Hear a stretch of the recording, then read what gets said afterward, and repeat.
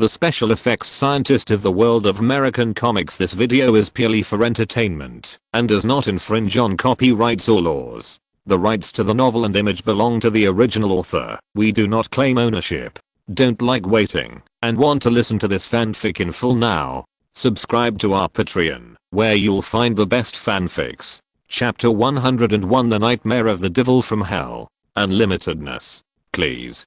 Gold, wood, water, fire, earth, all-encompassing yin-yang. The terrifying magical pressure spread out. In order to avoid causing too much chaos beyond his shielding range, Gao Li also suppressed it for a while. Even so, after feeling this magical breath, the demons of hell still couldn't help but tremble from the bottom of their hearts. This breath is. It's the Lord of Infinity. Why is the Lord of Infinity here? It's okay to say that this powerful young man in front of him can be easily played with by using some magic to restrain power. But the Lord of Infinity is different. There is absolutely no way he can be his opponent. Oh, am I so famous already? All the demons of hell I meet know me. Gao Li tilted his head and whispered, when I went to hell before, I only killed less than 1,000 demons. It shouldn't be so sensational, right? Clark subconsciously took a breath of cold air, always feeling that Mr. Wayne said something very scary in a very ordinary tone.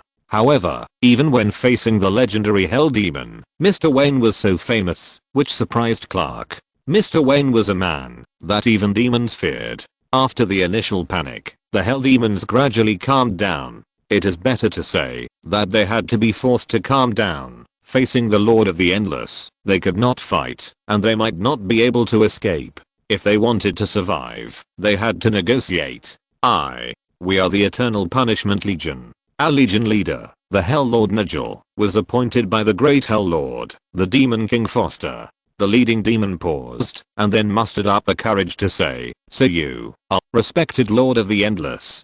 Please consider the consequences of being an enemy of the Demon King. Oh, you are the Eternal Punishment Legion.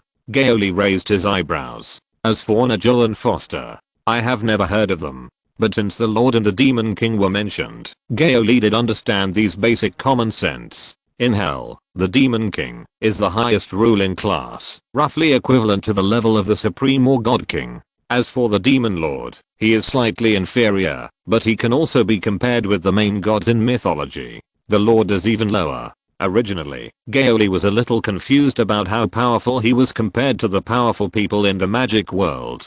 After all, although the status of the Lord of Magic Power is comparable to the Supreme, status and strength are not necessarily linked. At least he saw the attack made by the ghost on the giant beast, and Gao Li thought he could not launch such an exaggerated attack. But after experiencing the elimination of the power of the God King of Naboo, and taking the attack of the giant beast, Gao Li had a rough idea. Although he could not match the Supreme in terms of combat power, his restraint on magic was too great. He could touch anyone below the Supreme. That's right. The leading demon just finished proudly, and Gao Li smiled slightly. It doesn't matter, anyway, you look very weak. What?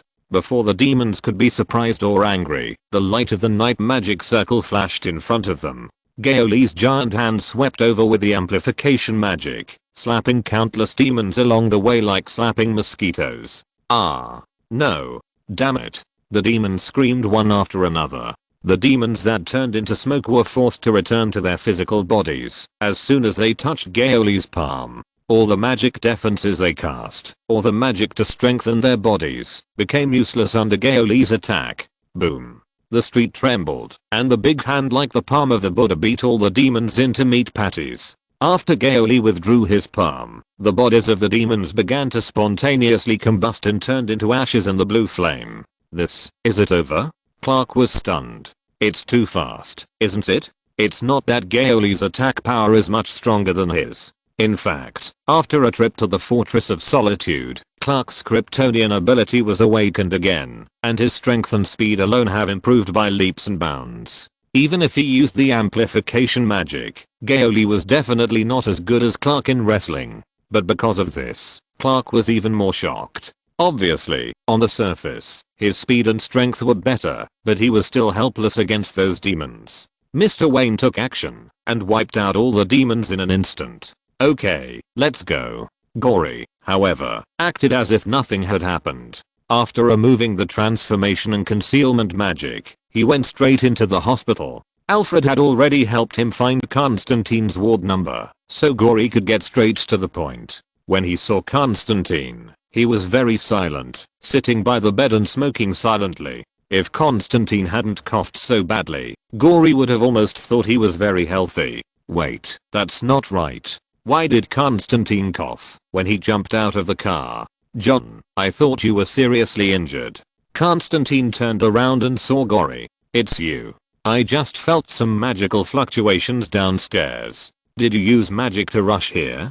Gori shook his head, but didn't mention Clark's existence. It can be seen that Clark doesn't want to be exposed too early, so he didn't even go into the hospital, but waited downstairs. No, I just wiped out a group of demons downstairs. Demons?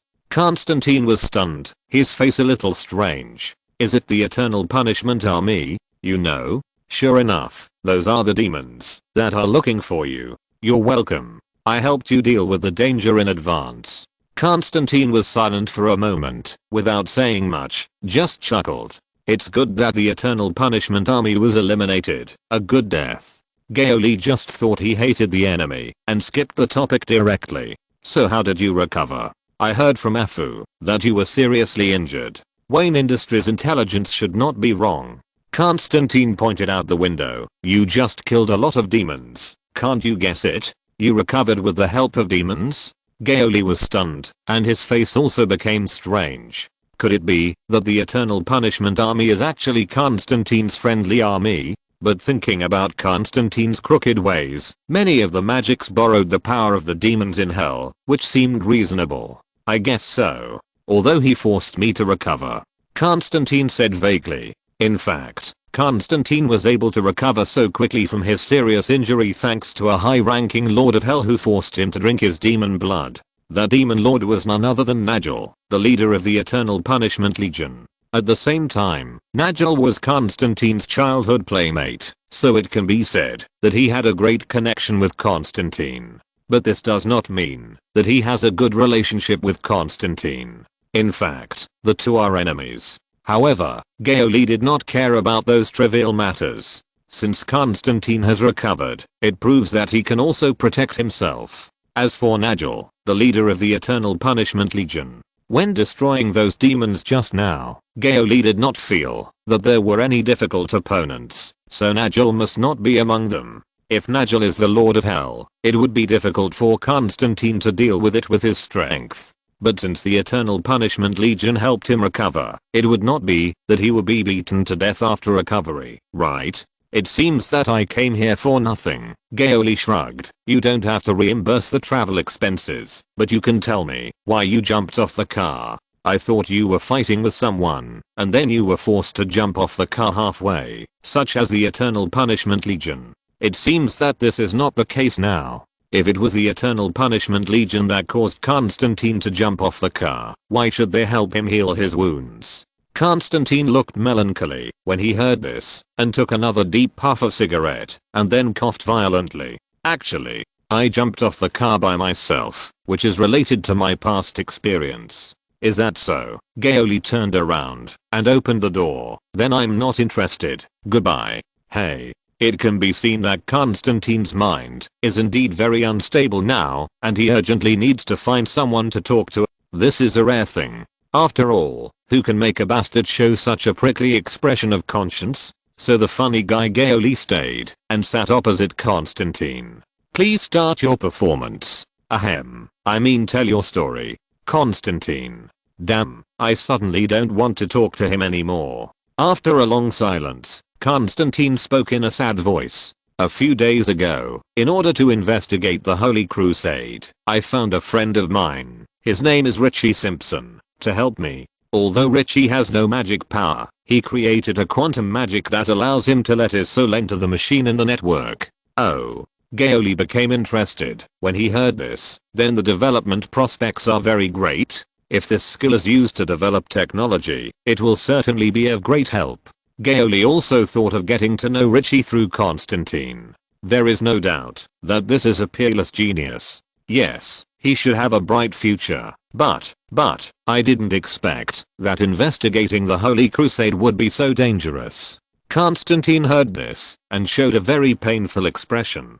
From the intelligence I collected, the Holy Crusader should not have many experts. That's why I let Richie investigate with confidence. However, when Rich's soul entered the network and explored the secrets of the Holy Crusaders, he seemed to have come into contact with a terrifying existence at a higher level. This caused his body to overload directly, and his body burned on the spot. I tried every means to put out the fire but couldn't. In just a few breaths, Rich's body was burned to ashes.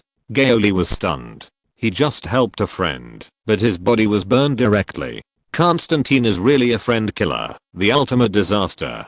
Gao Li guessed. Although the Holy Crusaders look weak, they are almost the weakest among the three parties of humans, gods, and demons, but they have heaven behind them after all. It is very likely that Richie accidentally connected to heaven when he went to explore the secrets of the Holy Crusaders, and he, a mortal, dared to take action against the secrets of heaven, so of course he would be punished by God.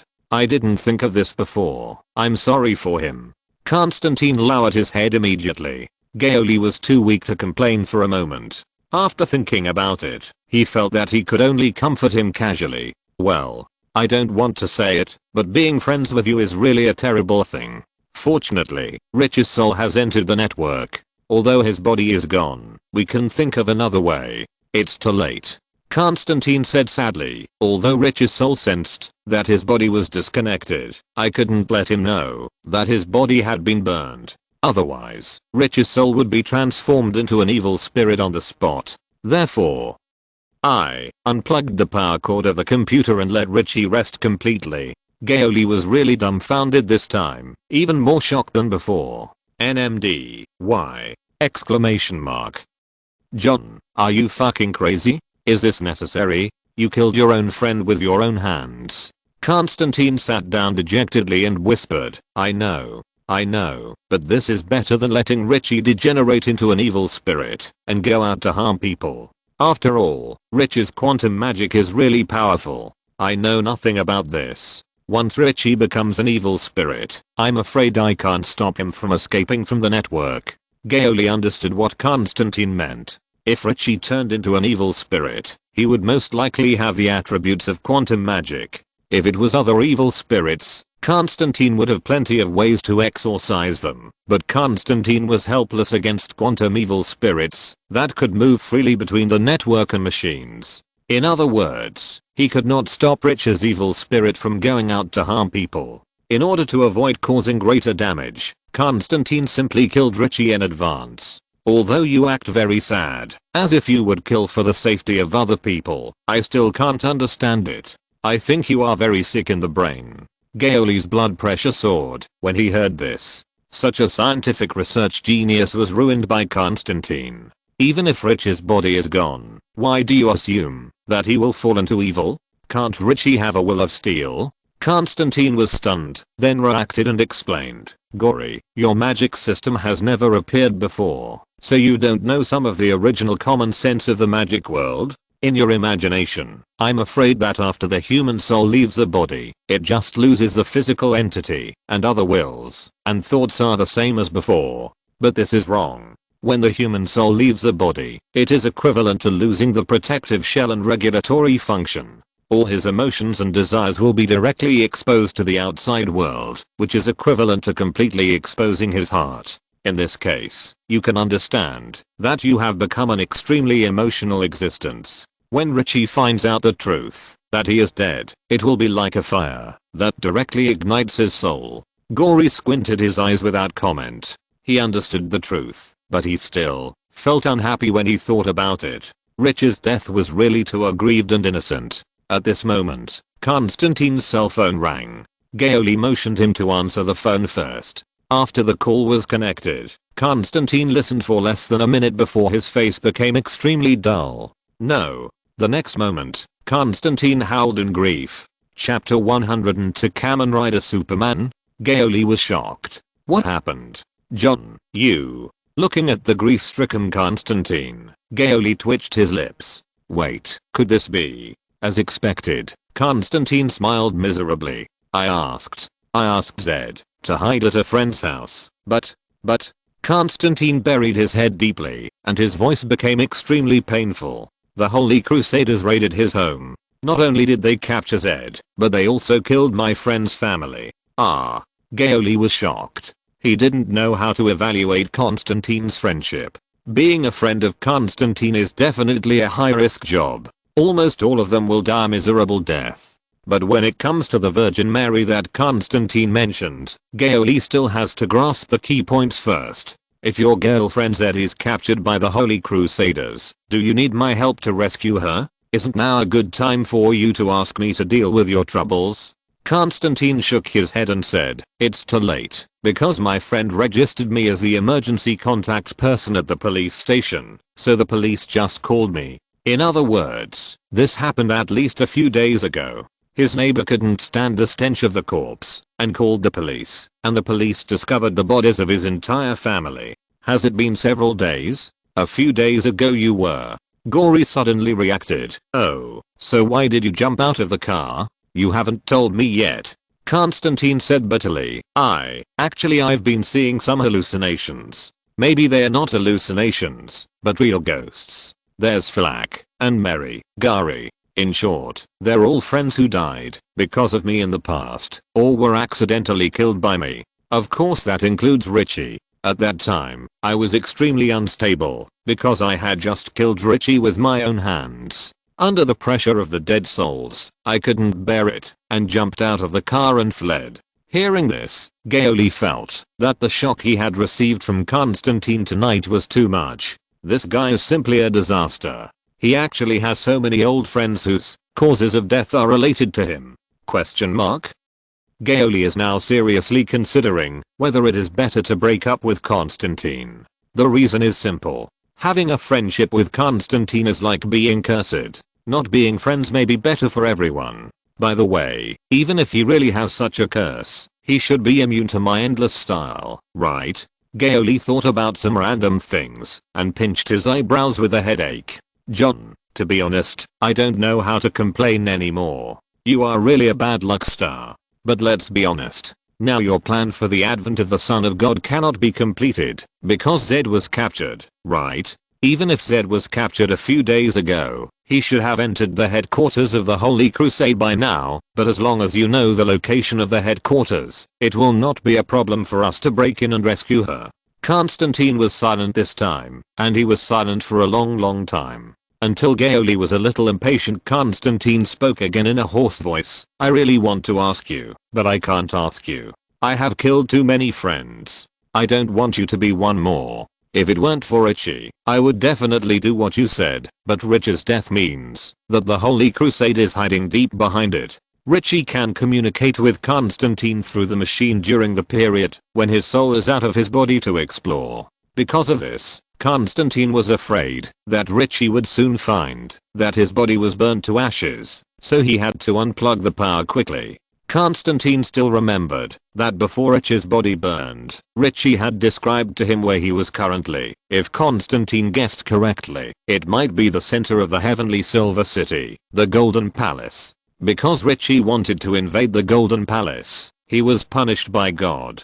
Before this, who would have thought that the seemingly ordinary Holy Crusade would actually hide its core secrets in the Golden Palace? Although heaven is quite low-key, it is undeniable that heaven is definitely the top power in the Wan Shan Yi. Apart from other things, the greatness of heaven's boss God alone is well known to everyone in the Supreme Being. Since the sect under God adheres to monotheism, only God is called God, but in fact, the top archangels have the highest realm, comparable to the god kings of other pantheons, but they don't have the name of God. With at least several top powers with the fighting power of god kings, and no debt owed to Gao Li, Constantine doesn't think Gao Li can deal with them. Anyway, I have a new plan recently, which will definitely make the Son of Heaven come to nothing. I don't need your help, so go away. Constantine took another big puff of cigarette and waved his hand while coughing continuously. Since Constantine said so, Gao Li was not enthusiastic enough to get close to him, so he could only shrug. Okay, you've made a name for yourself in the magic world with your tricks before. I hope you can do it again this time. Then I'll go back first. Gory went downstairs and found Clark, and found that the young Superman was also shocked. What's wrong? Come back to your senses. Gory waved his hand in front of him. Or do you want me to help introduce you to John, the magic master? I can't teach you magic, but he can. Clark smiled awkwardly. Oh, thank you for your kindness, but no. His super hearing could hear the conversation between Gory and Constantine without deliberately listening. Constantine's skill of pitting his friends, which was like the law of cause and effect, even scared Clark. The two flew into the sky and returned the same way. Clark hesitated many times before he even flew halfway. After all, he was still a young man, and today he heard and saw so many secrets of the magic world, and his curiosity could not be stopped. Ask if you want to. You will definitely come into contact with enemies in this area in the future, and it's not a bad thing to know more. Gory had already seen Clark's restlessness and knocked his head with a smile. Clark asked embarrassedly, Mr. Wayne, what are the Legion of Eternal Punishment and the Holy Crusade? And I seem to have heard Virgin Mary. Is it the Virgin Mary? What about the murder of Mr. Constantine's friend's family? Clark was a little confused. The name of the Holy Crusade sounded like a church organization. Why would they do such a cruel thing as killing a whole family? This made Clark, who had a sense of justice, indignant. This involves the most important event in the magic world at present. Gory began to explain to Clark, have you heard of the story of Jesus? The Bible is well known in the United States. With Jesus as an example and Gory's explanation, Clark quickly understood the details of the second coming of the Son of God. In short, the Son of God Jesus of this era is about to come, and the three parties of man, God, and demon are secretly competing for the Son of Prophecy. However, after listening, Clark was even more puzzled. If the Holy Crusaders are a subordinate organization of heaven, why would they do such brutal things? Aren't they afraid that they won't be able to go to heaven after they die? Gao Li shrugged and said, I'm not sure, but the Holy Crusaders certainly cannot fully represent heaven. They can only represent a part of heaven's forces. Firstly, from the legend, not all angels like the Son of God. Many angels may not want the Son of God to succeed in his second coming. It was enough for them to have had the Son of God above their heads before. Secondly, if the Holy Crusaders are the general agent of heaven, then their strength in the mortal world is too weak. In fact, according to the intelligence found by Wayne Industries, the internal situation of the Holy Crusaders is very chaotic. I mean that many senior officials have decadent private lives, do bad things, and don't look like believers at all. Many of these behaviors are definitely against God's teachings, so even if the Holy Crusaders want to represent heaven with full authority, God will definitely be the first one to disagree.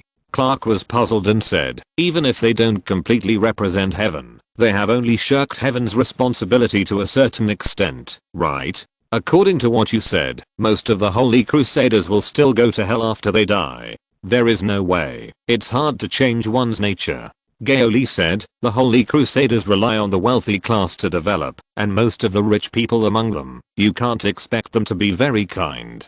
Therefore, I guess it may be that a big figure in heaven who instructed the formation of the Holy Crusaders promised to exempt them from their sins after death, so they are so presumptuous. Clark was extremely angry, knowing that they can be exempted from sins after death. It doesn't matter how reckless they are in their lifetime, this is ridiculous. How can heaven be called holy in this way? It's simply harboring filth. He felt that his impression of heaven had been completely overturned, and was extremely disappointed. Gory coughed and said, you can't say that. Maybe the other angels in heaven don't know about the dirty deeds of the Holy Crusaders. Don't generalize. After all, God is the first big brother of the DC universe. It is not convenient for Gory to completely discredit heaven. He has to make up for it a little.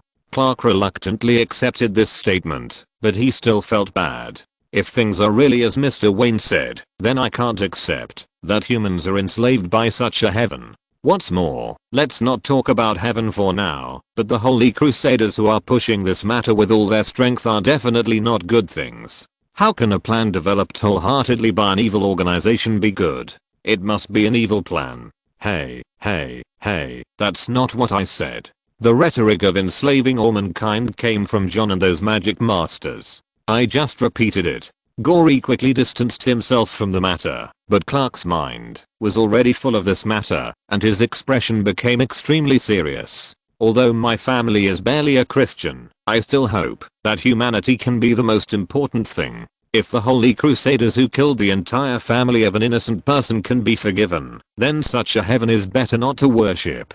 Clark is still in his youth. His disadvantages, that he is relatively immature, but his advantages, that he has a unique impetus of young people. But Clark's head is full of impulse, and as a senior, Gao Li can't help but consider him. Calm down, Clark. No matter what you want to do, I hope you will think about it carefully before deciding whether to do it. Although you have become much stronger after returning from the Fortress of Solitude, what about your parents? You know, if you intervene in this matter, at least one of the forces will be offended, and someone may come to seek revenge. Clark hesitated for a moment after hearing this, and then his heart warmed up again, thinking that Mr. Wayne really cared about me. It doesn't matter, as long as I don't reveal my identity. I flew all the way from the Fortress of Solitude to your house, and I also went to outer space to hide my whereabouts. Hide your identity? Gao Li was stunned. Have you learned the method of hiding with glasses? But to be honest, I really don't understand the principle. It can be hidden from ordinary people, but heaven can't necessarily be hidden by a pair of glasses. Clark was also stunned for a moment, wondering, what kind of glasses hiding method is it? Oh, you are not old enough to work, so you don't know this trick yet. Because I don't know why it works, so it's hard to explain to you. Gory fell into deep thought, and suddenly an idea came to his mind. That's right. Isn't Kamen Rider just wearing a mask to hide the identity? If we want Clark not to reveal his identity, what could be better than turning him into Kamen Rider? Although Gory said that it was difficult to teach Clark magic in Smallville, he changed his mind after a trip to the Marvel Universe. Anyway, Clark doesn't need to use the night magic many times. He only needs to use it this time, so it's okay not to teach him the night magic. Just like Rocket, Gory can lend the night magic to Clark as the Lord of Magic, and he can transform him into a one-time Kamen Rider. Although there is no need to worry about offending heaven in this matter, the people in heaven are not united, and many angels may be happy to see him fail. But, well, as long as I do some preliminary operations, I can distance myself from it. Gao Li thought about it carefully. For example, there are so many magicians in the world. It is impossible that no matter what the magicians do, everyone thinks that it is related to Hecate, the Lord of Magic, right? Similarly, Gao Li is also a Lord of Magic. As long as he spends some time in the magic world to lend the knight's magic power, he can distance himself from it to a certain extent. Of course, this is to distance himself from it, not to distance himself from suspicion. People, gods, and demons are not stupid. They will definitely suspect that this is related to the Lord of Infinity. After all, Gao Li's operation of dispersing magic power is too deliberate. But so what? As Zatanna said, with the performance that Gao Li has shown so far, many forces in the universe have tacitly accepted that the Lord of Infinity is at least a supreme being. And if there is no definitive evidence, no matter which force it is, it will certainly not want to declare war on a supreme being easily, including heaven. Chapter 103 The Deterrent Power of the Endless Lord. It is not so easy to go to war with a supreme being.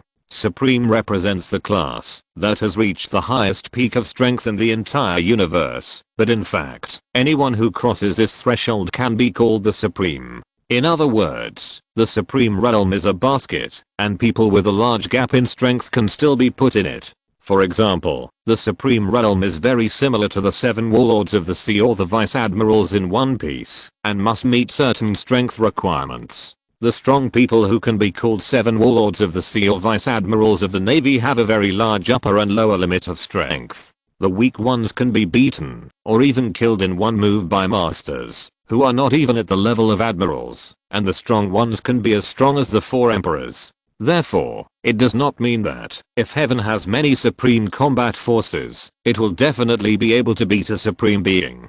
For example, the complete God King Nabu in the multi-in-one state of the Order God system can barely be called a Lame Supreme, but 100 God Kings of Nabu will definitely not be able to beat one Satan Lucifer of Hell. And looking at the strength shown by Gory, in the battle with the giant beast, the two Supremes, the God King of Nabu and the Ghost, showed their amazing power one after another, and tragically became stepping stones for Gory. In addition to the courtesy of the giant beast, the rise of darkness was obviously terminated because of Gory. These are enough to show how powerful Gory is. Although Gory himself knows how much water is contained in it, the outside world does not know, and they are all completely shocked. Gory believes that even heaven must first weigh how much it will cost to declare war on a powerful supreme without any evidence, and whether they can afford this price. Is it worth it?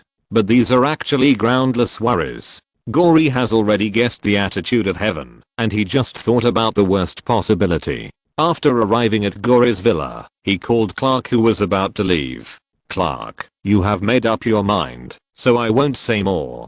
Go home and think about it carefully. This is an unprecedented event. If you still don't plan to change your mind after careful consideration." Gory looked at the calendar on his phone. "Then come back to me in a month. This way, the time will be in time for the Son of God to return."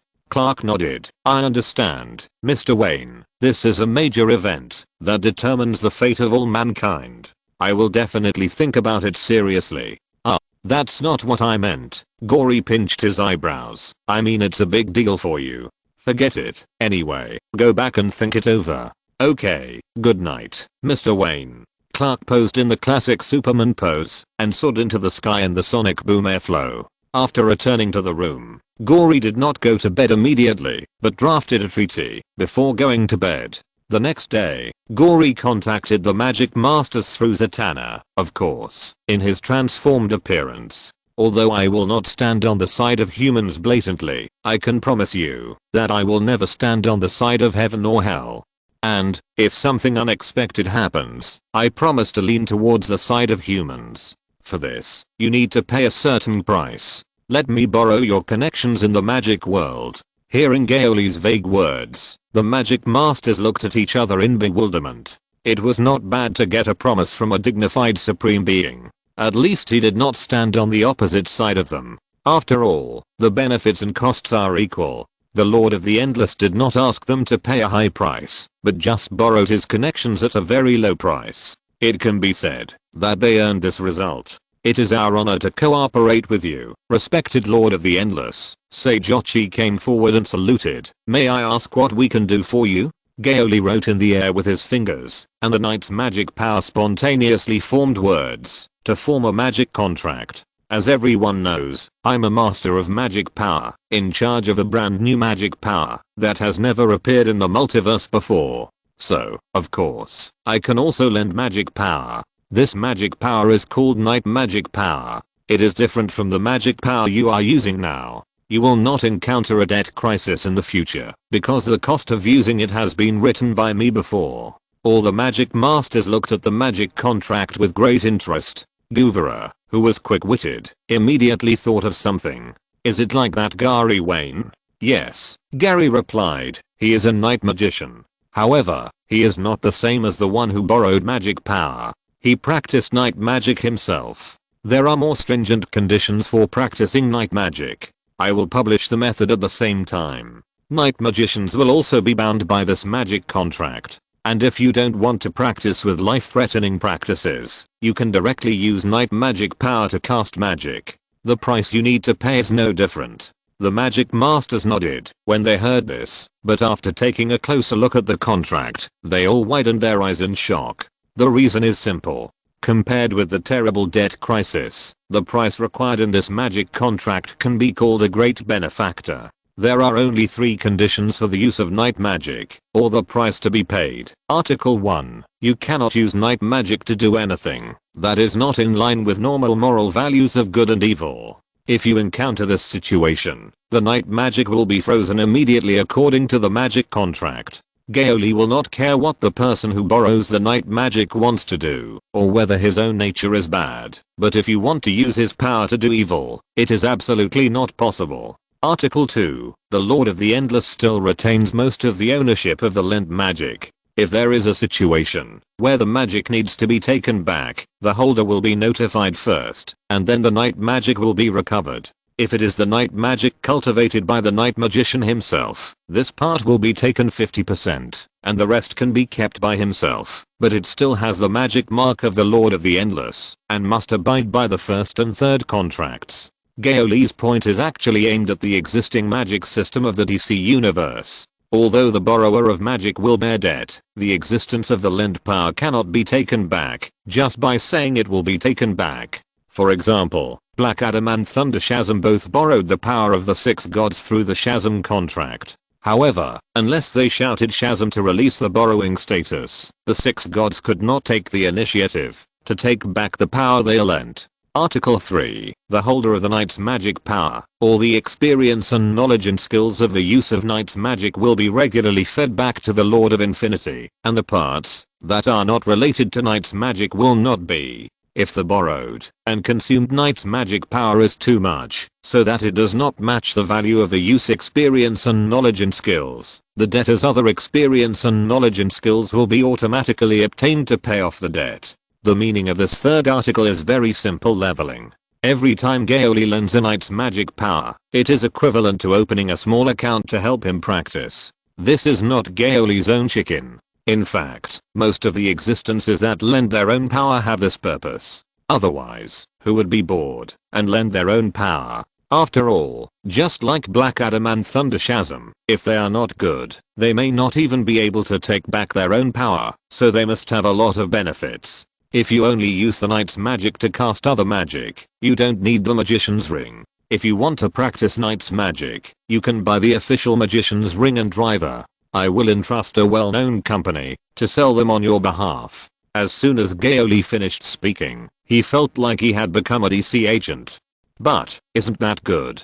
At that time, the Magician's Ring and Driver will be made in different versions, and there will be DX version, PDX version, CSM version, a version to cheat money. Ahem, it's a reasonable sale. While Gao Li was thinking about it, the magic masters barely restrained their minds and suppressed the surprise in their hearts. Although at first glance, this magic contract is somewhat unequal in the eyes of ordinary muggles who don't understand magic, but in the eyes of any magician, it is definitely considered that the Lord of the Endless is doing charity. You know, what was the price of using magic in the past? Carrying a huge magic debt. Even the soul will be marked, and reincarnation cannot be freed, and you will be a slave to repay the debt for generations. No matter how much magic power you cultivate, it is regarded as a derivative of the original magic power, and all belongs to the master of magic power, which is equivalent to working for nothing. Magic power will also pollute the user, forcibly assimilate the user into a part of the magic master, and finally when the debt crisis breaks out, it will simply be completely destroyed.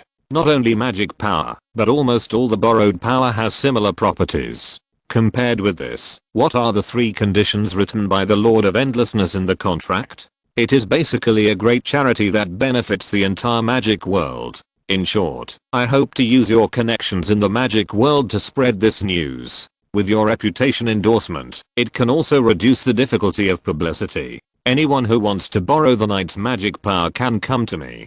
Gory's request was so simple that the magic masters agreed without thinking. In fact, they directly became the first batch of people to borrow the Knight's magic power. Among them, only Dr. Fate did not borrow from Gory because of the dignity of the God King of Naboo. It's not that Dr. Fate doesn't want to do it. Even if Kent is separated from the God King of Naboo, he is also a self-taught magic master. But Naboo is the God King of Order, so he can't wipe his face. After all, Dr. Fate is equivalent to a messenger of God who borrows the power of order. What's the big deal if you want to borrow other supreme powers? Dead Boston is not among them, otherwise he can't borrow it, because his power comes from the blessing of the goddess of death, Moro Kushna. As for the Phantom Stranger who was still there in the Dark Rising event earlier, he has long disappeared. He has always been so elusive, and is not a magic master. Not long after, this shocking news came in the magic world. It is no exaggeration to say that it directly caused a major earthquake in the magic world. Damn. Compared with the past, it is almost equivalent to new magic power at no cost. Is there such a good thing? Only those extremely evil mages were worried that borrowing the knight's magic would be useless, because the knight's magic would freeze on the spot once it did something bad. Other relatively normal mages came to borrow the knight's magic in an endless stream. Gao Li basically stayed with the magic masters for the next month to receive these mages who came. 90% of the mages gave up and retreated after learning that practicing knight's magic would be life-threatening. Although this would lead to more and more knight's magic being used and the debt getting bigger and bigger, so that their research that had nothing to do with knight's magic would be used to pay off the debt and leak to the Lord of the Endless. But the knight's magic was too tempting. Moreover, leaking one's own magic secrets would only be known by opponents at the same level as oneself, which would pose a threat to them, and leaking it to the Lord of the Endless. He was not at the same level at all, and whether he knew your magic secrets or not, he could kill you with a slap. It was like a beggar never worrying that a billionaire would covet the dime in his bowl. With this thought, the magicians all let it go. After the remaining 10% of the magicians were resolute, Gao Li set up a mini version of the Witch Night banquet array for them on the spot. After being promoted to the Lord of Magic Power, Gao Li was able to use night magic easily. He didn't need any pillars at all. He could perform a single Witch Night banquet by himself. Among them, the magicians who successfully crossed despair and reached hope were lucky enough to be directly transferred to Kamen Rider magicians, while the phantom demons who failed to be magicians were all killed by Gao Li on the spot. After just 1 month, Gao Li's disciples almost occupied half of the human magic world. If Gao Li could twist them into a rope, it would be the most powerful human force in the history of the magic world, no one else. Before this, the most powerful human force in the magic world was the Cold Flame Church. Now Gao Li only needs a thought to change the strongest position. But this doesn't mean much to Gao Li. To say the strongest is just the strongest among human magicians, and it doesn't even include the power of the God of Law headed by Nabu. Besides, after Gao Li did this, he could already achieve the original purpose of covering up and get some benefits for him.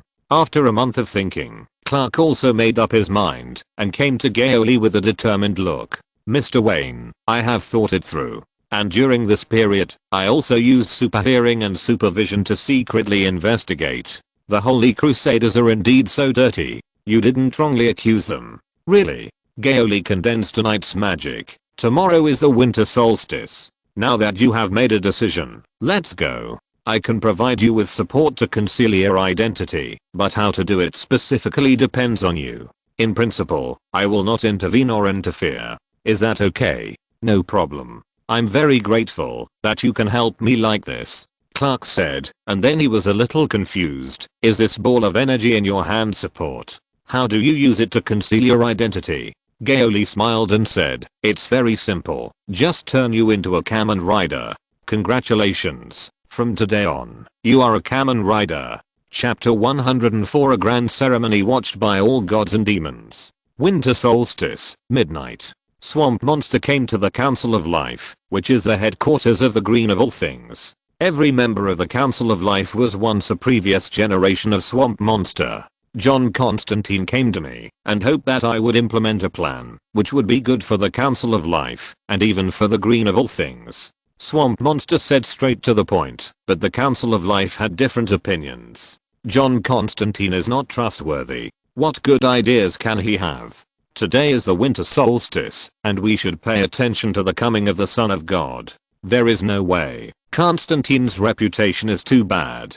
But Swamp Monster had been a teammate with Constantine for a period of time, and he could still trust his wisdom. Please listen to me in detail, members of the council. This plan is related to the coming of the Son of God. He wants us to give birth to a new generation of the Son of God. As soon as this was said, everyone was shocked. What did you say? How is that possible? It's already the winter solstice. Too late. Swamp Monster shook his head and shared the memories in his mind with the Council of Life. A few days ago, Constantine found Swamp Monster. Look, I have something to ask of you. Don't be in a hurry to refuse. This thing will also be good for you. Alec was the name of the swamp monster when he was still a human, but since he became a swamp monster, Alec has transformed into a combination of a large mass of muddy vines. What good can Constantine's business be? Alec said in a muffled voice, but he still decided to listen. You tell me first, and I'll decide. Constantine took a deep breath and made up his mind. Listen to me, the prophecy of the sun's return will definitely come true, but the prophecy does not specify how it will come true, so we can use a neutralizing force to realize the prophecy. Alec, let me ask you a question first.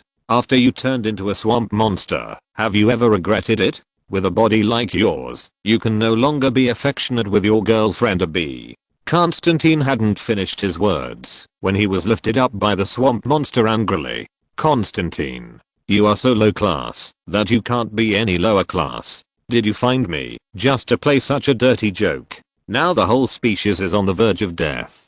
Obviously, Constantine's words directly hit the pain point of the swamp monster. Abby is Alec's good friend and his girlfriend. However, even though Alec is a plant god, his body has completely transformed into a plant, and he does not have the ability to reproduce with mammals.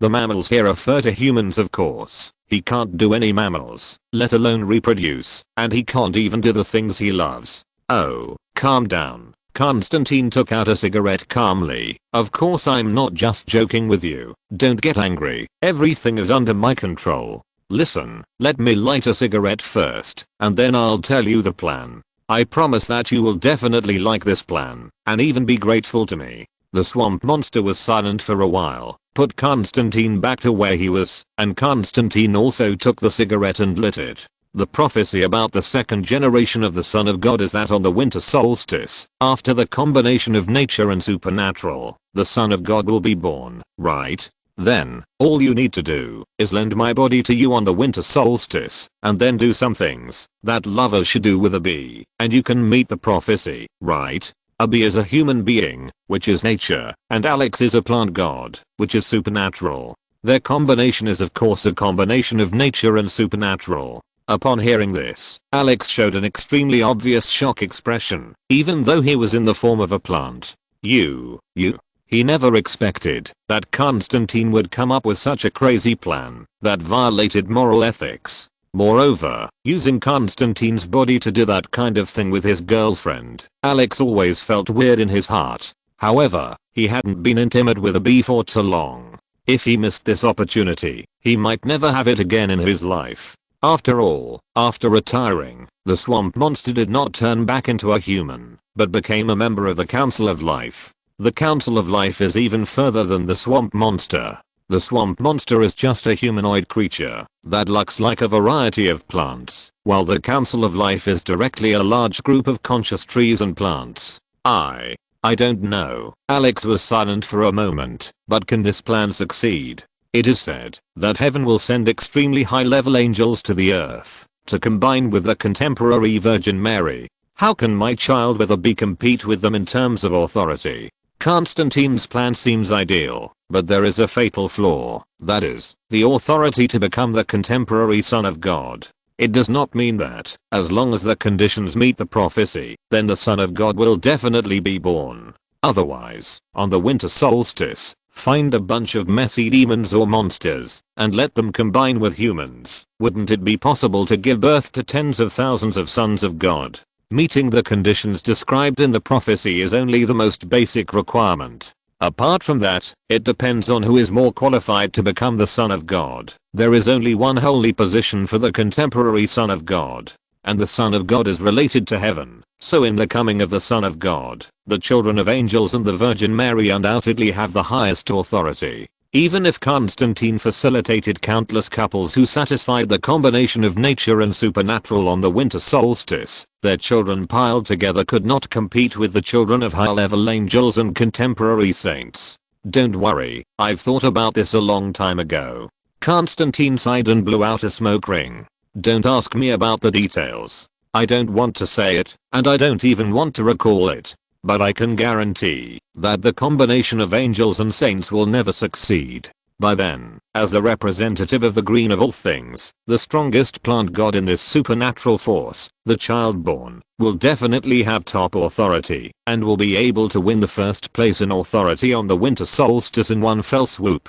The memory ended here, and the Life Council also argued about it. Constantine may have some conspiracy, isn't it? What's the benefit for him? I don't know if there is any benefit, but I know there is absolutely no harm in trying it. Yes, try it. Anyway, there will be no loss if you fail. If it succeeds, even the members of the Life Council who have turned into giant trees in the sky can't help but feel excited. The contemporary saints honor their green of all things. That's too tempting. Go ahead and give it a try, Alec. Finally, the Council of Life made a decision. Alec himself could not resist the temptation, and finally, he could finally feel a bee's warmth again in his human body. The swamp monster could not wait to return to Constantine, and then contacted his girlfriend a bee. After a set of tossing, Constantine turned into a soul, temporarily wandering in the sky, and lent his body to the swamp monster Alec. In this way, it should be fine. I heard that the green of all things has a special technique that can make the other party 100% successful in sewing. And I will lend my perfect body to Alec so that he can have a good time with his girlfriend and then successfully implant his elemental embryo into a fertile soil. The prophecy was fulfilled. The Holy Crusade was stopped. The devil was taught a lesson. I was praised, and a bee will be pregnant.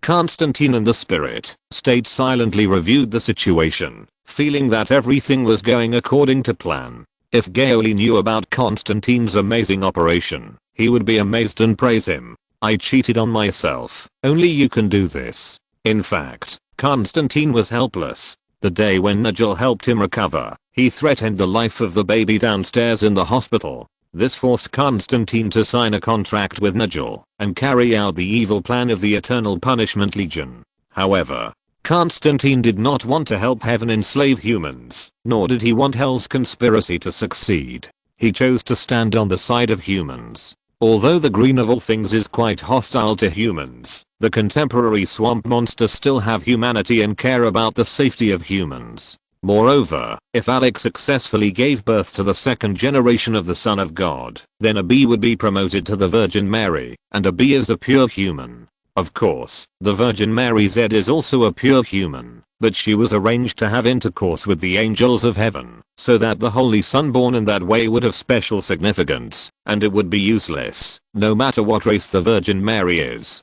Alas. It's time to go to the headquarters of the Holy Crusades and see the scene of the Son of God coming with my own eyes, so that I can feel more at ease. The location of the headquarters of the Holy Crusades was told to Constantine by Richie before he died. Richie did not investigate anything. When Constantine's soul wandered in the sky and came to a huge castle, long-lost memories began to hit his brain. This is the headquarters of the Holy Crusades, Glastonbury. He had visited here in person some time ago. It was here that Constantine chose humans, betrayed his lover, and became a traitor to love. Similarly, this is exactly the garbage idea that Constantine did not want to mention to the swamp monster, or even did not want to recall. He polluted the Virgin Z. After being captured by the Holy Crusades and taken back to the headquarters, Z was confused for a while, but fortunately he was cured by the Holy Crusades. The specific method is that they repeatedly washed Z with holy light, making her body purer and more deeply understanding her mission. Z believed that becoming the Virgin and giving birth to the Son of God was the right way, and the prophecy planned her life. Therefore, the people of the Holy Crusaders no longer restricted Z's freedom, because even if Z walked to a very far distance, he would never have the idea of escaping. Moreover, there were densely packed multi-layer barbed wire fences surrounding the periphery. Even if Z wanted to leave, he had no ability to cross it. Hey, Zyros. Today, Z went out for a walk as usual, but heard a familiar shout. Even Z, whose mind had changed, couldn't help but get excited when he heard the voice and felt his heart pounding. John. Could it be him? Z looked into the distance and saw the figure who was always wearing a windbreaker and exuding melancholy charm. That's right, even Z, whose consciousness was adjusted by the Holy Crusaders, still couldn't forget the relationship between him and Constantine.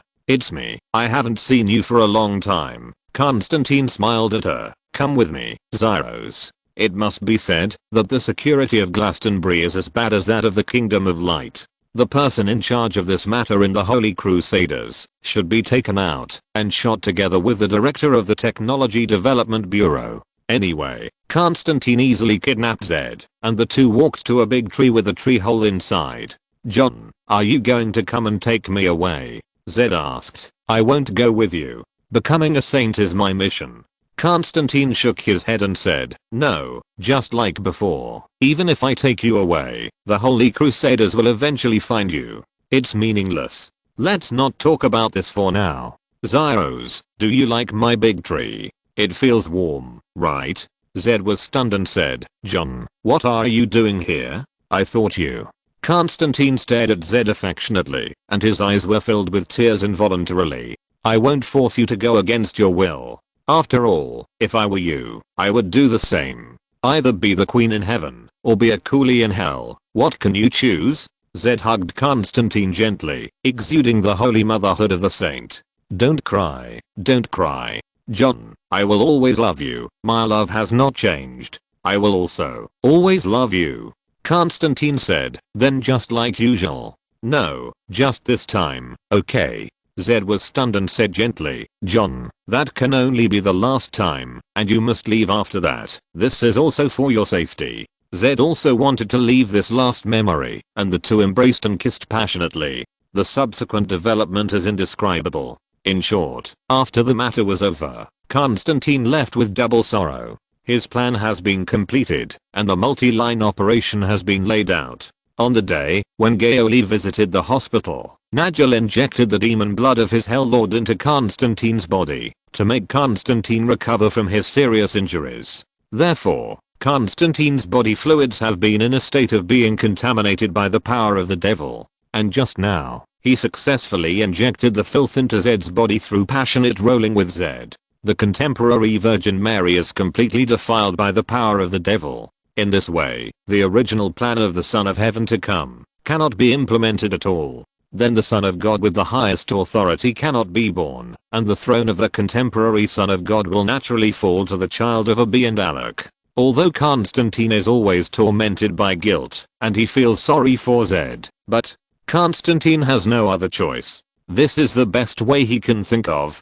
Time goes back to the winter solstice. Gory watched Clark transform into Kamen Rider Wizard Earth style, which is also a form that has rarely appeared in front of outsiders. Okay, Clark, come with me. Gory also transformed into Endless style. This grand ceremony that countless gods and demons are paying attention to is about to begin. Chapter 105. Beat up the Archangel. Takamagahara, Amaterasu, Tsukuyomi, Susanoo. The main gods of Japanese Shinto gathered together, their eyes crossed the space, staring at Glastonbury nervously. Their divine power was unusually active at this moment, as if symbolizing the mood of the gods at the moment. Although the Son of Heaven seems to have nothing to do with other pantheons, this principle is the same for the son of any pantheon. For example, if a Son of Heaven appeared in the Japanese pantheon, it would at most cause a sensation within Takamagahara, and it would definitely not attract the attention of all the gods and Buddhas.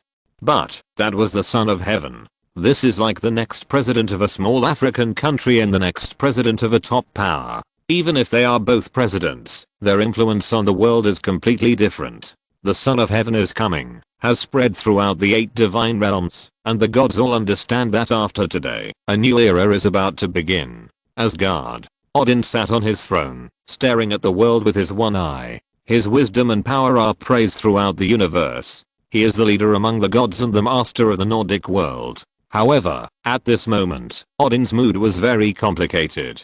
He was full of expectations and anxiety. The birth of the Son of God will not only affect the mortal world, but also the balance of the 8 divine realms. Odin knew very well that the birth of the contemporary Son of God would definitely bring a new chapter in the future. It's a pity that the Norse pantheon can no longer intervene. The second generation of Son of God may become the guide of mankind. God is really cunning. If the plan of heaven goes smoothly, then the divine world and the mortal world will be intertwined again. On Mount Olympus, Zeus sat on the huge throne. His powerful sight penetrated the clouds, crossed the starry sky, and stared at a small area of the earth. The gods of the Greek pantheon also gathered in different temples, passing information between them, waiting for the arrival of the Son of God. Apollo played beautiful music, Aphrodite stared at the earth worriedly, and Hera and Athena were closely watching the movements of Glastonbury. Is it about to start? Zeus frowned slightly. This moment was of great significance to the entire universe, because the birth of this Son of God will bring profound changes to the world as predicted. Gory was right. This is indeed the biggest event that countless gods and demons are paying attention to, although it seems to affect only humans. But that is the Son of God, who is closely related to heaven and God.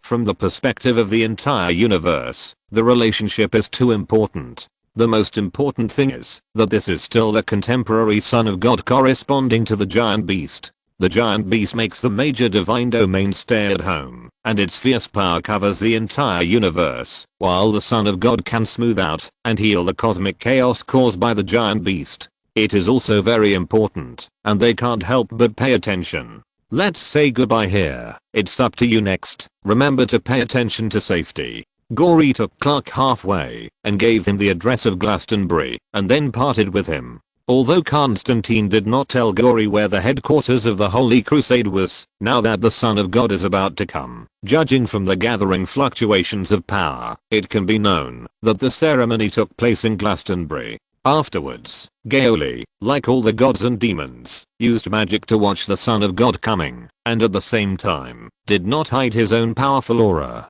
It's the Lord of Infinity. The Lord of Infinity appears again. Does he want to interfere with the Son of God coming? I don't think so. He is probably just paying attention to the Son of God coming. The gods and demons reacted immediately, and no one could ignore a dignified Lord of Magic. The element between heaven and earth have begun to react. They gather into colorful vortices, and with Glastonbury as the center, they condense into a tornado-like light column. This is just a prelude. After a while, at the end of the light column, the gate of heaven opened, and angels came down from it in a mighty array. The number of angels is so large that it looks like a vast white ocean from a distance. The angels sang praises together, filling the entire space with divine power, and the holy light shines on the whole world as it blooms. A miracle has appeared. It's a miracle. Such a great miracle can be bestowed. This is the highest honor bestowed upon us by the Lord. The people of the Holy Crusaders came one after another, all kneeling on the ground, looking up at the sky, and shouting excitedly. At this time, the Virgin Mary came. Zed had already put on a white dress like a bride's wedding dress. Under the guidance of the old priest, she walked to the center of the light column and sat cross-legged. Above Zed, the power of the holy light had formed a vortex, as if the sky had opened a pure white hole. The believers around him all looked at Zed devoutly and sang hymns in unison. Then, a large number of golden stars began to flash around the vortex in the sky. That was a higher level angel coming down to earth. Sure enough, a vague golden light and shadow appeared from the core of the holy light and quickly descended in the direction of Zed. The knowledgeable gods and demons had already exclaimed in secret, not believing who they saw. It's Archangel Uriel. Isn't it God himself? What's going on? The real mastermind behind the Holy Crusade finally showed up. Uriel, also known as Uriel or Uriel, means light of God, brightness of God, and flame of God. He was originally one of the four angels standing before God, along with Michael, Gabriel, and Raphael. Uriel is a terrifying and angry angel. His clairvoyance can see through people's sins at a glance. He is responsible for managing the fire of hell and executing the torture of burning sinful people with eternal fire. At the same time, he also symbolizes the spread of God's glory to the world, represents all of God's order, and is responsible for opening the gates of hell at the final judgment. In short, he has a very high status in heaven. It was Uriel who instructed the formation of the Holy Crusade, and it was Uriel who pushed the Son of God's coming with all his strength. It was also Uriel who promised the Holy Crusade that he could forgive all sins. Excuse me, are you the leading angel? Do the Holy Crusaders also obey you? In such a sacred scene, a somewhat immature and restrained voice suddenly sounded. Whether it was the people or the angels at the scene, they couldn't help but be stunned when they heard it. Turning his head again, it turned out to be a masked man in yellow armor, standing outside the ceremony. Who are you? Why did you trespass into Glastonbury? How did you get in? No one noticed them. The main reason was that Clark moved too fast. With the Holy Crusader's security comparable to that of the Kingdom of Light, even Constantine couldn't stop him, let alone Superman. I'm Uriel, the flame of God who commands all this, a mortal. Uriel was suspended high in the sky, looking down at Clark on the ground with an arrogant look. Although Clark had made up his mind before, when he really faced the angel in the myth, his heart was still pounding. After all, the Kents were both believers, and Clark grew up in this religious environment. Lord Uriel, I don't want to offend you, but that Holy Crusaders. Mortal, you're talking to me, why don't you kneel down? Uriel interrupted coldly, with a look of deep dissatisfaction. He was usually in a high position in heaven, and even angels didn't dare to speak loudly to Uriel, let alone a mere mortal. And now, at the most critical moment of the Son of God's coming, he was interrupted by this guy who broke in inexplicably, which already made Uriel very unhappy. That outfit looks like a night magician, right? Why did the night magician intervene in this matter?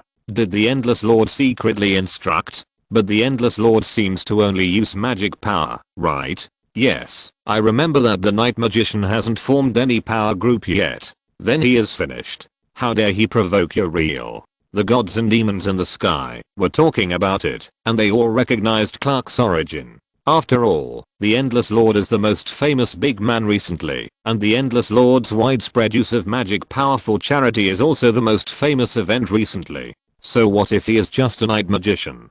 After all, he is just a mortal, no different from an ordinary magician. Uriel, like the gods, saw through the origin of Clark's armor at a glance. But his thoughts were also highly consistent with the gods and demons. What's wrong with the night magician? It's not the Lord of the Endless himself. Clark, as a very aggressive young man, was so rudely choked that he couldn't help but feel a little angry. Although this anger was fleeting and was forcibly suppressed by his strong quality and cultivation, it still helped Clark remember the real purpose of his trip. He came here to ask for punishment. In the investigation during this month, the unbearable things that the Holy Crusaders had done were all shocking, which made Clark's anger rise steadily. If it weren't for the approaching coming of the Son of God, which made the Holy Crusaders almost completely restrained, Clark might have killed them in advance. Lord Uriel, I'll ask you one last time. Do you know the dirty things that the Holy Crusades have done? If you don't answer, I'll take it as your consent. Uriel was extremely angry. What level are you as a mortal? You dare to question me? Are you worthy? Question mark? This is blasphemy. Unforgivable. Uriel's voice was so magnificent that it seemed as if the heaven and earth were resonating with it. Because of your blasphemy, I sentence you to go to hell immediately and burn in hellfire forever. Uriel's flame of God is not called for nothing. Controlling the hellfire that burns sinners is also one of his powers. Therefore, when all gods and demons heard Uriel's judgment, they knew that this magician was dead, and he would be tortured forever after death. What? Clark was even more incredulous. This is too unreasonable. My family still believes in you. Uriel said in anger. They are all guilty of giving birth to your blasphemous seed. The daughter who gave birth to the devil is a witch, and the son who gave birth to the devil is a devil. All of them will go to hell. You still want to kill my parents? Uriel's words accurately hit Clark's minefield. The anger immediately took over his heart, and he was suspended on the spot. Hiss. You dare to confront Uriel head on like this? You are brave enough. I don't know how many gods, demons and wizards took a breath of cold air when they saw it. Let's not talk about the stupidity of overestimating one's own ability, but at least they felt this courage. Gao Li also subconsciously twisted his neck when he saw this, but still maintained his alibi and did not move. The main reason was that Gao Li did not feel too much threat from Uriel. There was indeed danger, but it did not make Gao Li's spiritual sense feel that he could not resist. This at least proved that Uriel could not step into the realm of the highest. Then Clark should be able to deal with it without needing help, right? To be honest, Gory wasn't too sure, but he had been watching him the whole time. Just as Gory was thinking about this, Uriel had already attacked the blasphemous person in front of him without hesitation. Even though it was just a small bug, when he thought that this grand event was being watched by so many forces, Uriel didn't intend to hold back, and he would definitely leave a shocking deterrent to the world. Therefore, Uriel raised his hand, and a towering lightsaber that soared into the sky was condensed. Then he aimed at Clark and slashed it down. Swish! The giant lightsaber cut through the clouds and fell directly on Clark with ferocious power and amazing strength. The knight's armor was cut into a crack, but Clark didn't move at all, and the lightsaber also clicked and shattered into light spots all over the sky. What? Uriel was stunned, and he lost sight of Clark. Clark came to Uriel at a high speed as if teleporting, and punched Uriel in the face fiercely. Boom. Uriel fell to the ground like a cannonball, creating a big hole on the spot. Clark also swooped down, rode directly on Uriel, and punched him mercilessly one after another. You think you can threaten my family? The sound was like a heavy artillery. The ground kept shaking, and even Glastonbury was tottering. How is this possible? The people of the Holy Crusaders were stunned, and everyone felt like they were in a dream. And it was a nightmare, an absolute nightmare. Bang, bang, bang, bang, bang, bang, bang, bang, bang. The sound of fists hitting the ground continued, and angel feathers were already flying in the hole made by Uriel. If Gory were to describe it, it would be quite like the scene of killing and plucking chickens in the countryside. But the Holy Crusaders still didn't want to believe what they saw. Uriel, whom they relied on, was beaten to the ground by a mere mortal wizard. ? Not only the mortals of the Holy Crusaders, but even the gods and demons in the sky were all staring with their mouths wide open. Impossible. Why is the night magician so powerful? It's obviously not the Lord of the Endless who did it himself. How could it be so? Is the night magic so powerful? Maybe that magician has reached the level of magic god. The combat power displayed by this night magician is really too exaggerated. Could the night magic created by the Lord of the Endless be such a terrifying system after being cultivated to the peak? ! So terrifying. Chapter 106 The 8 Divine Realms Shocked. Night magic has only been around for a short time, and there are very few night magicians, so the gods and demons don't know the true power of night magic. But if a night magic genius borrows a huge amount of magic power, it is possible to become a magic god within a month. As the saying goes, quantitative change leads to qualitative change. If you have enough magic power, then it is a feasible plan to use it to impact the throne of God.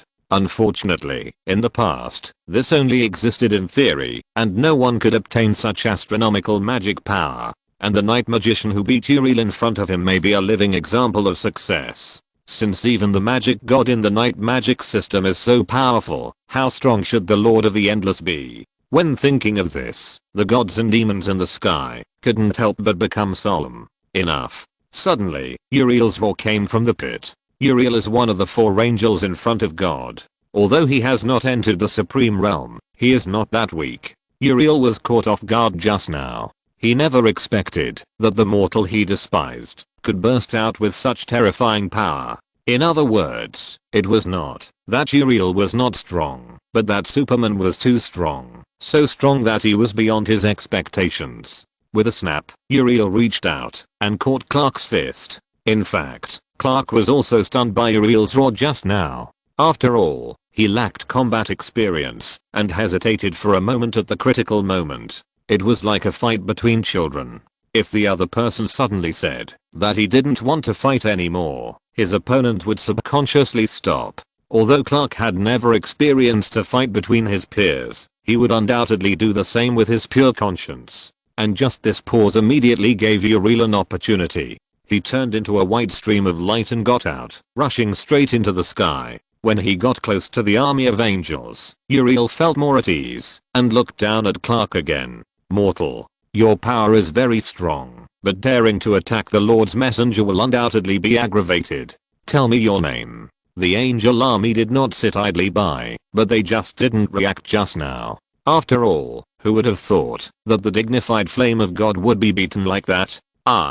Clark opened his mouth, and for a moment he didn't know what to say. After all, he had already beaten him. If it was blasphemy, then there was no room for him to turn back. It was too late to stop now. Oh, and he couldn't reveal his identity, and it was best not to implicate Mr. Wayne. So the only thing Clark, who was not good at speaking, could do was to fly up to the sky in silence and reach the same height as Uriel. He didn't like being looked down upon by Uriel's condescending eyes. Silent, huh? Uriel wiped the blood from his mouth and nose. How dare you ignore me like this? Then I will regard it as a provocation. Clark just waved his hand and wanted to explain and saw Uriel burst out with his divine power. After all, the words he said just now were just excuses from Uriel. He just wanted to say some polite words, and then you saw his strength to avenge his previous shame. You know, this is the Son of God's Advent ceremony watched by countless gods, Buddhas, and masters. He was completely embarrassed just now. Therefore, even if Clark said he didn't want to fight anymore, Uriel would never let him go. Go to hell, sinner. Uriel shot out flames all over the sky, and even the space was burned and distorted. However, in Clark's eyes, this attack speed was about the same as a turtle jogging. With a few random dodges, he easily avoided it at a very fast speed. To the outside world, it was as if Clark's figure suddenly appeared behind Uriel in the sky. So fast, Uriel was startled and hurriedly distanced himself again. Although he was powerful, he had personally experienced Clark's threat and felt his unparalleled power with pain. Lord Uriel, an angel stepped forward to ask, but Uriel raised his hand with a cold face to interrupt the angel, and his refusal was very obvious. What a joke. If he cannot kill the enemy by himself, but needs the help of the angel army, how can he avenge his previous shame? Even if he wins, today's shame will become a joke of the 8 divine realms, and will be passed down forever. Thinking of this, Uriel condensed the sword in his hand, and prepared to meet Clark's challenge. Come on, sinner. Then I'm not polite. Clark's answer was also very fair. The next second, the battle between the two broke out in the sky. Clark's fist and Uriel's sword complemented each other, and countless explosive flames were emitted. The spreading power was so great that even the angels could hardly get close. Clark's speed and strength were unmatched. He quickly dodged Uriel's attack, and then punched Uriel's body hard one after another. The angel feathers fluttered everywhere, and Uriel was forced to retreat in the face of the powerful kinetic energy, and he experienced Clark's overwhelming power more deeply. Damn it. Why is he so strong and so fast? There is no doubt that Uriel has begun to be a little bit trapped. What a great lord of the endless, the night magic he created, could be cultivated to be so strong. However, Uriel was not so easy to defeat. After forcing Clark back with a sword, Uriel began to mutter a sacred spell. It can be seen that powerful energy began to emanate from around his body, and the dazzling light shot up into the sky, wrapping the sword in Uriel's hand layer by layer. This is the power embodied by Uriel's power, and it will no longer be defeated by Clark's steel body as it did at the beginning. At least it will not be broken in the battle. Oh no, he seems to be going to use some big move. Clark was not stupid either. Seeing this, he rushed over and raised his fist to hit Uriel fiercely. Boom. A huge pressure wave erupted in the air, and Glastonbury finally couldn't hold on and began to collapse on the spot. Fortunately, all the people of the Holy Crusaders came outside because of the ceremony, and no one was inside at the moment. The broken buildings and flying rubble did not hurt anyone. However, these could not interfere with the tense atmosphere of this duel. Clark's fist collided with the lightsaber, making a deafening sound, but it didn't play a big repulsive effect like before. And Uriel didn't retreat but advanced. With a flap of his golden wings, he actually swung Clark away with his sword. After Clark rolled several meters in the air, he stopped by his own strength, which made Uriel frown slightly. How is it possible? It's just this little effect. It seems that Uriel has successfully counterattacked, but he feels a huge pressure from Clark. The attack that gathers his own power has little effect, which really makes Uriel's heart more and more stressed. But, at least it's useful. It works. I can win. Uriel was not to be outdone. This time he used all his strength to try to give Clark a head-on blow. The battle full of light started again, with explosions and shocks one after another, as if the whole world was occupied by their conflict.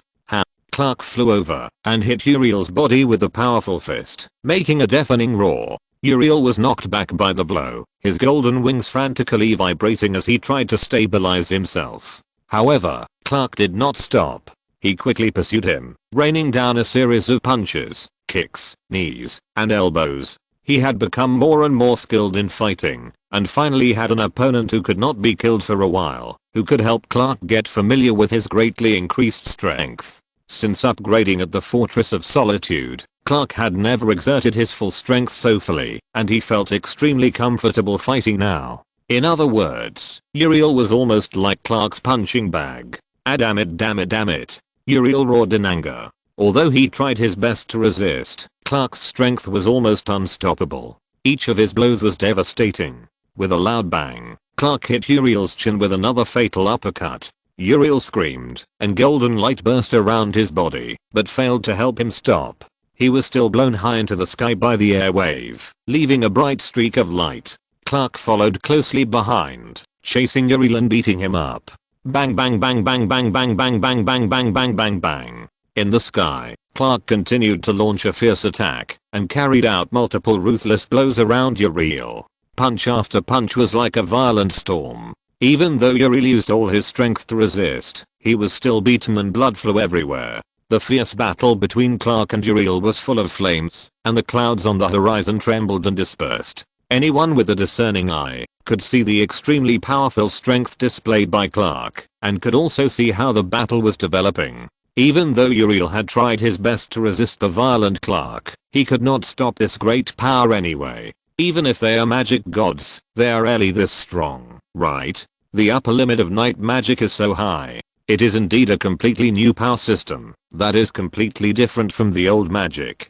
Perhaps the night magic gods will generally be stronger than the previous magic gods. The gods and demons talked about it, and everyone was shocked by this battle. It was really too unexpected. Uriel was famous in the past, and because of this, the amazingness of the night magician was even more apparent. No, it is not just amazing, but shocking. As for the heavens, they were also confused. Are you kidding me? You, the light of God, Uriel, can't even beat a magician? It's no wonder that they reacted too slowly. First, Uriel had previously stated that he refused to help, and second, this battle was too fast. The speed of both sides was unknown, and they had already exceeded the speed of sound by many times. In just a blink of an eye, they exchanged countless moves. Similarly, in just a few breaths, Uriel was completely at a disadvantage. Boom. A dazzling light pierced the sky, and Archangel Uriel was hit by a powerful force, hitting the mountain like a meteorite. In an instant, the entire mountain was flattened, and the boulders collapsed into pieces under his impact. Ahem. I'm the light of God. Flame of God.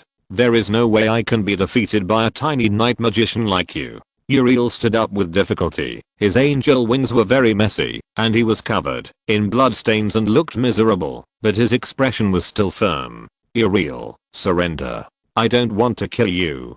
Clark's voice was cold and firm. In his opinion, he was in an absolute advantage, and he was persuading Uriel to surrender with good intentions. However, this made Uriel even more unacceptable, and he couldn't lower his face to beg for mercy. I will never bow to the sinner who blasphemed the sacred. Uriel rushed up like a madman, and under the gaze of countless gods and demons in the 8 divine realms, he had to rush up.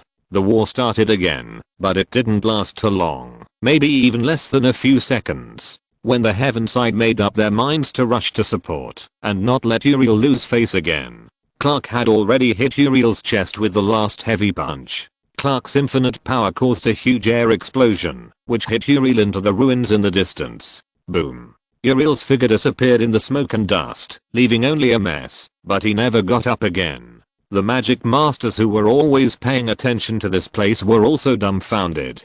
Damn, this night magician's outfit. They all recalled Gao Li's vague words that day, and couldn't help looking at each other. Their eyes were full of confusion. Could this be what the Endless Lord said, will lean towards the human side? If it doesn't lean, it's fine, but if it does, it's amazing. It's okay to just beat Uriel to death. Although there is no evidence, they guess that the Endless Lord must have supported this night magician, otherwise there is no way to explain why he can be so strong. You know, the night magic has only appeared for a short time. It is even very likely that this night magician is the disciple of the Endless Lord. Not only the magic masters think so, many forces have also speculated about this. Although there is no evidence, the Lord of the Endless must have a close relationship with the night magician, probably a master-disciple relationship. Otherwise, why would the Lord of the Endless help him to improve his strength so wholeheartedly? It can only be said that Gao Li is very innocent, and he was blamed for nothing by the gods and demons, and he has an extra disciple who is against the heavens in some people's mouths. However, Gao Li actually expected it long ago. As long as the chain of evidence is not enough to point to him clearly, there is no need to worry about anything. Who? Clark let out a long breath. He didn't actually kill Uriel, so the battle dragged on for so many moves. After all, his parents' religious beliefs still had a lot of influence on Clark. It was difficult for him to completely regard angels as non-human creatures like demons, so naturally there were some restrictions in his subconscious. And Uriel was still very resistant to beatings. He was beaten until now, and was seriously injured and unconscious. At the same time, in Gao Li's exclusive secret laboratory in the hidden group, because he was focusing all his attention on the Advent of the Son of God event, Gao Li didn't notice that after midnight on the winter solstice, the progress displayed on the Phantom Maker was stimulated by something, and changed its previous slow pace. It began to soar. 58%, 58.5%, 59%, 59.5%, 60%, 60.5%, 61%, 61.5%, 62%. It couldn't stop. Chapter 107I, The User of the Face Fruit. Glastonbury, Ruins. The Angel Army has surrounded Clark, and Clark is unwilling to continue fighting with them. He is trying to figure out how to leave. At this moment, something strange happened. The archangels in the Silver City are not just for show. Although they did not directly intervene in the advent of the Son of God, they could not allow heaven to continue to be humiliated. Immediately, a healing holy light fell from the sky and landed directly on Uriel in the ruins. What?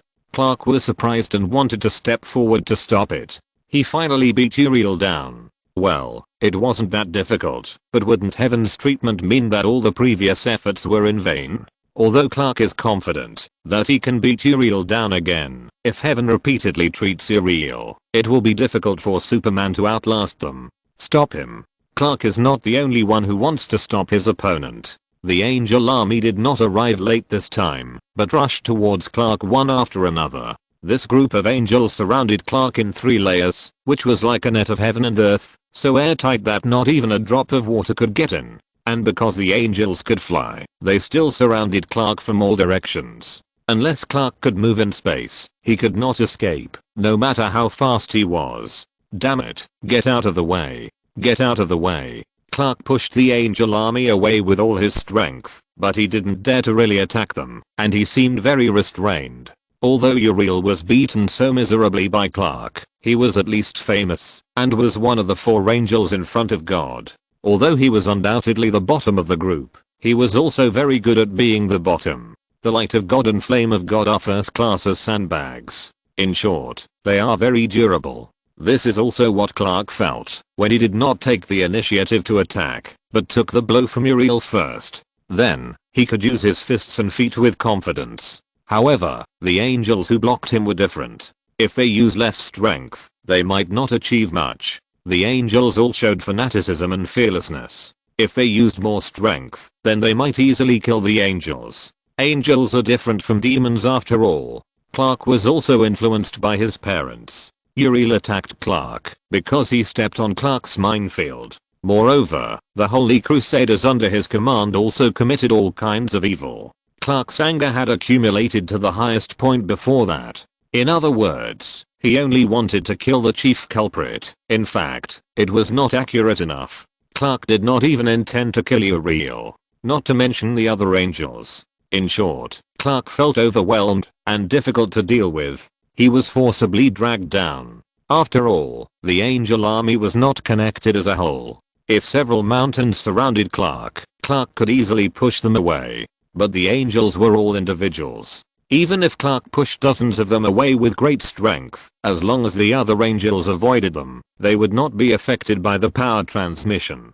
Therefore, Clark could only watch Uriel resurrected with full health and full status on the spot. No. Clark cried out unwillingly. Uriel looked at him hatefully, then flew away fearfully, heading straight for Zed. The fight just now had made Uriel realize clearly that he was no match for this night magician. Even if he continued to fight, it would only be humiliating himself. He had been humiliated enough today. Zed had already been stunned. The changes in front of her were completely beyond her imagination. The holy angel was beaten by a mortal magician.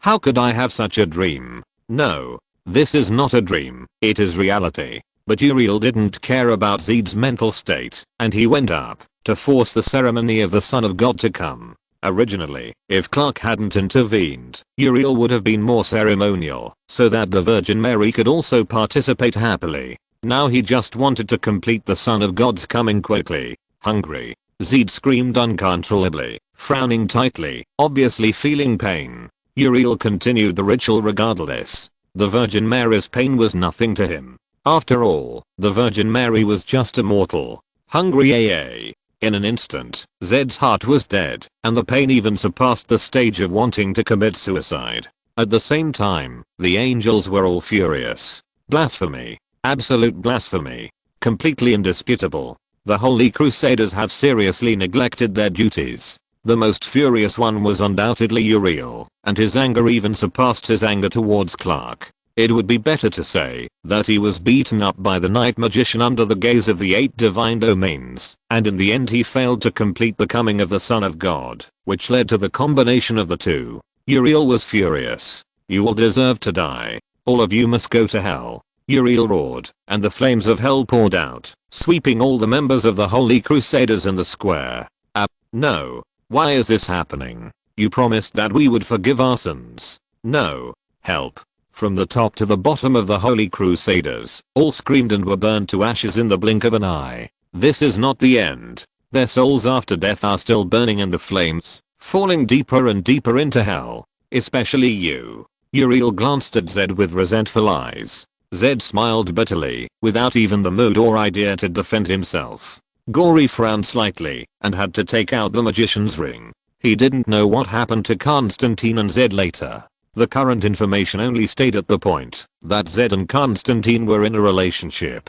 Then it was difficult for Gory to sit back and watch his friend's girlfriend being killed without any reaction. And because the Holy Crusades mainly developed among the wealthy class, Wayne Industries, as the big brother of the wealthy class, collected very detailed information. It clearly shows that, even though most of the Holy Crusaders are unforgivable, Zed, who has been cultivated as a pure virgin, is indeed an innocent person who has never done anything bad. Boom. At this time, Uriel had already waved his hand, driving the previous hellfire with great resentment to drown Zed. Zed. Constantine cried bitterly in his spirit state. Even though he had no body, he was so sad that his whole body was twitching. The next moment, the flames dissipated, as if someone had erased it with an eraser. All the gods and demons looked over in surprise, and saw a floating magic circle appear in front of Zed, and an arm as bright as a diamond stretched out from it. It was the barrier cast by that arm that was extremely strong in the face of Uriel's angry attack, leaving Zed unscathed. You. Are you? Uriel was also trembling in shock. He would never mistake this unique breath. Just as the gods and demons in the sky would never forget that it was the Lord of the Endless who took action. If Gao Li had taken action at the beginning, Uriel would have been surprised, but he would definitely not have reacted so violently. But now it was different. When he saw the Lord of the Endless, Uriel reflexively thought of the night magic created by him. When he thought of the night magic, Uriel would think of the night magician just now. Thinking of the night magician, the beating he couldn't resist not long ago filled Uriel's mind. It was so vivid and fresh in his memory. He couldn't forget it, even if he wanted to. Even a mage who only practiced the night magic system was so powerful. How powerful would the Lord of the Endless be? Exclamation mark. Uriel was just thinking about this when Gao Li spoke lightly. Give me some face. This mortal and I have a long history. Uriel's face suddenly became extremely ugly, and his lips moved a few times, wanting to say something, but he stopped talking. Suddenly, Uriel was stunned on the spot, as if he heard words from heaven.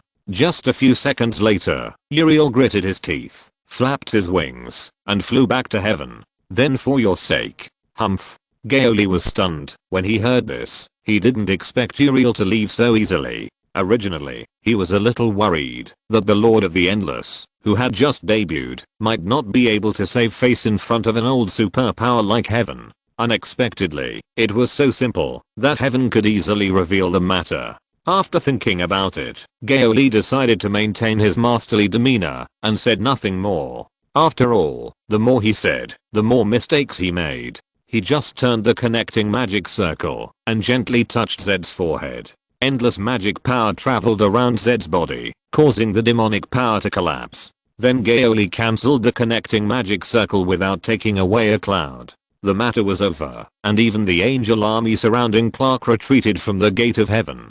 The gods and demons in the heavens also knew that there was nothing good to watch, and they all withdrew their eyes. However, they still had the deepest doubts in the end. So, what is the current advent of the Son of God? Is this a success? Or a failure? If heaven failed, then what about the Son of God in this era? Will he be born? Did the prophecy not come true? It's a pity that the Son of God is related to God, and the relationship is quite deep, so this is the strongest timeline of the whole one chain, i.e. no one can check God's fate, not even the fate of the Endless family itself. Therefore, even though Supreme God Kings cannot know the changes by checking the timeline, only the Council of Life was ecstatic. It's done. It's done. I didn't expect it to be done. I never dreamed of it. Thanks to the night magic, it can be said that the Council of Life was full of excitement. The Son of God, who belongs to them, is about to be born. Compared with the red of all living things and the black of decay, it is far ahead. Alex and Abby were also very emotional. They had already learned the result of the Son of God's Advent ceremony. They never expected that Constantine said that heaven would fail, and it really failed. Now the two of them have become the Holy Father and the Holy Mother, with a more noble status, but they still don't feel it at all, just like in a dream. Alex, is this true? Abby asked infatuatedly. I have become the new generation of the Holy Mother? Ah, of course it's true, my dear. Alex kissed Abby deeply, and Abby asked in a daze, but why don't I feel anything? Is it such a plain sign that our child has become the Son of God of the present generation? Alex was a little confused when he heard this. Even before the Son of God came to heaven, the pomp and ceremony was already in full swing, with strange phenomena all over the world. Why didn't they react at all when it came to their Son of God? It's not that Alex had to have some grand pomp and ceremony with strange phenomena of heaven and earth, but at this moment he didn't feel any changes in the element. Everything was as usual, and it was too calm. Don't worry, Alex could only comfort Abby. On the winter solstice, no one's child can have higher authority than our child under the premise of meeting the prophecy. He must be the Son of God of the present generation. On the other side, Gao Li went home after watching the excitement. Speaking of which, due to the incident of the coming of the Son of God and the fact that Gao Li borrowed magic power for a month, he had not done much research for a whole month. This was the first time in Gao Li's life. He missed his laboratory very much, and the first thing he did when he returned was to rush straight to the secret laboratory. Ah, this is his eternal home. However, as soon as he entered the laboratory, Gao Li's eyes widened at the first glance. Fuck this. He walked quickly to the front of the phantom magic maker in disbelief, repeatedly checking the progress displayed on it to make sure he was not mistaken. Since when did it start to jump so fast? Did he accidentally pass many years, or accidentally travel to the future, or was he attacked by the stand of the Crimson King? Gao Li looked at the current time again, and the progress bar that was soaring at a speed visible to the naked eye. If the speed remains constant, then just before 23:59 today, that is, before the end of the winter solstice, the progress bar will reach 100%. Gao Li was really confused. What on earth is going on? However, after thinking about it carefully, Gao Li couldn't help but fall into deep thought. Wait a minute. Could this be? Combining various signs and coincidences in time, Gao Li had to infer a fact. Maybe the prophecy was not unfulfilled, and the contemporary Son of God was born right in his laboratory. Chapter 108, Crime, Father Gory. Gao Li thought about the prophecy carefully. On the day of the prophecy, the combination of nature and supernatural will give birth to the Son of God. Nature and supernatural? In a small sense, the means of making phantoms is a means of reproducing magic through scientific research, which is a perfect combination of nature and supernatural. In a big sense, the phantom making machine is essentially a kind of technology, and the power of God is the strongest supernatural power in the whole Wanxianyi that cannot be explained by science. It is still a combination of nature and supernatural. Plus I use the origin of God as raw material, and there is no existence in the universe that is more qualified and authorized to become the Son of God than this group of power. Gao Li looked up at the sky and sighed. According to the computer records, the rapid improvement of progress started from 0 o'clock. In other words, since the winter solstice, this phantom that is being made has automatically obtained the position of the Son of God. Even if the coming of the Son of the Holy Crusaders cannot be stopped, and Urilan Z still give birth to a child smoothly, they will definitely not be able to compete with Gao Li. Are you kidding me? Even if he is one of the 4 great angels, a mere archangel, how can he have a higher authority than the origin that the giant beast condensed and reversed? The phantom demon is my creation. To use the common description in the scientific community, I'm the father of the phantom demon. So, I'm the new generation of the Holy Father? Or the Holy Mother? Gao Li fell into deep thought. It can't be the Holy Father and the Holy Mother in one, right? But strictly speaking, one of the parents should be the giant beast, and the giant beast is the opposite of God, so it can barely be considered the child of God. In short, the relationship has become so complicated. Gao Li just waited quietly until the time was over, and transformed into the endless style in advance. At the moment, when the progress bar ran to 100%, an astonishing wave spread out. Sure enough, Gao Li had prepared a multifaceted barrier long ago, surrounding the laboratory from all sides. The wave hit the barrier composed of endless magic power, and was successfully intercepted, without spreading the earth-shaking vision. Otherwise, according to the strength he felt, Gao Li would have known the whole world at least. It's not that there would be any phenomenon like a pillar of light rising into the sky. Even if the pillar of light was high and big, people in the other hemisphere would not be able to see it at all. The real talent of the contemporary Son of God is to calm and heal the world. In other words, all the element in the world will resonate with the Son of God at this moment. If the Son of God can fully grow up, he might even be able to control the elemental power of the entire universe. Fortunately, Gao Li stopped him in time. He was not interested in attracting the attention of too many forces. The rest is. I wonder what the second generation Son of God looks like. Gao Li looked over curiously. In a sense, this is his child. I saw that the origin of God disappeared in the phantom demon maker. Instead, it was a white puppy. Huh. Gao Li was stunned. Why is it a dog? Where is my Son of God?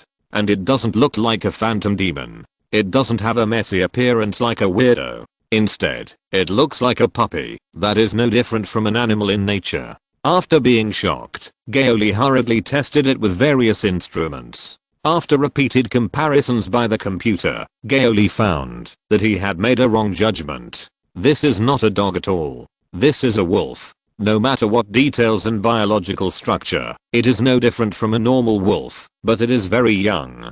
What is going on? Even if it is not a dog but a wolf, it can't completely solve Gao Li's doubts. Isn't this still a canine? In fact, Gao Li's idea really hits the point.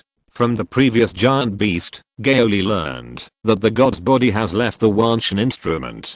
Then at this time, among the remaining multiple god's powers in the Wanshan instrument, if there must be one to replace the previous position of God, it must be God's humility. Unlike the high-level workers like the angry god ghost, how much God's power the ghost obtains depends entirely on God's will. And God's humility is, to a certain extent, God's will. God's humility, as the name suggests, is the humble part of God, which has been separated out. Because of being too humble, the dignified God actually showed himself in the appearance of a puppy, which can be called the puppy god. Puppy god is not a spokesperson for God. He can be said to be God himself, or an important incarnation of God. When the angels in heaven see him, they will kneel down and call him Lord. Even the archangels who have reached the highest realm are no exception. In their eyes, when facing puppy god, it is just like facing God himself, and there must be no negligence. But for ghosts, they call them by their names or ghosts, which shows the difference. Of course, puppy god also has tremendous power and can really do many things that only God can do in the eyes of outsiders. Therefore, if God is mentioned in one Shianai at present, it can be directly considered to be talking about puppy god. Puppy god represents the existence of God in the current one Shianai, and the Son of God is nominally the Son of God. With the origin of God as the raw material, he is actually the Son of God. Then of course the Son follows the Father. However, although the purity of the origin of God used by Gao Li even surpassed that of several archangels, it was ultimately the origin of God, provided by the giant beast and reversed. So this God origin, like the giant fierce beast, has the characteristics of being both God and not God. If God himself gave Gao Li the power of the origin, then what Gao Li created now would be the holy child of the puppy. But if the giant fierce beast personally gave Gao Li the power of the origin, then the holy child would become the holy child of the little wolf, both of the Canidi family, and even genetically similar to the point of no reproductive isolation. They are the same species, but in fact they are different. However, these are all relatively secret information. The puppy god rarely appears, and even the archangels of the Silver City do not know where he is on weekdays, let alone Gao Li. Gao Li, who was extremely short of information, could not figure out the reason, so he simply put it aside for the time being. At this time, he looked at the little wolf again, and felt a wonderful emotion welling up in his heart. As Gao Li had said to Zatanna and Lady Shangdu before, creating new life is a very serious and solemn matter. Now Gao Li probably understands the reason. Knowing that the new life in front of him was really created by himself, that he was his undisputed child, and that he might call himself father in the future. Gao Li actually felt that his life had been continued, and inexplicably felt a certain responsibility weighing on his heart. Could this be the feeling of being a father? Then first, you should have a name. Gao Li pondered. Since you were born from the holy light, then you should be called Light, Light Wayne. Light means the light of the Holy Spirit, and it is also used as the word holy light in the congratulatory speech, which can be said to be in line with the essence of the Son of God. After naming it, Gao Li took the little wolf out of the illusion-making machine. It felt very soft and furry, and at the same time it felt very silky, far better than the texture of any precious fur. Gao Li lifted Light up high and looked down. Well, it's a male wolf. This is also natural, otherwise why would it be called the Son of God? At this time, the little wolf's eyes opened slightly, and looked at Gao Li. Then they closed again. Right? Can you understand me? Do you know your name? Or should I call you Xiao Guang? In response to Gao Li's rapid fire actions, the wolf suddenly glowed. Then, wrapped in the light, the wolf's body gradually changed, becoming similar to that of a human.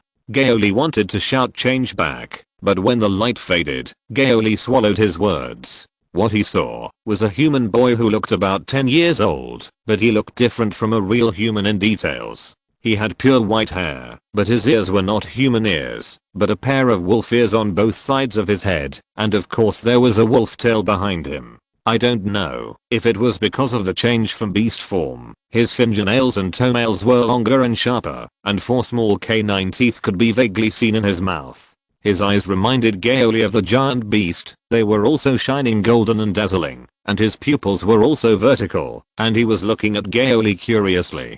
Gao Li's expression immediately became solemn. Isn't this the little boy the priest loves the most? He is worthy of being the Son of God. Ahem. After joking in his heart, Gao Li tentatively stretched out his hand. Xiao Guang, do you recognize who I am? Gao Li was a little restrained and uneasy when facing a child alone for the first time. Facing his outstretched hand, Xiao Guang first sniffed curiously, then opened his mouth and bit Gao Li's index finger.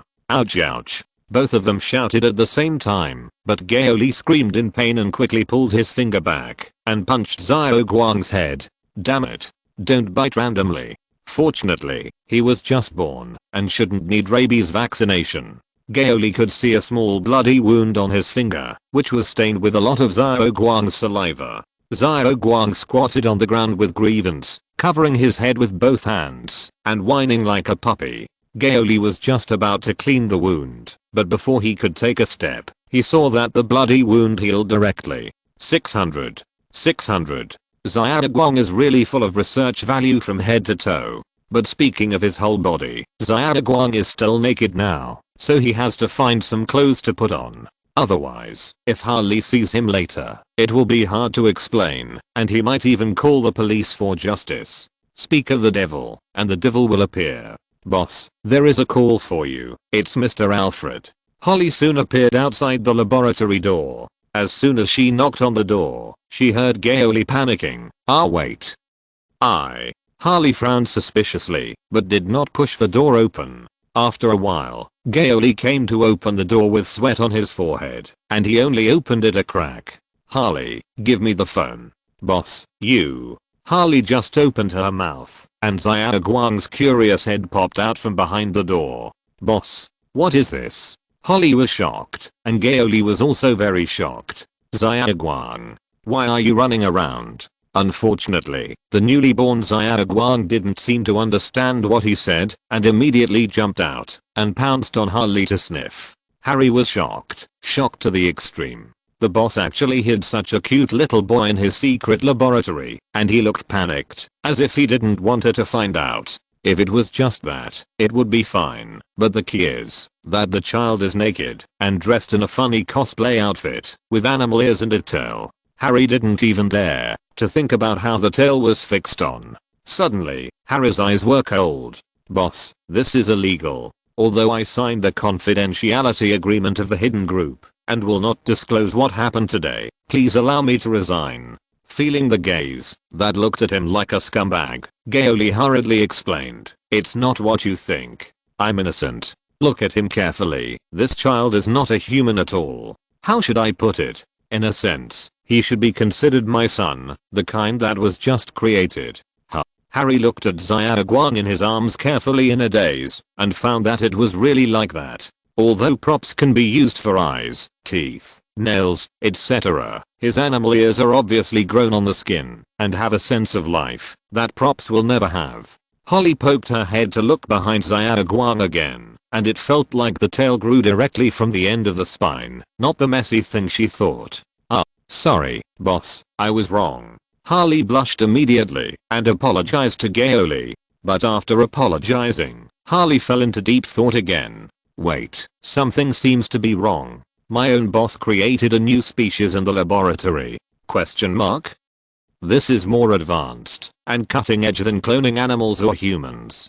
Holly widened her eyes in surprise. This is a great invention that can win a Nobel Prize. If you're listening to this novel on a channel other than Fanfic World, it means they downloaded and uploaded it without effort. We cordially invite you to visit our channel, Mundo Fanfic Novelos. There you'll find the original version of this story and you can explore many other novels of various genres. We're waiting for you to immerse yourself in a world of incredible novels. Chapter 109 Batman Begins. No need for the Nobel Prize. I don't need that little bit of fame and bonus. This experiment is extremely dangerous. I will seal it up and won't do it again. You must keep the things here secret. Gao Li responded with a serious face. Regarding the creation of phantoms, it is limited to this time. Due to the factors of raw materials, no weird phantoms were created.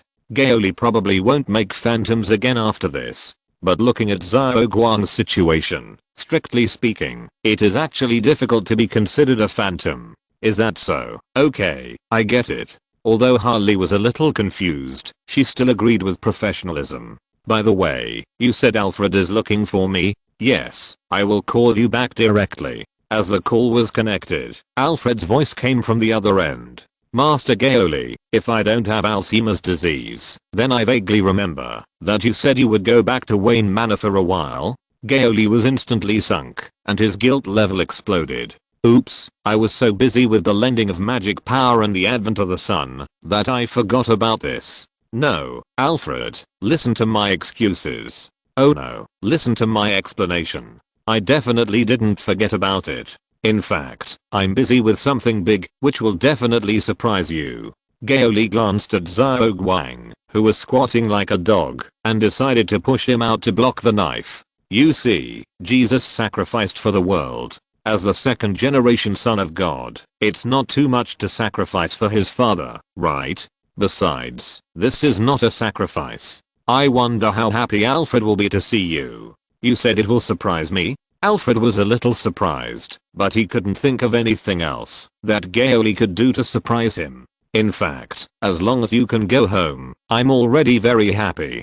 There's no need to prepare other surprises. Gao Li snorted. Anyway, just wait and see. It will definitely surprise you. Now Alfred began to worry. Wouldn't there be only surprises, but no joy at that time? However, as a butler, Alfred has the ultimate professionalism and will not call to ask for accusations because of such a small matter. In fact, he has other things to find Gao Li. Then I'll look forward to it, Master Gory. But I called you today because there's something you need to know. Do you remember Joe Gill? Joe Gill? Gory quickly recalled all kinds of information in his mind. This name seemed a little familiar, but not so familiar. As his mind raced, Gory suddenly remembered who this person was. The murderer who shot the Waynes. Ah. Is it the guy who killed my parents? What happened to him? Alfred said, recently, he decided to testify in court as a tainted witness against Carmine Falcone. Maybe I need to popularize who Falcone is to you. His family is the largest gang in Gotham. You only need to know this. I see. I'll go back right away. Without saying anything more, Gory also knew what Alfred meant. In the flesh, he is the son of the Waynes, and in terms of reason, he deduced a lot of the property and resources left by the Waynes, and Gory couldn't ignore it. By the way, where's Bruce? Does he know about this? Unfortunately, I still haven't been able to contact Master Bruce. Okay, that's it for now. Gao Li hung up the phone and said to Holly, who started to tease Xiao Guang with her hands, "Be careful, Xiao Guang will bite people. I won't be responsible if he bites." Ah, so his name is Xiao Guang. Holly woke up, as if from a dream, and Gao Li instructed again, "Go buy him some children's clothes. I want to go back to Gotham with him." Holly was very efficient in doing things, and soon a large number of suitable children's clothes were delivered. Gao Li tried to put Xiao Guang on, but Xiao Guang seemed to be very resistant to wearing clothes like the cats and dogs at home for the first time. He struggled to take it off after putting it on for a while. "Be calm, it's your own child, you can't get angry." Gao Li took several deep breaths and finally realized the difficulties of being a parent.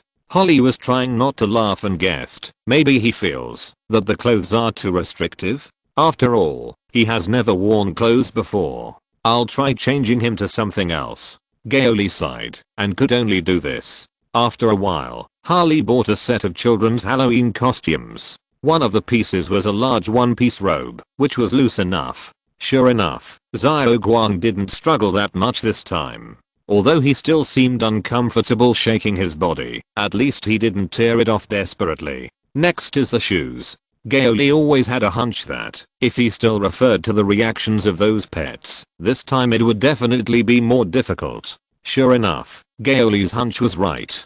Compared to struggling to tear and take off clothes, Xiao Guang simply couldn't walk after wearing shoes, and froze on the spot. Gao Li looked up to the sky and sighed, recalling a lot of videos of cats and dogs who couldn't walk, or staggered and almost fell after wearing shoes. He began to be a little confused about whether he had a son or a pet.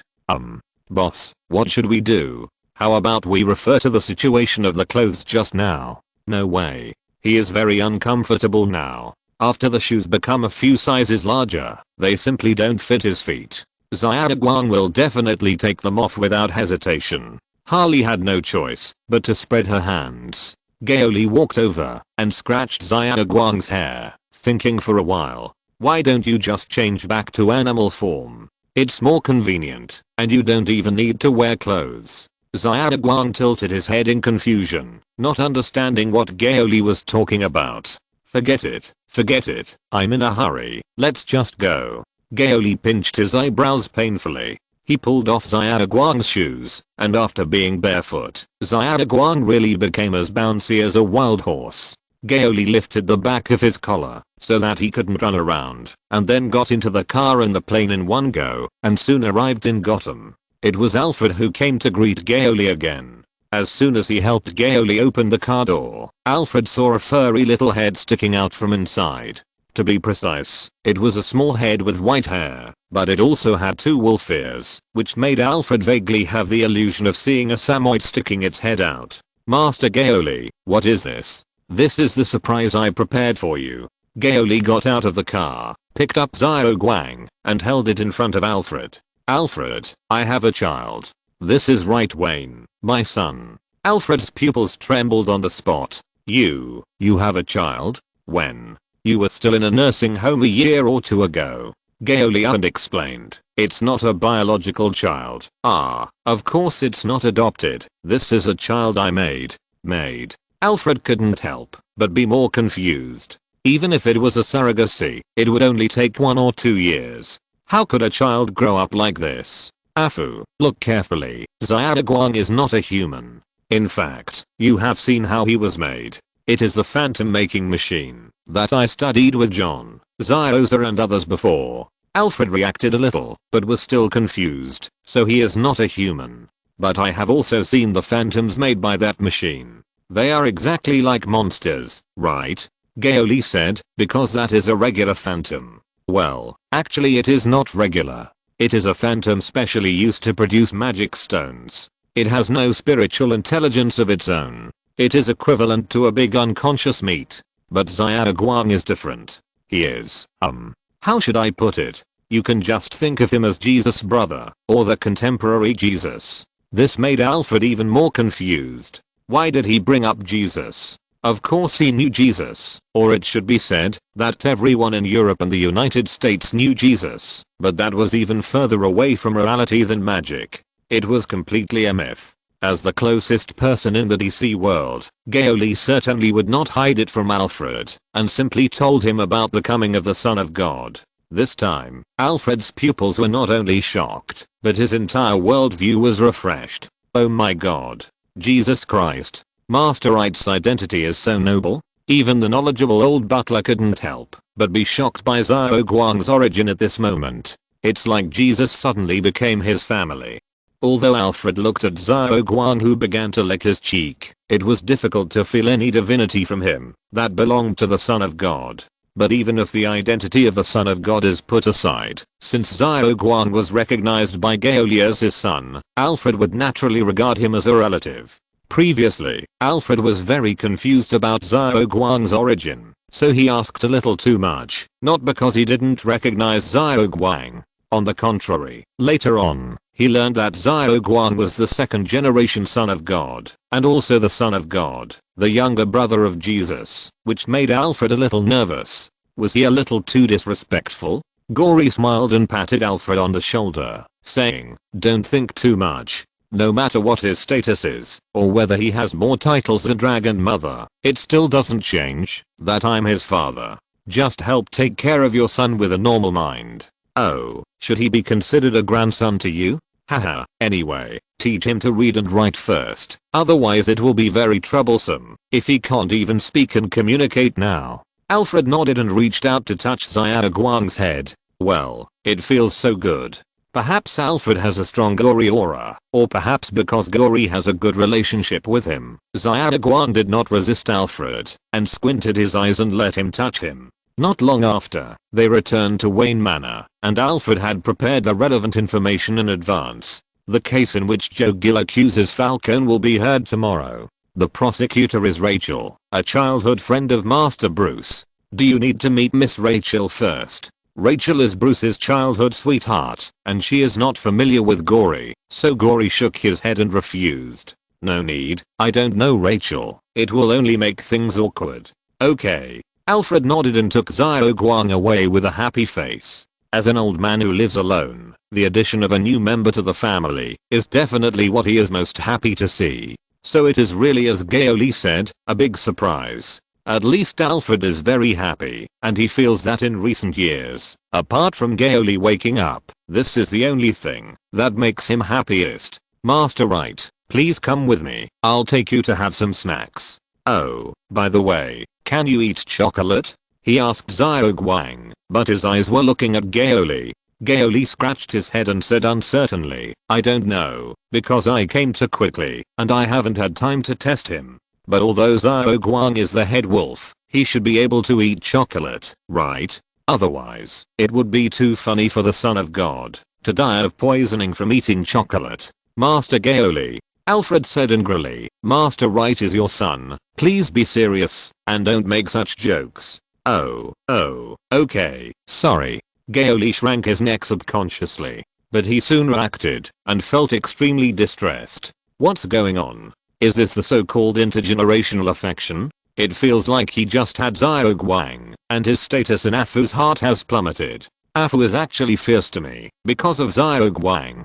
Looking at the backs of Alfred and Xiao Guang leaving, Gao Li curled his lips and felt a little uncomfortable in his heart. Since the case related to Jogil will not be heard until tomorrow, Gao Li found that he had returned early and had nothing to do for the time being. He could only play with the blank Jiao memory and lost drive he brought back out of boredom. The technology is ready, so Gao Li has already made both of them. The problem now is where to find high-level concepts to install in them. Speaking of which, if we absorb the essence of God directly, the energy level will be too high and the memory will be overloaded. Now that Xiao Guang is a transit station, I wonder if it can still succeed. PS1. After the third generation will be called Young Master by Alfred, and the second generation Gao Li and Bruce will automatically be promoted from Young Master to Old Master. However, this is a change in the text. In fact, in English, they are both Master Gao Li or Master Bruce, which sounds no different, so I won't write about the two's reaction to the change of title. I feel that someone will ask, so I will explain it. PS2, the time point here is different from Batman Begins. In the version of Batman shot by Nolan, the murderer who shot the Waynes and their husbands testified in court before Bruce went to study in the League of Shadows. Here it was changed to Bruce's study in the League of Shadows, so Alfred failed to contact Bruce. Bruce in this universe also has a younger brother, Gory, which is obviously different from the Nolan version of the universe, but just similar. Of course, Bruce will be back soon, but by then he will come to see Gory, the senior, as a junior superhero. Chapter 110 Explosion. Emperor of Heaven. Emperor of Earth. Delta. After thinking for a while, Gao Li felt that it was very interesting. However, there was no rush for this matter, so Gao Li did not think too much. At present, there was a system prompt that needed to be dealt with more. A new reward has arrived. It was actually SSS level. Is it because of the advent of the Son of God? But to be honest, I don't seem to have done anything too big or difficult. I always feel that such a high-level lottery is like picking up something for free. Gao Li scratched his head, a little confused, but full of joy in his heart. Picking something for free is good. Who doesn't like picking up good things for free? What Gao Li didn't know was that in addition to the changes brought about by the advent of the Son of God, he spread the night magic and night magic to the magic world, which also had a far-reaching impact. What's more, Clark also helped Gao Li to advertise for free, and this big advertisement of the night magician was advertised in front of countless gods and demons in the 8 divine realms, which can be said to have an excellent publicity effect. The combination of multiple factors eventually piled up the influence to the SSS level. No more words. Start drawing. The golden lottery machine suddenly appeared out of thin air, and soon the results appeared, and turned into a light spot into Gao Li's mind. Another knowledge-based reward. Gao Li was slightly surprised, and then his expression was a little strange. How should I put it? This time the reward was quite predestined. It turned out to be a collection of high-end technologies from Smart Brain. It includes the relevant technologies of the Eagle satellite, the development data of Kamen Rider Faiz's burst form, and even Kamen Rider Delta, Kamen Rider Celestial, Kamen Rider Earth. All the data of photon blood of different levels are also included. I can only say that the technological crystallization of the Smart Brain group is really good. Apart from anything else, the research and development value of photon blood alone is worth the price. Not to mention the burst mode with very explosive attack output. Gao Li has been thinking about it for a long time. Gao Li rushed to Gotham in the early morning of the second day of the winter solstice, so it was late, and Gao Li didn't bring back his research equipment, so he could only go to bed first. Tomorrow there will be the trial of Jogil and Carmine Falcone, and Gao Li plans to rest a little. During the day, Gao Li woke up from the bed yawning.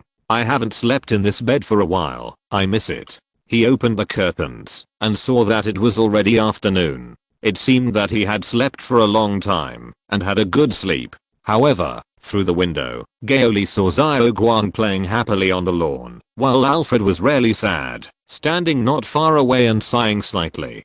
Afu finally realized the pain of raising a child. But Xiao Guang is also very powerful. He can even stump a perfect and handsome housekeeper like Afu.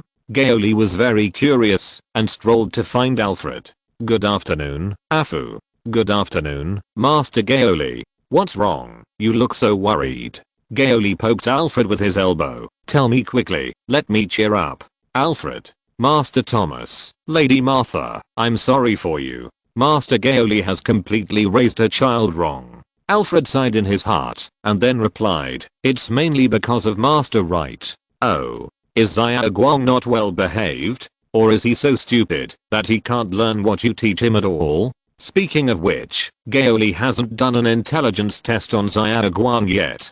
Could it be that the person who was transformed from a wolf really only has the IQ of a wolf? That's not the case. Master Right is very smart, almost the smartest child I have ever seen. No matter what he learns, he can learn it once he is taught. It's just, Alfred paused, Master Right is too playful and doesn't want to learn at all. I tempt him with snacks, but I can only make him study quietly for less than half an hour. And Master Right doesn't like to wear clothes. At most, he will put on the loose robe you bought for him. Not to mention shoes. Even slippers will be kicked off by him in a few seconds. Gao Li was beside him and gave a bad idea without any psychological burden. Then you can find someone to customize a pair of shoes for him that can't be taken off and lock them around the ankles with chains or something. Alfred looked at Gao Li in shock.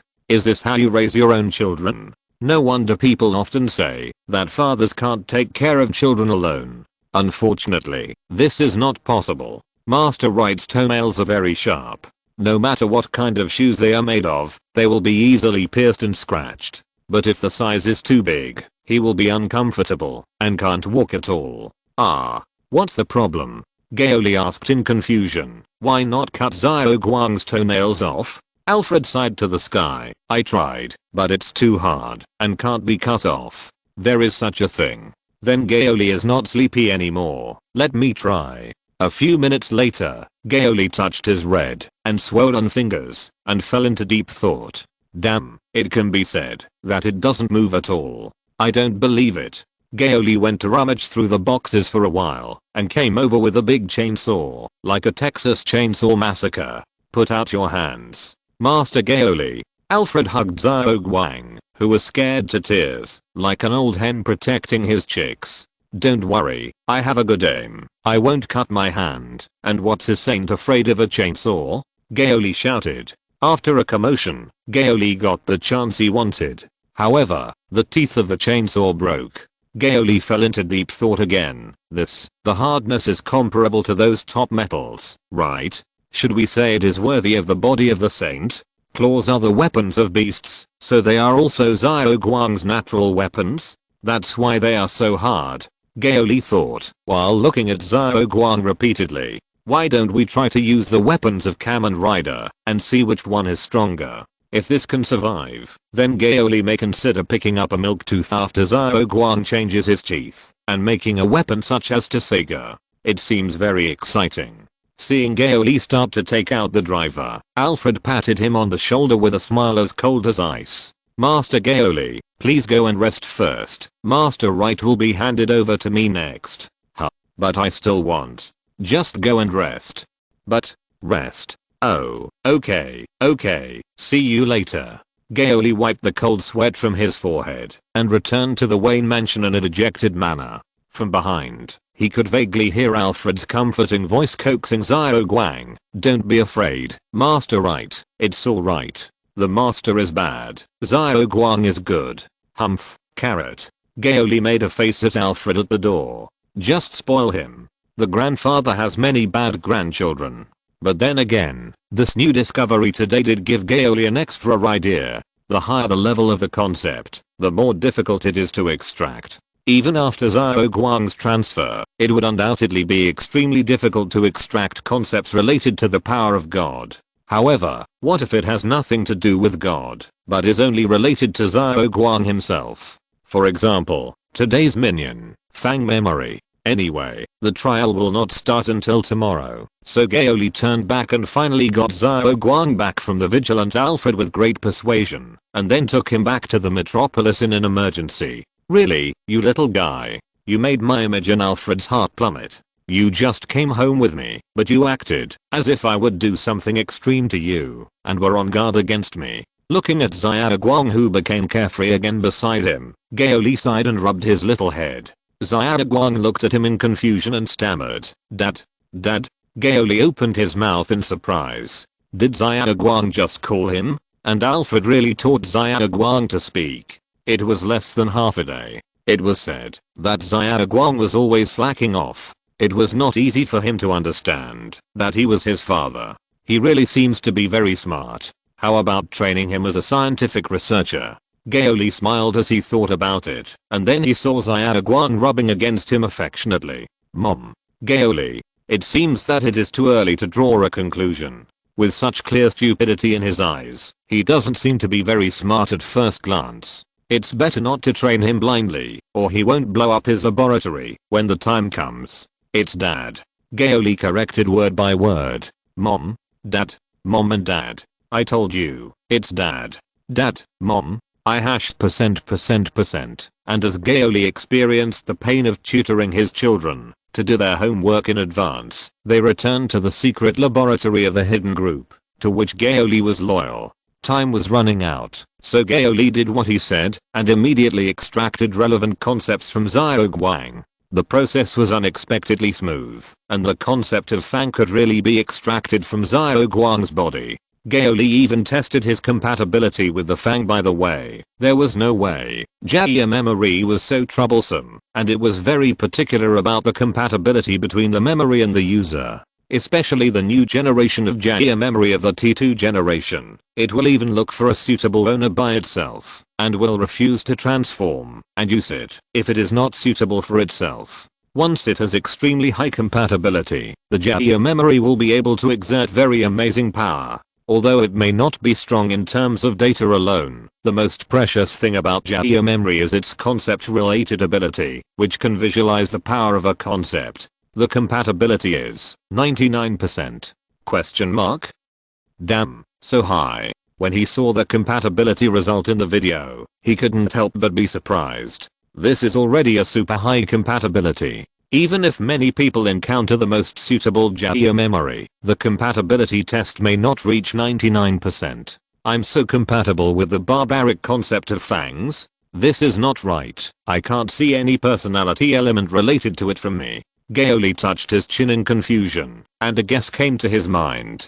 Could it be because I'm Xiao Guang's father? With such a relationship, the concepts extracted from Xiao Guang will naturally have a strong adaptability to Gao Li. Although this seems to be a forced connection, it is not difficult to understand in the magic world. In the coming of the sun, not only does the sun have an extremely special meaning, but his father and mother will also become extraordinary because of this. There must be some benefits that Gao Li doesn't know. At the very least, the father and the mother must have a very deep bond with the sun in mysticism. Otherwise Uriel would not have tried so hard to promote the coming of the sun, and wanted to be the father himself. As for why Gao Li first thought of extracting the concept of fangs instead of the concept of beast, it is of course because Fang is very handsome. Isn't the little dinosaur handsome? Who doesn't like the little dinosaur shaped memory that can protect its master and act by itself? That's right, although the Tita Jia memory technology was used after Gao Li extracted the concept of Fang, he finally made Fang's memory into the appearance of a little dinosaur. With excitement, Gao Li used the lost drive to transform on the spot. Of course, in order to prevent Fang's memory from causing him to run away, Gao Li sent Xiao Guang to Harley in advance and arranged multiple layers of protection before starting the experiment. Fang, come here. Gao Li raised his hand, and the little dinosaur heard the call and jumped into Gao Li's palm in 3 or 2 steps. As Gao Li slapped and flipped smoothly, the socket of Fang's memory was exposed, and he inserted it into the lost drive. Transform. Fang. With a dragon's roar, the biological armor with a white main tone was instantly attached to Gao Li. At the same time, violent and chaotic emotions also rushed out from the lost drive, which was the side effect of using Fang's memory. However, just when they rushed into Gao Li's body and were about to begin to affect Gao Li's soul, they affected nothing. Gao Li's soul, which possessed the status of the Lord of Magic, was as solid as a mountain, and he easily suppressed Fang's power. Very good, it really matches me perfectly. Gary clenched his hands and whistled happily. Compared to the already famous and obvious target of Kamen Rider Wizard, he might as well act in Gotham with this image this time. The next day, Gary rushed back to Gotham to attend the trial of Joe Gill and Carmine Falcone. The courtroom was filled with a depressing atmosphere, and everyone was waiting for Joe Gill to arrive. Although Joe Gill himself was an insignificant little man, he was also the murderer who shot and killed the Waynes, and the Waynes were well known in Gotham. Therefore, the focus of the court was completely attracted by Joe Gill. Is that Carmine Falcone? Gary, dressed in a suit, looked at the largest and most powerful gangster boss in Gotham, who was in the dock. He was an old man with white hair and beard, but he looked strong and not old at all. Joe Gill is here. Suddenly, someone shouted, and everyone looked towards the door. A middle-aged man in an orange prison uniform was brought in by the bailiff. It was Joe Gill. Just after he entered the courtroom, a sharp gunshot suddenly rang out, instantly tearing the air of the courtroom apart. What's going on? Someone fired a gun. The entire courtroom immediately fell into panic and chaos. Gao Li reacted quickly. He concentrated on looking for Joe Gill's figure, but only saw the moment he fell. Chapter 111 The Dark Knight Returns. A bullet hit Joe Gill's chest, and he fell heavily to the ground. Blood spurted out like a fountain, quickly seeping through his clothes and forming a pool of blood. Joe Gill's body fell heavily, and the others looked at this sudden death in disbelief. The next moment, people screamed, and the court became a chaotic battlefield, and everyone ran around like a headless fly. Murder to silence the witness? Gao Li frowned slightly, and his eyes swept around sharply, but he could not find the gunman. Because the court was in turmoil, people were at a loss and ran around in panic. It was too chaotic.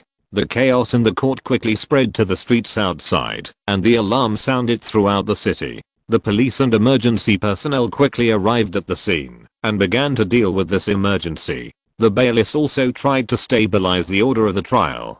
Gao Li no longer looked for the murderer, but looked deeply at Falcone, who was calm and composed. He believed that Falcone was very likely related to this incident. After all, Falcone's performance was too unusual. He seemed too calm, even to the point of not hiding anything. It was as if he was telling everyone that he had expected this long ago. Thinking of this, Gao Li's face sank slightly. Although Gao Li did not feel much about Joe Gill's death, he just felt that he died a good death. But he dared to assassinate the heir of the Wayne family in public, which was too rampant. Although Gao Li's awakening was not widely publicized, it was no secret to the prominent people in Gotham City. After all, Gao Li was not completely absent from activities outside, and there was nothing to hide about this matter. In addition, Joe Gill was the murderer who killed the Waynes, so as long as Falcone was not stupid, he would definitely guess that Gao Li Wayne must be present today.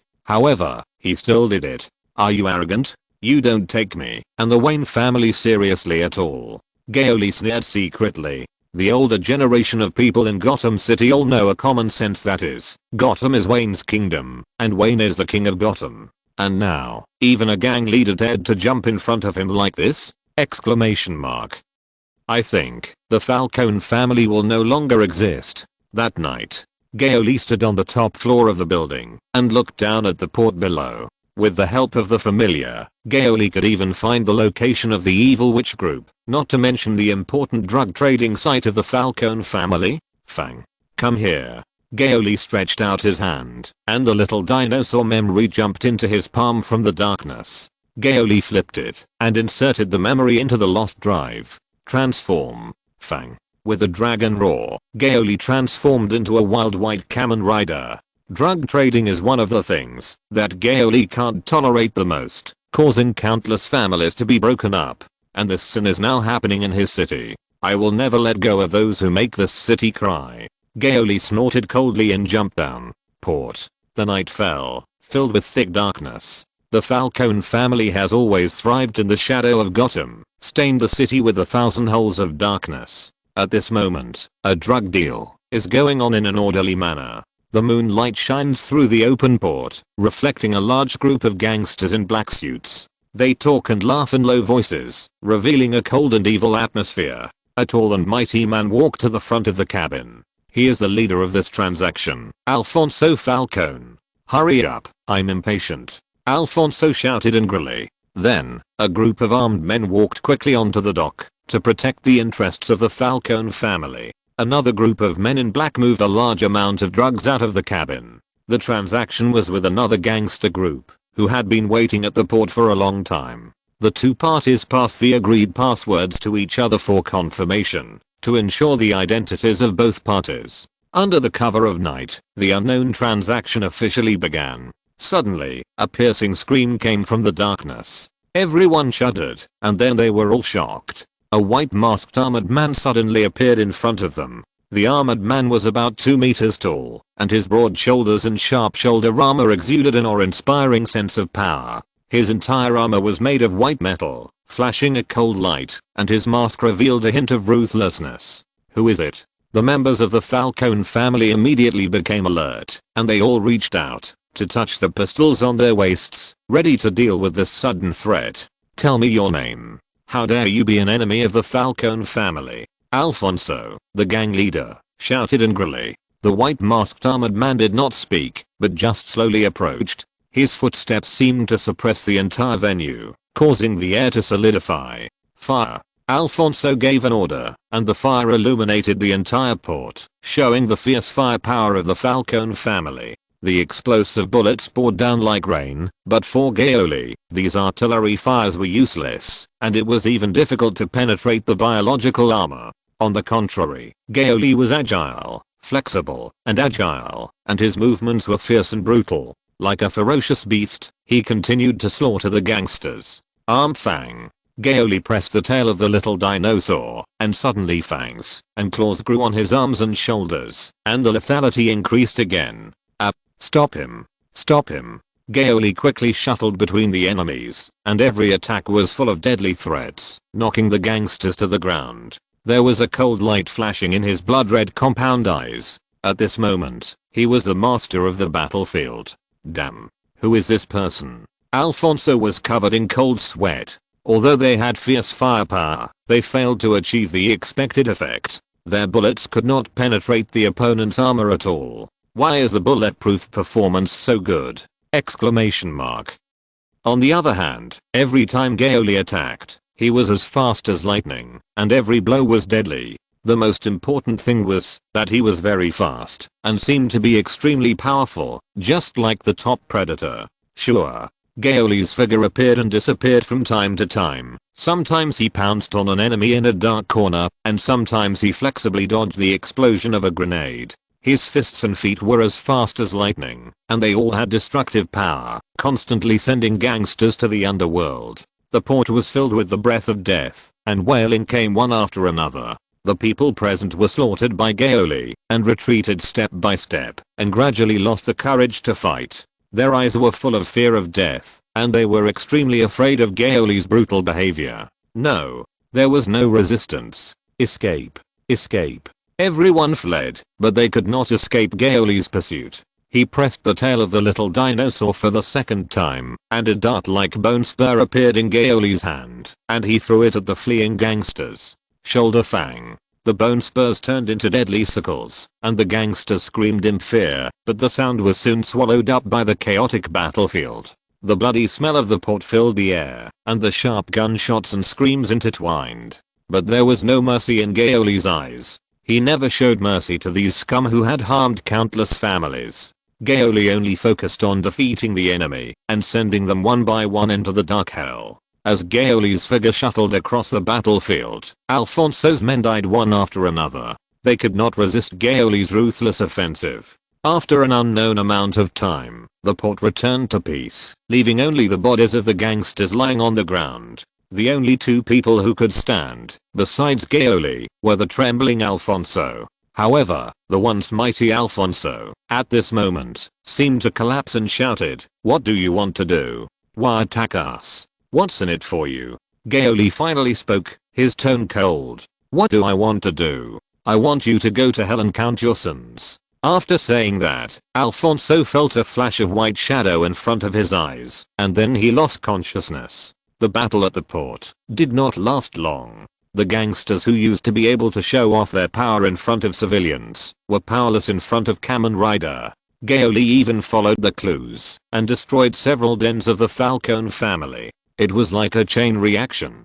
Every time they destroyed a base, Gao Li could find the new rat nest of the Falcone family from the information left in the base. In just a few days, the power of the Falcone family was directly reduced by more than 90%, almost in name only. It would take several days, or because Gao Li combined work and rest. He only went out to fight for a short time every night, and went back to sleep, never destroying his healthy work and rest. Even so, the bad reputation of Fang has spread throughout the underground world of Gotham. At the moment, when Batman has not debuted, Fang is the existence they fear the most. It can even be said that this is even more than their fear of Batman in the future. Because compared to Batman, who insists on the principle of not killing, Fangs really kills people. And he is ruthless, often killing all the members directly. Especially after almost wiping out the Falcone family, Gory followed their criminal network and set his sights on the remaining gangs in Gotham City. If the initial focus on the Falcone family was because Carmine Falcone offended him, then Gory, who saw more crimes in the process, has already planned to clean up Gotham's underground world. Again, Gotham is Wayne's Gotham, and Gory will not let go of any guy who makes this city cry. That's right, Gory is declaring war on the underground world of Gotham. The crime rate in Gotham City has plummeted recently. Do you have any clues? Today when Jim Gordon was at work, he heard his young police officers discussing enthusiastically. It must be because of the vigilante Fang. He scared the criminals in Gotham. Fang. He looks so handsome, just like a chivalrous knight. Knight? Do you know what he looks like? According to eyewitnesses, he seems to be in full white armor, right? That's great. If I were given a set of that kind of armor, I could be a knight. As soon as the two finished chatting, they turned around and saw Gordon standing by the window with a cold face. "Director, Chief," Gordon said coldly, "Fang is an illegal vigilante and is not worth promoting." "Yes." The two young police officers nodded and saluted hurriedly, not daring to refute the chief of the Gotham Police Department. But the disapproval in their eyes was still keenly captured by Gordon. When Gordon returned to his office, he couldn't help saying. In fact, he was also very conflicted in his heart. On the one hand, Fang's actions had violated the law and caused a large number of deaths. On the other hand, Gordon, who had been fighting criminals as a sheriff for many years, understood that almost all of the dead deserved to die. Moreover, Fang's radical actions are indeed effective, and the crime rate has dropped significantly. It can only be said that to deal with those ruthless people in the underworld, only by finding a more ruthless guy can we effectively fight poison with poison. Therefore, Gordon himself is not sure what he thinks when facing Fang.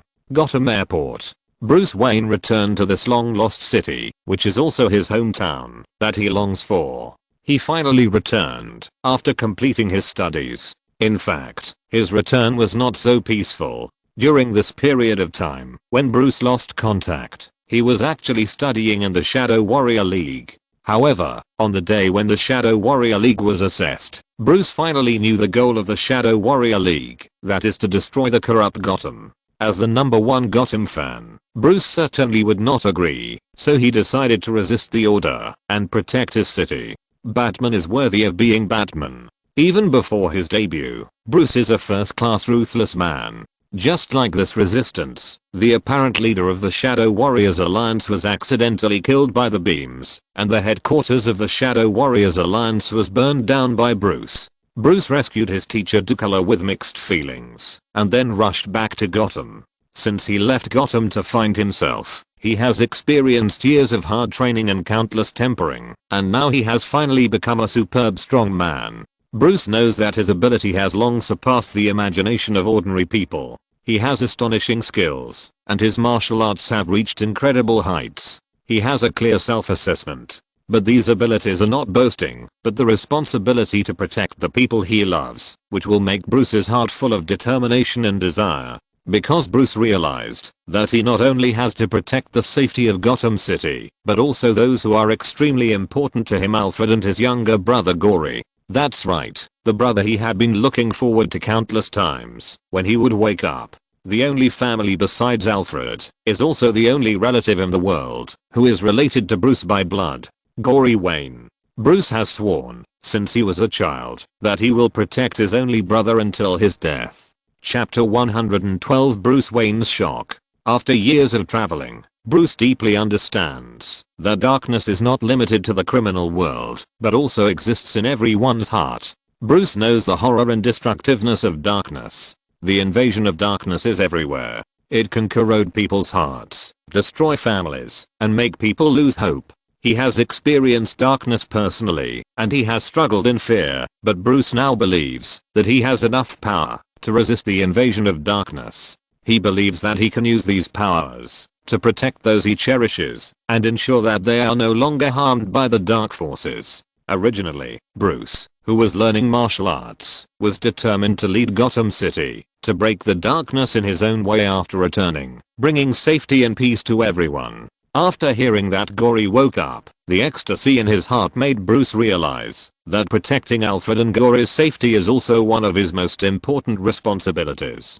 He hopes to give his family a hopeful future. Bruce is mentally prepared for this. The responsibility of protecting his family and the city is not easy, but only when they are safe can Bruce really put down the burden in his heart and focus on defeating those darksons. With this in mind, Bruce stepped into Wayne Manor. Bruce looked from afar and saw Alfred standing on the lawn in the sunshine with a kind smile on his face. Everything was so beautiful and nostalgic.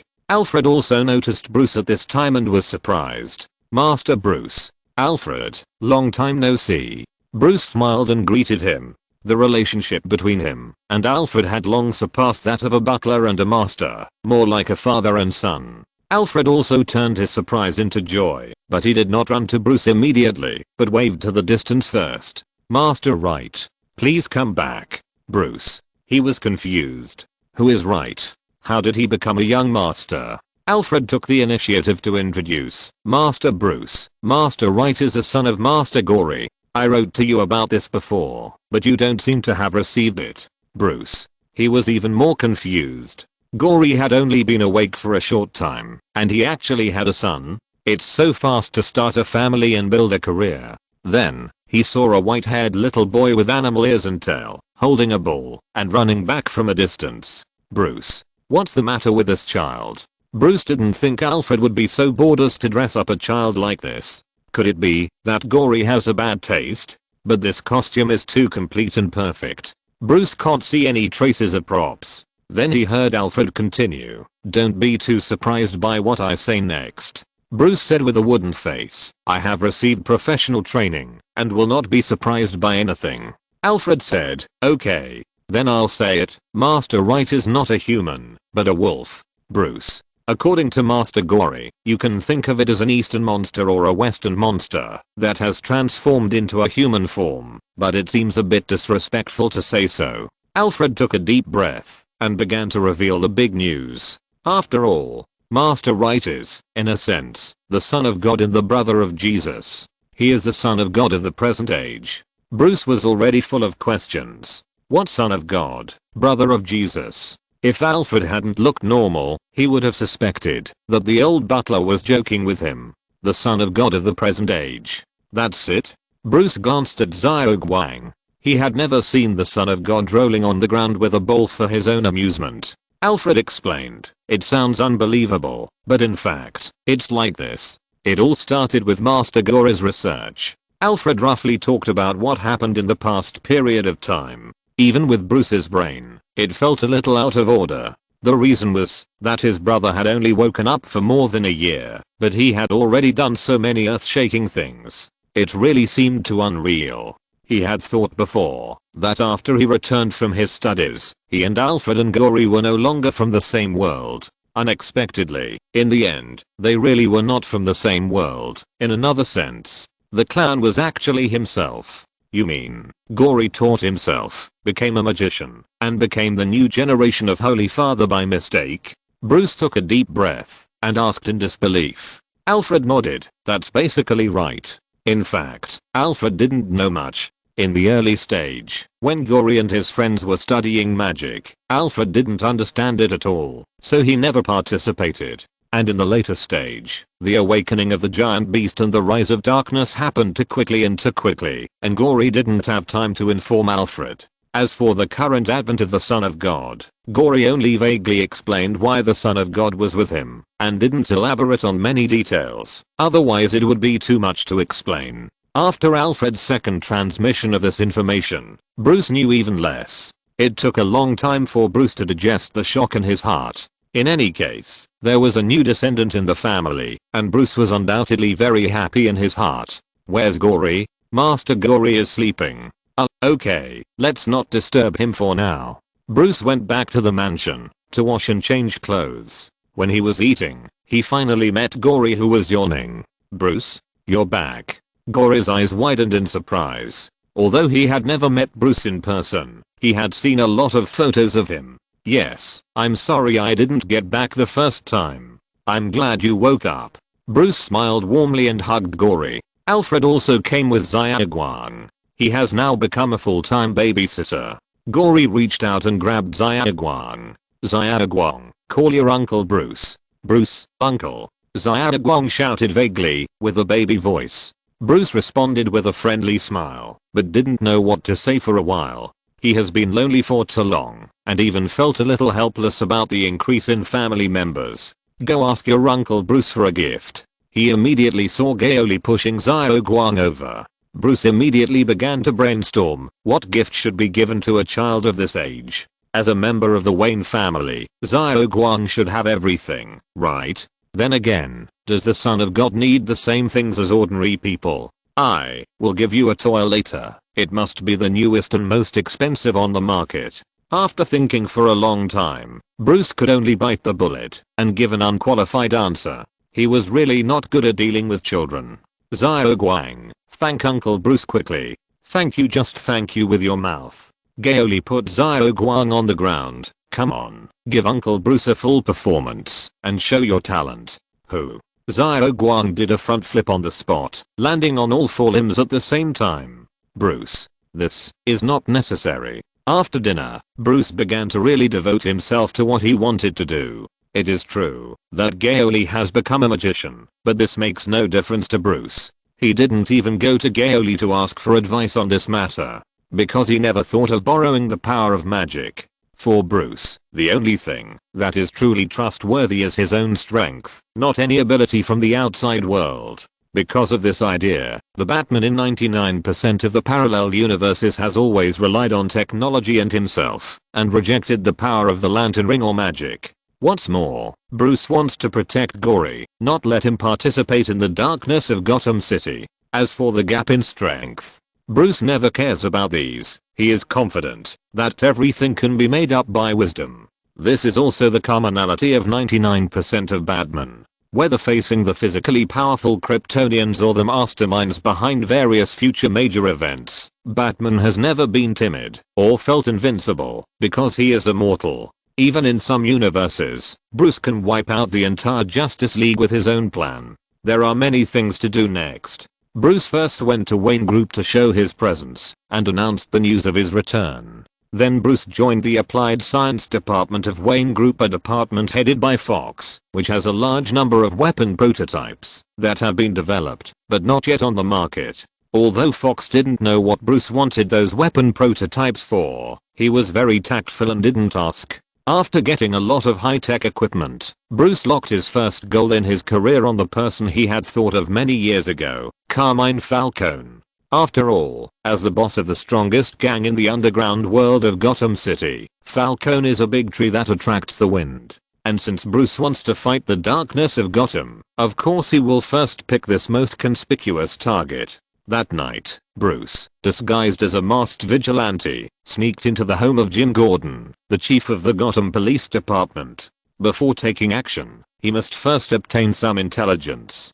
Don't move. I ask you questions. Gordon, who was about to go to bed to rest, stiffened his body and felt that the vitals behind him were pressed against by a sharp weapon. Gordon's heart immediately skipped a beat. Who is it?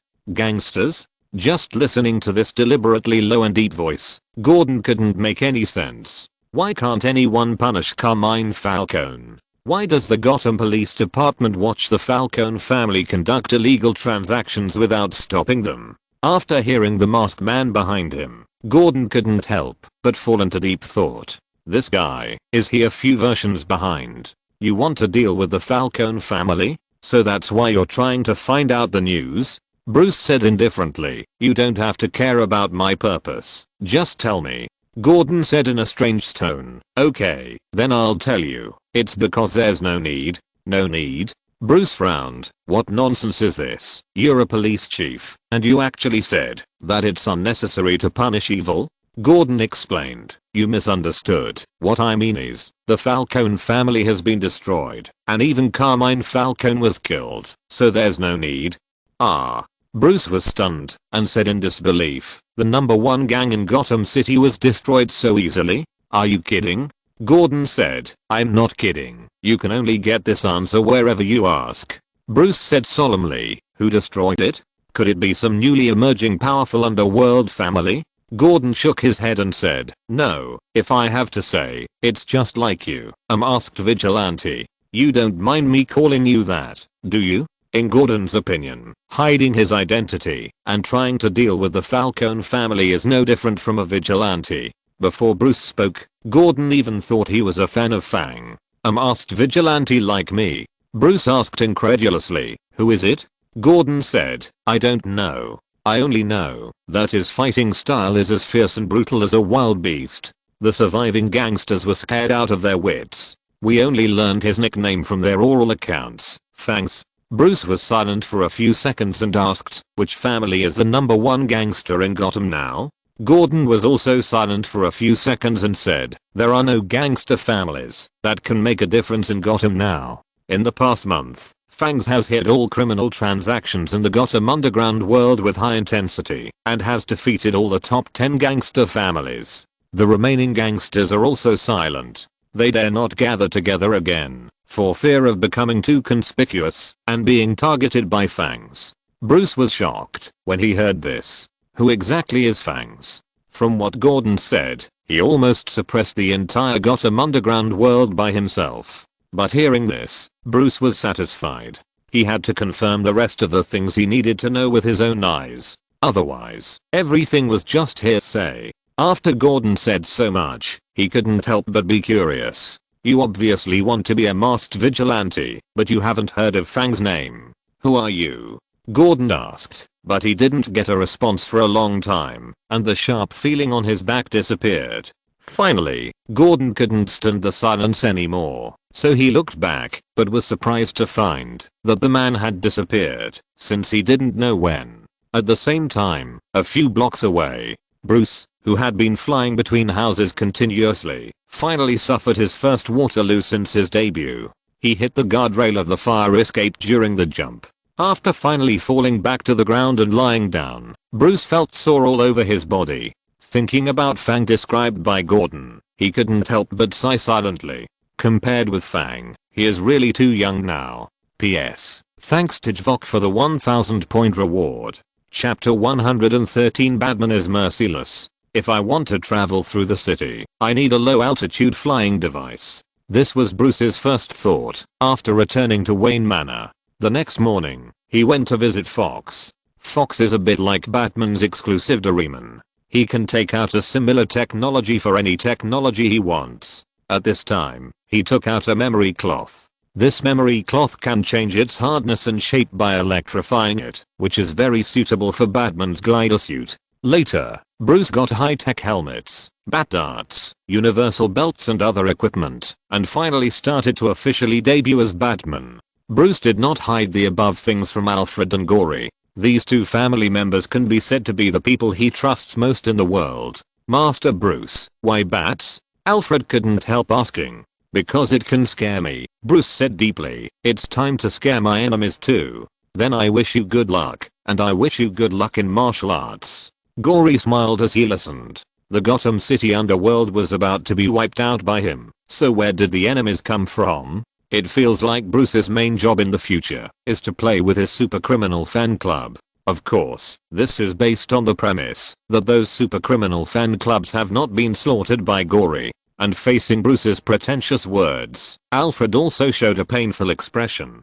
This bat, compared with Master Gory's Yonglong, the difference in style and taste is obvious. Master Bruce, it's too dangerous for you to go alone. Why don't you let Master Gory use magic to support you? No need. Bruce raised his hand. You and Gory should live in the light and don't need to be exposed to these darkness. Gory shrugged and said, okay, do your best. I can provide you with support at any time, whether in magic or technology. Having said that, when Bruce went out at night, Gory still couldn't completely let him fall into danger. Xiao Guang, follow your Uncle Bruce quietly. If there is any danger, remember to press the communicator switch to call for help.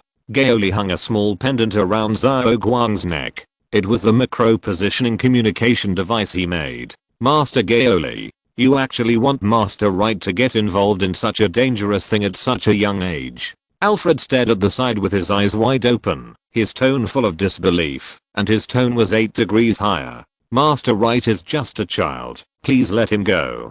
Don't worry, Xiao Guang can roughly understand what I say now. I will let him change back to wolf form. No gangster will be suspicious of a cute puppy, right? Facing Gao Li's thumbs up, Alfred twitched his mouth. What if they encounter perverts who like to torture small animals? Or they don't care about puppies or not, and will shoot at any sign of trouble? That's no problem. Xiao Guang is the son of God. I have done some physical tests on him. Xiao Guang is not only hard in his fangs and claws, but his skin is also very tough, enough to withstand the impact of bullets. Alfred was shocked. What kind of crazy tests did you do on your son to test his bulletproof performance? Question mark. However, Gory is one of the masters of the Wayne family after all. When he really makes a decision, Alfred can only do his duty and follow Gory's orders. But this time Alfred blamed Gory wrongly. It's not that Gory insisted on letting Xiao Guang take risks, but other methods can't keep up with Bruce. I don't know if this is the inherent attribute of Batman. Batman has a mysterious stealth and disappearance bonus, which is what Gordon will experience many times in the future. Almost every Batman in the multiverse is a master of this skill, including Bruce Wayne and this world. In fact, last night, Gory tried to use his familiars to track Bruce, but when Bruce didn't have such complete Batman equipment, the familiars actually lost him. This is simply unimaginable. Even Gory said it was neither scientific nor magical. So Gory changed to a good tracker today. The ancestor of the dog, a good friend of mankind, the wolf, is also the king of tracking.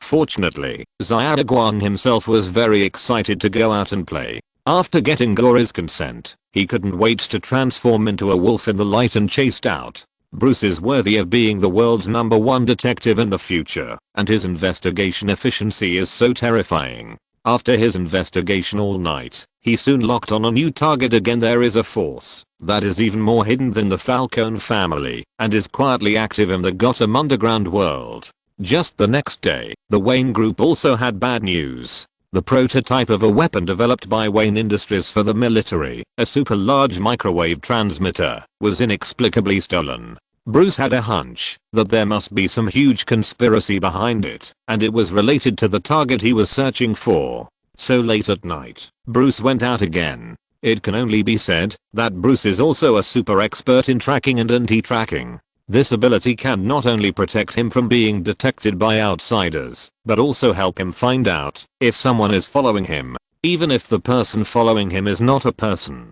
Xiao Guang was caught on the spot by Bruce on the second day of following him. Xiao Guang? Bruce landed behind Xiao Guang silently, scaring Xiao Guang so much that his tail hair exploded. Looking back at Bruce, Xiaoguang's mind went through a second of complex thinking, and finally chose the former between pretending to be stupid and admitting his identity, but being scolded by his father. With Xiaoguang in animal form shook his tail, pretending not to understand what Bruce was saying, and tried very hard to imitate the barking of a dog. Bruce couldn't bear to expose Xiaoguang, who was trying hard to pretend to be a stray dog. Unfortunately, this place was dangerous. Bruce didn't want Xiaoguang to stay too long, so he could only harden his heart and said mercilessly, "Stop acting, I know it's you. After all, stray dogs are definitely not as clean as you. Secondly, although wolves can also force their vocal cords to bark, people who have heard it know that there is still a big difference between them and real dogs. Don't force yourself too much. It should be Alfred or Gary who asked you to follow me, right? No. Alfred would definitely not have the heart to let you do this. Maybe Gary is not very confident in me after all." After hearing his uncle Bruce guessed it in a few words, Xiaoguang could only droop his ears and accept it. He turned back into a human form in a flash of light, which made Bruce amazed. Bruce went there only because he heard Alfred mention it, and he hadn't seen Xiaoguang's transformation with his own eyes. However, as soon as Xiaoguang finished the transformation, Bruce quickly covered him with his cloak. So you don't have clothes when you transform? Then you should change back to your beast form first. I don't have clothes suitable for you." Bruce felt that he had seen too many transformations in movies and TV shows to save trouble. In order to facilitate the review, any character with similar abilities in the transformation will have clothes when they transform. But if you think about it carefully, Xiaoguang is just a physical transformation, and the clothes are not part of his body. And now if someone sees Batman hiding in an alley with a naked little boy, Bruce thinks he needs to consider changing his name to Debut. Batman must be completely stinky. Okay. Xiaoguang tilted his head in confusion and changed back to his beast form again. "You go back first. Forget it. I'm worried about you being alone, so you wait here for me. I'll come to you after I deal with some things, and we'll go home together." Bruce thought about it in a dilemma. Although Xiaoguang is the son of God, this child seems to be very innocent. What should he do if he is kidnapped? He could only wait until he finished tonight's work and then take Xiaoguang back with him. Xiaoguang, who was in wolf form, could not speak human language due to the structure of his vocal cords, so he could only nod. After Bruce left for a while, the stray cats that had dispersed because of Bruce's movements came back. Xiaoguang was bored and posed to them to invite them to play together, but was scolded by the stray cat's uniform panting. Xiaoguang felt a little aggrieved, but the next second, he suddenly pricked up his ears. It's Uncle Bruce's scream. Xiaoguang made a decisive move and jumped up, rushing towards the direction where Bruce made the sound. When he arrived at the scene, he just saw Bruce, dressed as Batman, crawling and twitching on the ground, and behind Bruce was a man wearing a scarecrow mask, holding a gasoline barrel and a lighter, ready to set Bruce on fire on the spot. Xiaoguang remembered the story that Gao Li had told him, and immediately rushed over, transformed into a human form in midair, and kicked the scarecrow away with a night kick.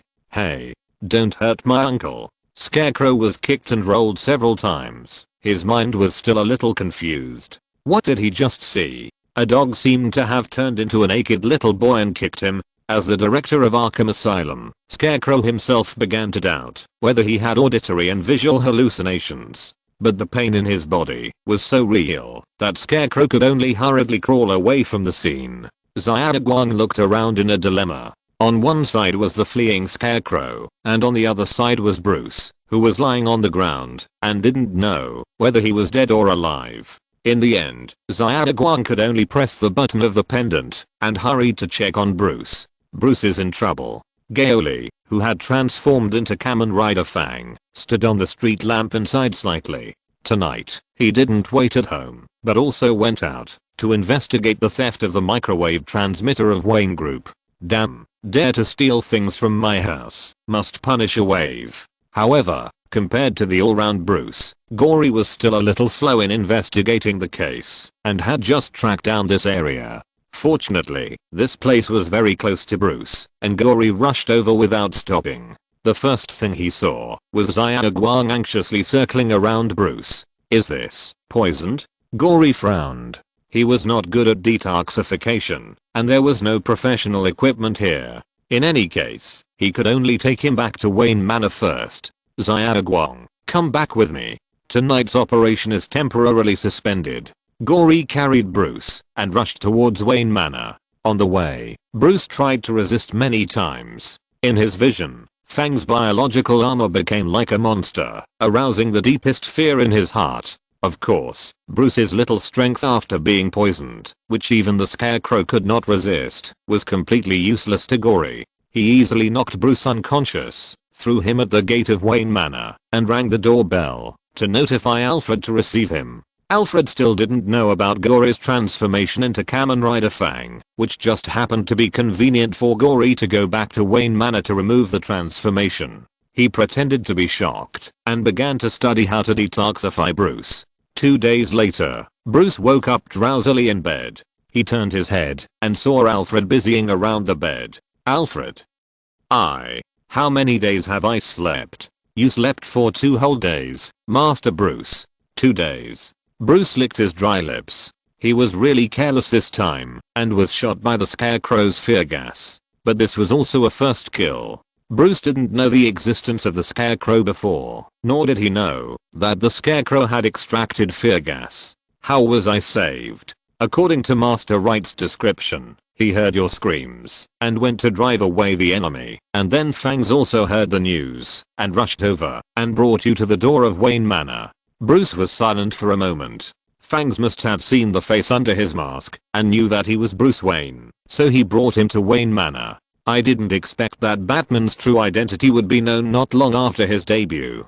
Fortunately, according to the information Bruce collected, Fangs only attacked gangsters and criminals, and he was a more positive masked vigilante. Suddenly, Bruce thought of something else. Then the poison in my body is. Master Gory stayed up all night to help you prepare the antidote serum. Bruce was slightly surprised. He had heard Alfred say that Gory was very powerful before, but he didn't expect that Gory was much stronger than he imagined. Thanks for his hard work. Do you have any more serum? Alfred nodded and said, yes, Master Gory prepared at least 10 doses. But he also said that you don't need these serums anymore, because this poison has the characteristics of short-term immunity. You won't be infected again for at least a week. That's good. It's also good to have more serum as a backup. After that, Bruce struggled to get up and moved his body. This body did not disappoint Bruce's previous tempering. It recovered quite well and can act again tonight. Alfred naturally couldn't stop Bruce, who was determined. He put on the Batman suit as usual and went out, and then met Fang. Chapter 114 Kamen Rider vs Batman. Scarecrow Jonathan Crane is the director of Arkham Asylum and also secretly works for the Shadow Warriors. His most proud invention in his life is to extract fear gas from a kind of blue flower that is a specialty of the Shadow Warriors. Bruce had to take a sip of blue flower before the apprenticeship assessment of the Shadow Warriors, not to mention this purified gas. Even Batman was caught in the first place. At this moment, in Jonathan's underground factory, the originally vicious gangsters have now transformed into assembly line workers, extracting fear gas in an orderly manner according to the procedures given by Jonathan. This gas has amazing potential and can be used to control the fear of others and manipulate them. Once you enter this underground factory, you will first see dense surveillance cameras on the high walls on both sides of the passage, and there is a heavy steel door at the entrance to ensure that there is no interference from the outside world. The air is filled with the smell of drugs, and the pipeline network runs through the entire space, rhythmically transporting various liquids and waste. The gangsters were wearing protective clothing and masks, busy in front of various test benches like battlefield soldiers. They cooperated with each other and operated step by step according to the carefully designed procedures. Each time was full of danger and high risk, but they seemed to have gotten used to it. The whole factory was shrouded in a gloomy atmosphere, accompanied by the hum of mechanical equipment in the dark, the sound of liquid flowing, and the whispers of gangsters, forming a sense of uneasiness and oppression. But today, in the dim and mysterious night, a pure white uninvited guest was ushered in. Sure. Gao Li's claws on his armor waved, and the strong man in front of him lay down limply. This is the last security guard on the periphery. Follow the fear gas that Bruce was infected with, and there will be unexpected gains. Gao Li strode into the factory, not avoiding the cameras at all. This caused him to be discovered at the first time, and the factory's alarm bells rang loudly, and all the gangsters began to flee in panic. No one thought of resisting Fangs. The destruction of the Gotham City gangs proved that Fangs was absolutely invincible. Unfortunately, they were still not as fast as Gory, because even if they used all their strength to escape, they had to go through the passage. But Gory didn't need to go through the passage. If there was no way, he would open a way out. Fang. Maximum drive. Gory pressed the tail of the little dinosaur 3 times in a row. Under the light effect of the space crack, he instantly penetrated more than a dozen walls and directly hit the core of the factory from outside. Boom. The flying rubble knocked down many people, making them scream. Gory walked out leisurely in the smoke and dust, and was about to end their suffering. Stop. A black shadow that had just arrived swooped down from the beam, trying to stop Gory from continuing to kill. Gory was also slightly stunned, relying on his strong physical ability to jump back and confront the bat-like figure. Badman. Bruce? Gao Li recognized the other party's identity at a glance and couldn't help but frowned. What are you doing here? But Gao Li had no intention of recognizing him. It seemed quite interesting to get along with Bruce without him knowing. Bruce said in a deep voice, Fang, that's enough. We don't have to rely on killing to solve the problem. In fact, Bruce was also alert in his heart. Just from the jump just now, it can be seen that Fang's physical ability is far stronger than his. A mutant? Or is it the increase brought by the armor? While Bruce's mind was racing, Gao Li, whose voice had also changed due to Fang's biological armor, sneered. It sounds like you still believe in non-killing. In that case, just keep it to yourself. Why do you care so much about me? Aren't you bored? Bruce took a deep breath. Maybe I'm meddling in other people's business, but I don't want to see a vigilante gradually fall into the abyss. I insist on not killing people, not because I have some moral obsession, but because it is a constraint on myself, because I'm much stronger than ordinary people. Similarly, ordinary people are nothing more than chickens and dogs in front of you. If you allow yourself to kill without any restrictions, sooner or later you will regard human life as worthless and lose your respect for life. The people I killed are all people who deserve to die and have done countless evil things. Gory said lightly, I'm irresponsible to ordinary people if I don't kill them. For example, if there is a madman who kills people like crazy in front of me, my first reaction will definitely be to send him to reincarnation. Otherwise he will at most be locked up in a mental hospital, and he will continue to harm people after he is released or escapes. When that happens, the life of the deceased will be my responsibility for not killing him. Because I could have avoided this situation, but I did nothing. This is stupid. Bruce shook his head and said, what you said is just a hypothesis. We can only arrest and fight crimes on behalf of the police who are unable to do so, but we cannot judge them on behalf of the law. We are not gods. We should not be above all living beings and judge the lives of others in a condescending manner. Otherwise, what is the difference between us and murderers?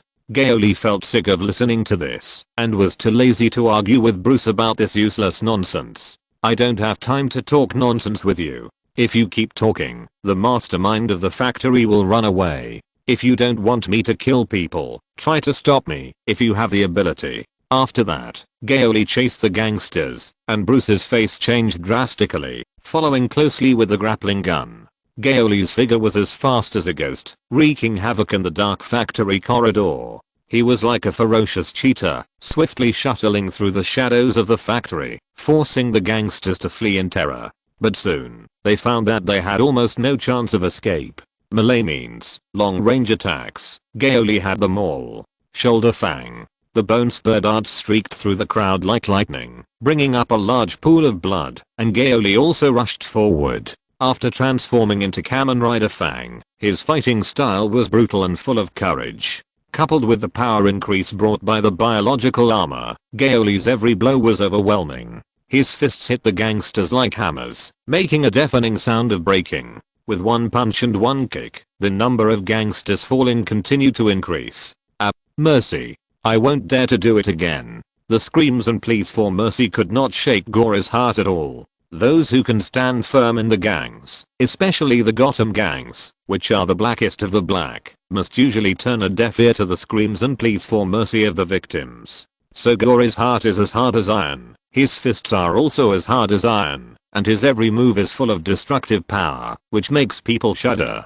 He uses his extraordinary physical ability to easily jump, roll and dodge the enemy's guns and cannons, making it impossible for anyone to catch his figure.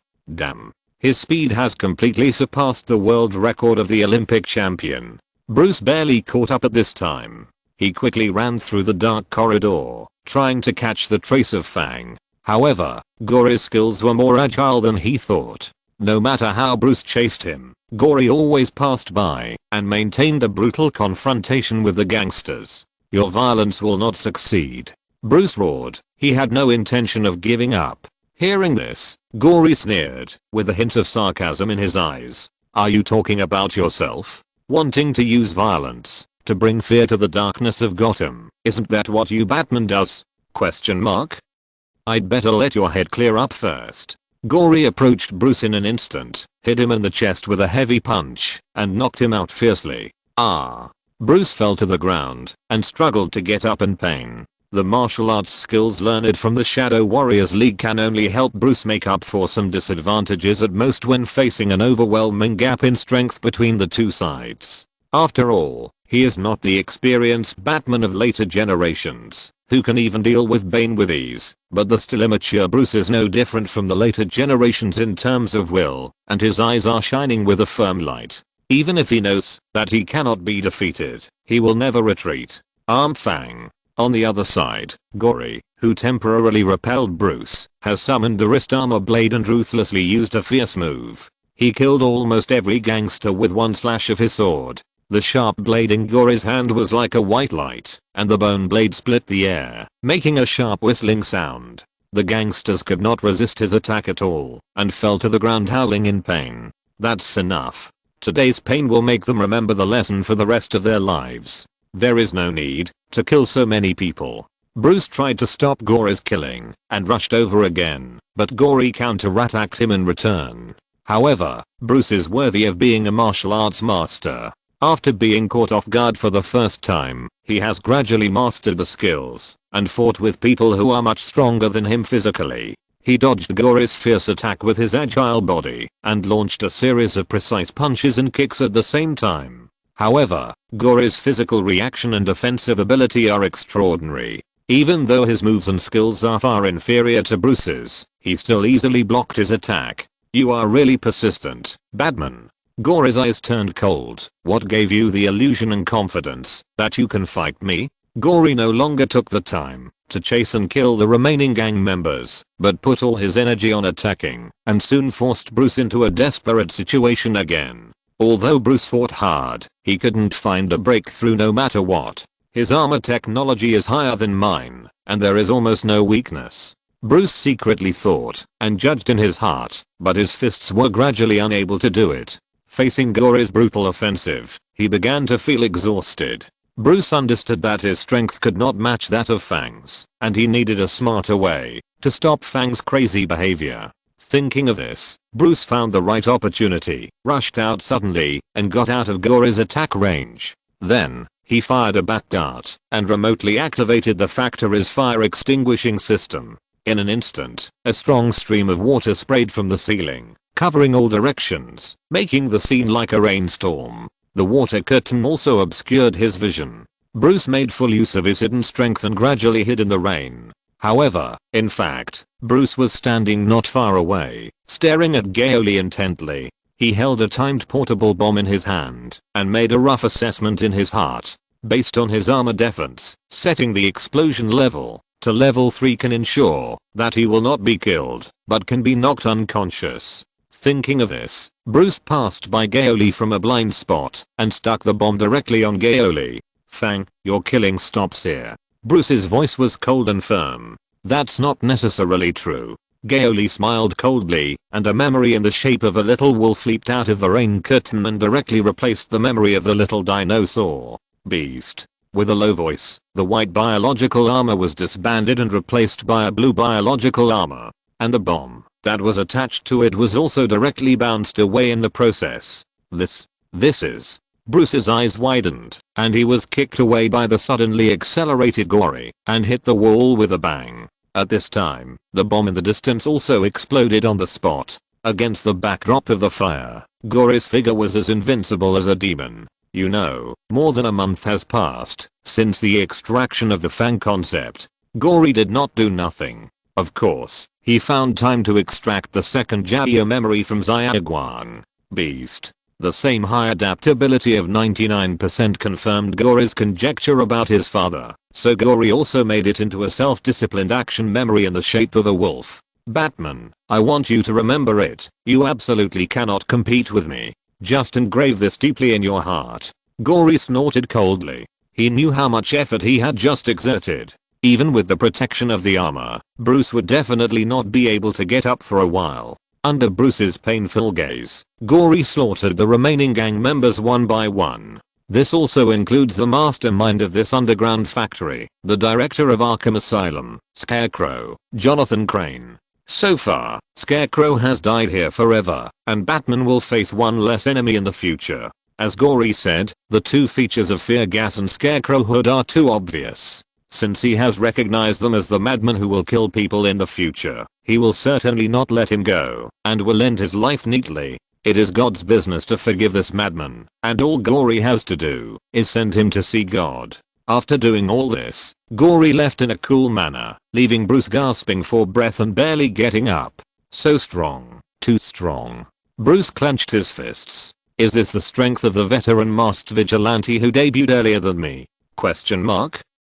Chapter 115 Dare to Burn My House? Question mark. During the days when Bruce went home to rest, everything was calm. Since Scarecrow and Falcone had been killed by Gory in advance, Falcone did not go to the mental hospital, and Rachel angrily questioned Scarecrow and was caught. A few days later, Wayne Manor held a party, because it was Bruce's birthday. However, as the birthday boy, Bruce himself had no intention of attending the party. He only wanted to dress up as Batman and go out. Master Bruce, you can't keep making trouble like this. The defeat to Fang a few days ago doesn't explain the problem. Alfred persuaded him with worry and anger. You know, on the day Bruce fought with Fang, he came back with injuries, which made Alfred heartbroken. However, Bruce still didn't take it seriously, and just said lightly, I don't have time to attend the banquet. You can either let Gory take my place to deal with the guests, or send all the guests home. Excuse me, this is your birthday, Master Bruce. Master Gory can't replace you on this occasion. Alfred became even more angry. You must pay attention to maintaining your reputation. Bruce said disdainfully, I don't care about any reputation. Alfred said in a deep voice, not only your reputation, but also your father's reputation. This is all he has left, please don't ruin it again. Alfred's voice was very sad, and Bruce couldn't help but stop and lower his head. I know, I will attend. Wayne Manor was brightly lit, and cheerful music echoed in the banquet hall. The banquet hall was filled with all kinds of delicacies and exquisite snacks, exuding an alluring aroma. The mellow red wine and delicious champagne flowed freely, everyone talked freely, and laughter continued to ring, and the atmosphere was warm and full of joy. Our birthday star is here. Someone shouted, and Bruce Wayne, surrounded by the crowd, walked into the banquet hall with firm and confident steps. He was wearing a gorgeous black suit, handsome and majestic, looking like a perfect gentleman. The guests warmly welcomed Bruce's arrival, and applause and blessings came one after another. Please enjoy tonight. Bruce raised his glass to everyone, and asked Alfred in a low voice, where is Gory? Master Gory doesn't like noisy environments, and Master Right is not suitable to appear in front of everyone, so Master Gory went to accompany Master Right. As the banquet progressed, the celebration reached its climax. Soothing music sounded on the dance floor, and the guests walked onto the dance floor one after another, dancing to the lively music. Under the shining lights, everyone danced happily, and enjoyed this rare and beautiful moment. Suddenly, a lady approached Bruce with a glass of wine. Mr. Wayne, I want to introduce you to a very great person. Oh.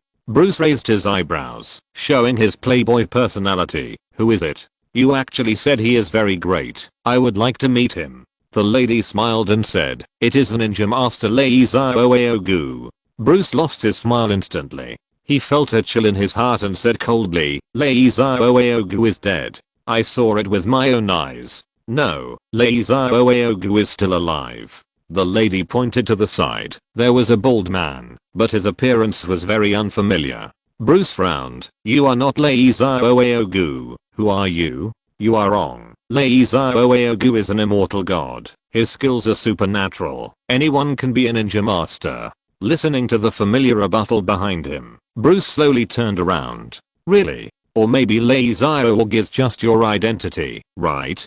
Dukada. The person in front of him was his teacher, Dukada, who was rescued by Bruce after burning down the Shadow Warriors Union headquarters that day. A person who crawls around on the roofs of Gotham in the middle of the night shouldn't mind my dual identity, right? Facing Dukada's aggressiveness, Bruce said in a deep voice, I saved your life. I reminded you that sympathy is your Achilles heel, Bruce. Bruce's heart skipped a beat. It seemed that Dukada was here with ill intentions.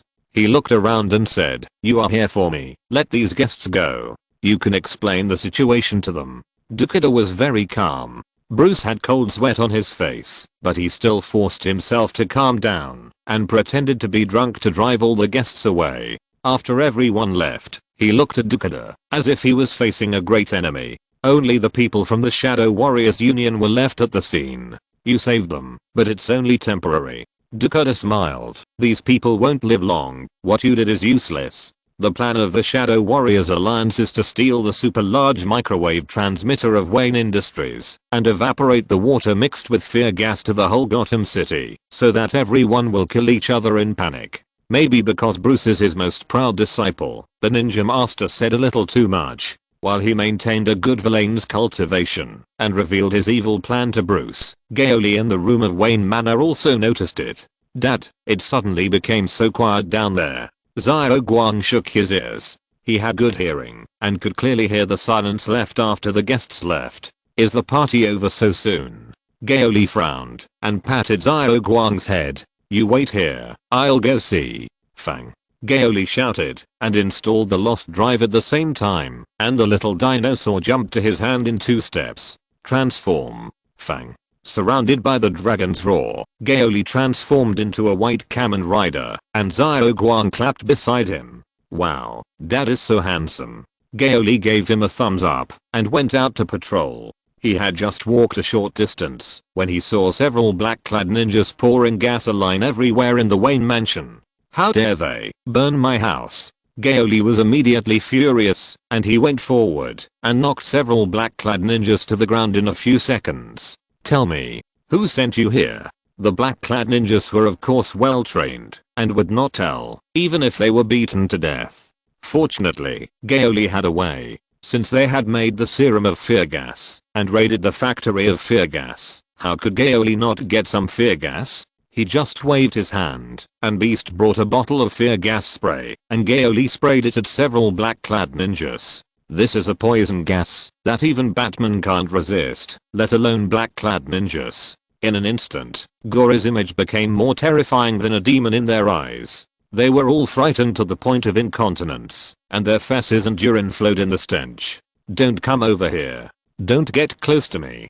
Gore endured the stench and shouted angrily, speak. Tell me everything you know. A few minutes later, Gore roughly learned the conspiracy of the Shadow Warriors Alliance. At the same time, Bruce had already fought with Dukada and the Black Ninjas on the other side. Bruce was indeed the most proud disciple of the Ninja Master. He was the best student among all the disciples, and had the most powerful martial arts. He was simply a martial arts genius that was rarely seen in a century. No matter who you are in the Shadow Warriors Alliance, you are definitely not Bruce's opponent, except for his teacher Dukada. Just Dukada is enough to fight a well-equipped Batman, not to mention Bruce in a white suit. In addition, there were a large number of black ninjas around, who came one after another fearlessly, and beat Bruce back immediately. After a while, Bruce's nose and face were swollen, and there were many scratches on his body. You should have helped me, and witnessed the destruction of Gotham. What a pity, Bruce. Dukata kicked Bruce to the ground, and he vomited all the food he had at the dinner. No, no. Bruce gritted his teeth. I will stand with my people and protect them from being harmed by you. Look at your embarrassed appearance. What can you protect? You can't protect anything. Dukata shouted angrily and then showed a ruthless sneer. Bruce, do you know? Justice lies in balance. That day you burned my house and left me alone to die. Today I will also burn your house and give you a good return. Bruce's pupils shrank when he heard this. Thinking that Gory and Alfred were still in the mansion, he immediately rushed up with a roar. Dukata. Unfortunately, Bruce is not a Superman who can explode. Although he knocked down several black-clad ninjas in a row in a rage, Bruce was soon beaten unconscious by Dukata. Damn. Bruce fell to his knees, almost fainting, feeling a deep sense of powerlessness. Dukata smiled coldly and was about to say something, but suddenly he was confused. After all, they have been fighting for so long, why hasn't Wayne Manor been burned yet? The ninja master will not question the loyalty of his subordinates, but their efficiency is too poor. Boom. The explosion from behind answered his question very well. Dukata and Bruce looked in surprise, only to see a white knight covered in blood standing behind the blown door. Fang? Dukata's pupils shrank suddenly. He would never mistake this enemy. It was this Fang that caused many of their forces to be damaged and forced to act in advance. Looking behind Fang, the passage was full of corpses of black-clad ninjas. They were lying in a pool of blood, obviously not causing any trouble to Fang. Looking at Fang's hands, he held a bloody head in each hand, looking 100 times more brutal than their Shadow Warrior alliance. Kill you. After seeing Dukata, Gao Li was concise and didn't say too much nonsense. He threw the two heads like balls, as if blowing the horn of war. Both sides moved at the same time. Gao Li's movements were as swift as a tiger, and every attack was full of deadly threats. At the same time, his body was as flexible as a snake, and he quickly dodged the attacks of the ninjas. With a swish, Gao Li easily avoided the offensive and hit his opponent with a backhand, making him spit blood. The number of black-clad ninjas was superior, and more people rushed up bravely, like a black ocean. Gao Li shuttled through them, twisted his left hand hard, and a ninja's arm made a terrifying sound. Gao Li did not stop, and with a fierce punch of his right hand, he hit another ninja's throat, and blood gushed out. After crippling two people, Gao Li suddenly raised his right knee and hit the abdomen of the other black-clothed ninjas hard, and then hit multiple ninjas with heavy punches in succession, suppressing more than a dozen ninjas with his own strength, and falling to the ground without any ability to fight back. Behind him, 3 or 4 ninjas came out to surround him at the same time. Gao Li stretched out his hand to pinch the shoulder of the fallen ninja in front of him, and suddenly picked up and threw it at the ninja behind him, knocking them to the ground heavily. Arm Fang. Gao Li summoned the sharp blade of the wrist armor again, and it drew a terrifying cold light, cutting the throats of all the fallen ninjas. Blood gushed out, dyeing the floor red, and Dukata was shocked. How could there be such an existence in the world? In front of the Fangs, the decades of hard training of the Shadow Warrior Alliance seemed meaningless. Fang easily defeated so many people. Even Bruce, who was in a daze, could see that Fang controlled the battle with his powerful punches and deadly kicks, and the ninjas were simply vulnerable in front of him. Even if the black ninjas united and tried to defeat Fang with their numbers, they would only suffer greater casualties. The ninjas could be seen as ghosts in the dark, quickly attacking Gao Li together, but Gao Li's defense was far beyond their reach. You are just a piece of shit, so vulnerable. Gao Li sneered. With this level, you dare to come to Gotham to make trouble? How dare you? As he spoke, a black ninja pounced on him, and Gao Li easily dodged his attack and hit him hard on the chest, knocking him down instantly. He was like a gust of wind, ruthlessly trampling on the black ninjas, causing them to collapse in pain. And his movements were smooth and fierce, leaving almost no chance for the opponent to counterattack, so that everyone could feel the oppression emanating from Gao Li. The battle in the mansion was unprecedentedly fierce, with the sounds of glass breaking, metal colliding, and shouting intertwined. Seeing that there were still many black ninjas fighting desperately, Gao Li was a little tired of fighting, and pressed the tail of the little dinosaur 3 times in a row. Fang. Maximum drive. In an instant, the huge shadow of the Tyrannosaurus Rex emerged, turning into a huge mouth and swallowing all the black ninjas. Boom. Then there was a huge explosion that soared into the sky. Bruce, who was already at the end of his strength, was directly shocked and fainted, and the few black ninjas left on the periphery were all thrown to the ground. Fang. Stop it. Dukada finally couldn't help, but stepped forward and shouted, "Why do you have to pick a fight with our Shadow Warrior Alliance? Don't ask such a stupid question. But if you want to know, considering that you are a dying man, I can answer you."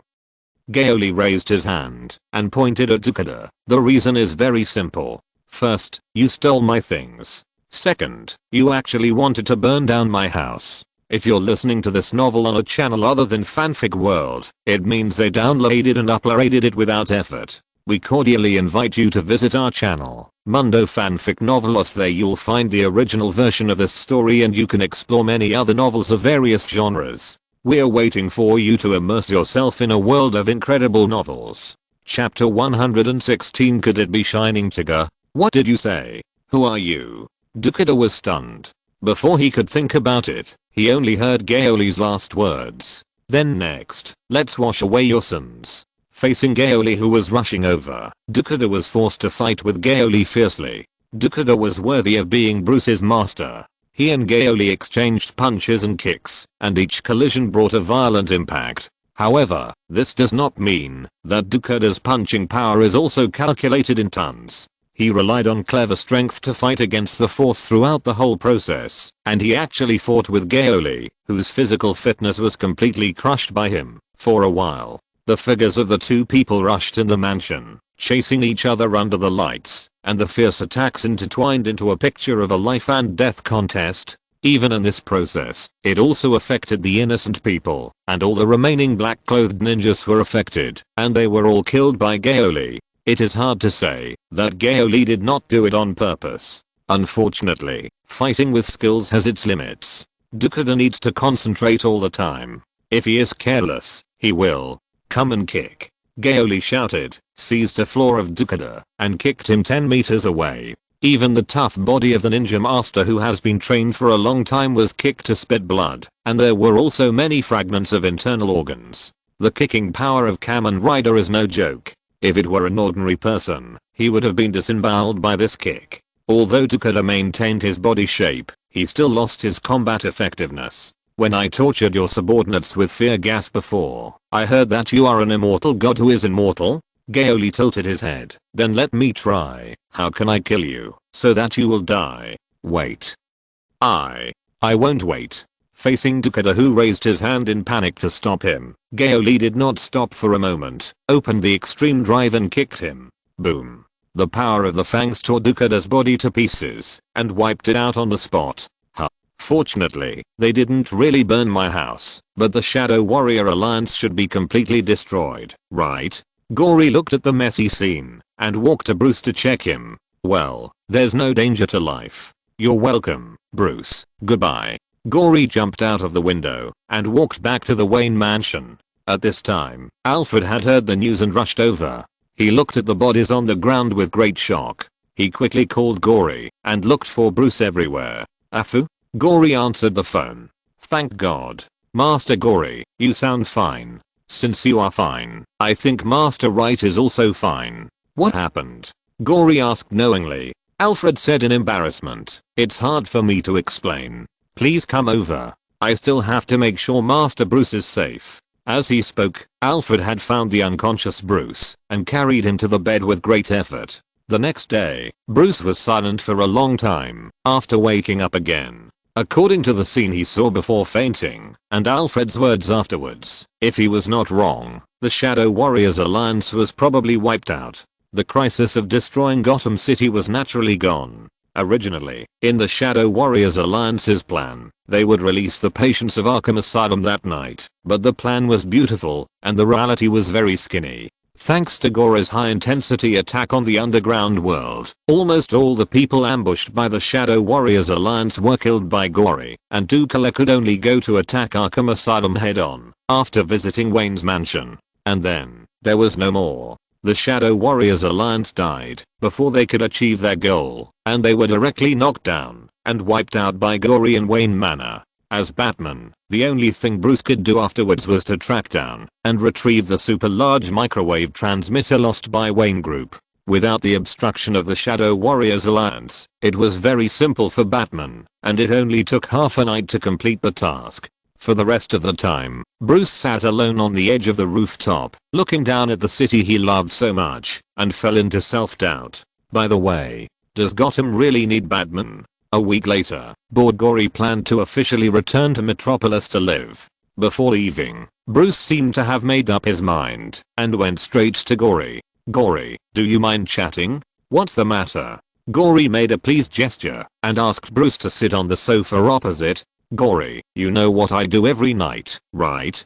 Gori thought for a while and asked, do you mean to transform into Batman and fight some petty thefts in Gotham at night?" Bruce, although it doesn't sound good, it's actually right. The main reason is that Gotham's underground world has temporarily entered a period of calm. All the big gangs that appeared before have been beaten to death by fangs, and they have become very quiet. Therefore, in the short term, there are no major criminal cases that need Batman to deal with, but Batman fights crimes regardless of size. If there are no major cases, he will investigate small cases. Those street thugs who were not taken seriously by Fang in the past. In fact, it was mainly because Gori went home on time every night and had no time to deal with them, are now in trouble and have become the main targets of Batman. After a pause, Bruce said, "It's good that you know, so you should know that I need some high-tech equipment." Unfortunately, the Applied Science Department has never been valued by the board of directors. It is equivalent to a warehouse department of the Wayne Group. Although Fox is very talented, the research and development progress cannot be completed in a short period of time. Fox is indeed a genius, and many of the weapons he made are very good, but he did not focus on the development of individual weapons. However, most of Batman's equipment is individual weapons. Compared with ordinary gangs, it is a crushing high-tech, but compared with Kamen Rider, it is far behind. I investigated the Faiz group you founded. Many of its inventions have excellent application prospects, but I can see that they are all castrated civilian versions, right? If you are willing, I'm willing to exchange some patented technologies with you using the shares of the Wayne Group I hold. In other words, I need the Faiz group to help me upgrade my equipment. Rich people like the Wayne couple have the habit of finding a lawyer to make a will in advance. Therefore, according to the content of the will, Gao Li and Bruce are both heirs of the Wayne Group, and their shareholdings are basically the same. I thought it was something. Isn't it just a small favor? There is no need to exchange shares. Gao Li laughed. With the current size of the Faiz Group, he is not short of money at all, and he doesn't care about the shares in Bruce's hands. After all, we are brothers. What do you want in return for helping your family? You wait at home, and I will send your professional equipment over in a few days. Bruce felt warm in his heart when he heard this, but he really had no choice. The appearance of the Shadow Warriors Alliance and Fangs made Bruce realize that he could not survive in this dangerous world with only his current equipment. He must become stronger to protect himself, his family, and Gotham City. When Gao Li returned to Metropolis, he counted the science and technology he currently possessed. Kamen Rider G3, Kamen Rider G3X, Kamen Rider Faiz, Acceleration Mode, Burst Mode, Kamen Rider Celestial, Kamen Rider Earthly, Kamen Rider Delta, Kamen Rider Force, Kamen Rider Kabuto, Kamen Rider Gunto, Kamen Rider Wizard, Shocker Cyborg Technology, Jaya Memory and Lost Drive, TPC Complete Technology. Among them, Kamen Rider Wizard was the first to be ruled out. If Bruce wanted to learn magic, he would have found him long ago, so it is obvious that Bruce is not interested in magic. Not to mention Jaya Memory and Lost Drive. Isn't this a self-incrimination that Kamen Rider Fang is Gao Li? TPC technology is also not biased towards single soldier combat, and the entire set of technology of the Zineo group is not suitable for humans. Bruce will definitely not accept equipment that requires taking medicine every day to transform. Cyborg. This seems to be something that can be considered. However, Gao Li thought about it and seemed to have never heard of any world where Batman transformed himself. This may be because he is relatively ignorant, or it may be that Bruce really doesn't like this kind of improvement. Besides, Bruce clearly said that he hopes to use the technology of the hidden group to improve his equipment, not his body. The Kamen Rider Kabuto series is directly excluded. The time up is too strong. Gao Li is indeed willing to upgrade Bruce to ensure his survival rate, but he does not want to create an opponent that he himself finds difficult to deal with. Besides, the Gotham dungeon is completely enough to be played alone without the time up. The only ones left are the Kamen Rider G3 series and the Kamen Rider 4 series. Let's make a special version of the G3 armored Batman for him. The way of dressing is probably more in line with Bruce's aesthetics. Gao Li did it as he said, and immediately went into the laboratory to start manufacturing. This Kamen Rider G3 is not a complete Kamen Rider G3, but has been modified by Gao Li according to Bruce's needs. First of all, the appearance is of course all black, and the helmet has also changed to a bat shape. Secondly, it is of course not possible to limit the movement to the battery, so Gao Li greatly reduced the output of the armor in exchange for an ultra-long battery life of more than half a day. This also adopts the idea of Kamen Rider G3 Mild, a variant of Kamen Rider G3. The development of Kamen Rider G3 Mild is to achieve lightweight G3 armor, and Batman's agility is indispensable. And because of the technology of Kamen Rider G3X, Gao Li was not stingy and changed the materials and many structural designs to the version of Kamen Rider G3X, and finally completed a super stitched monster of G3 technology. Well, very good. Gao Li stepped back and looked at the mysterious black armor. Let's name it Bat Armor. This Bat Armor uses the enhanced system of G3X, imports the lightweight material high metal of G3X, and the material itself also uses new materials, perfectly inheriting all the advantages of G3X. But at the same time, the output and some details of G3X use the specifications of G3 Mild, in exchange for a lighter and thinner volume, and more than 10 times the endurance improvement. The punching force of Bat Armor is 1 ton, the kicking force is 2 tons, and the jumping force is 5 meters. The running speed exceeds G3 Mild and reaches G3X's 100 meters in 8 seconds, because of the lighter material and structure and more powerful energy. It can be said that it has comprehensively optimized Bruce's original ability.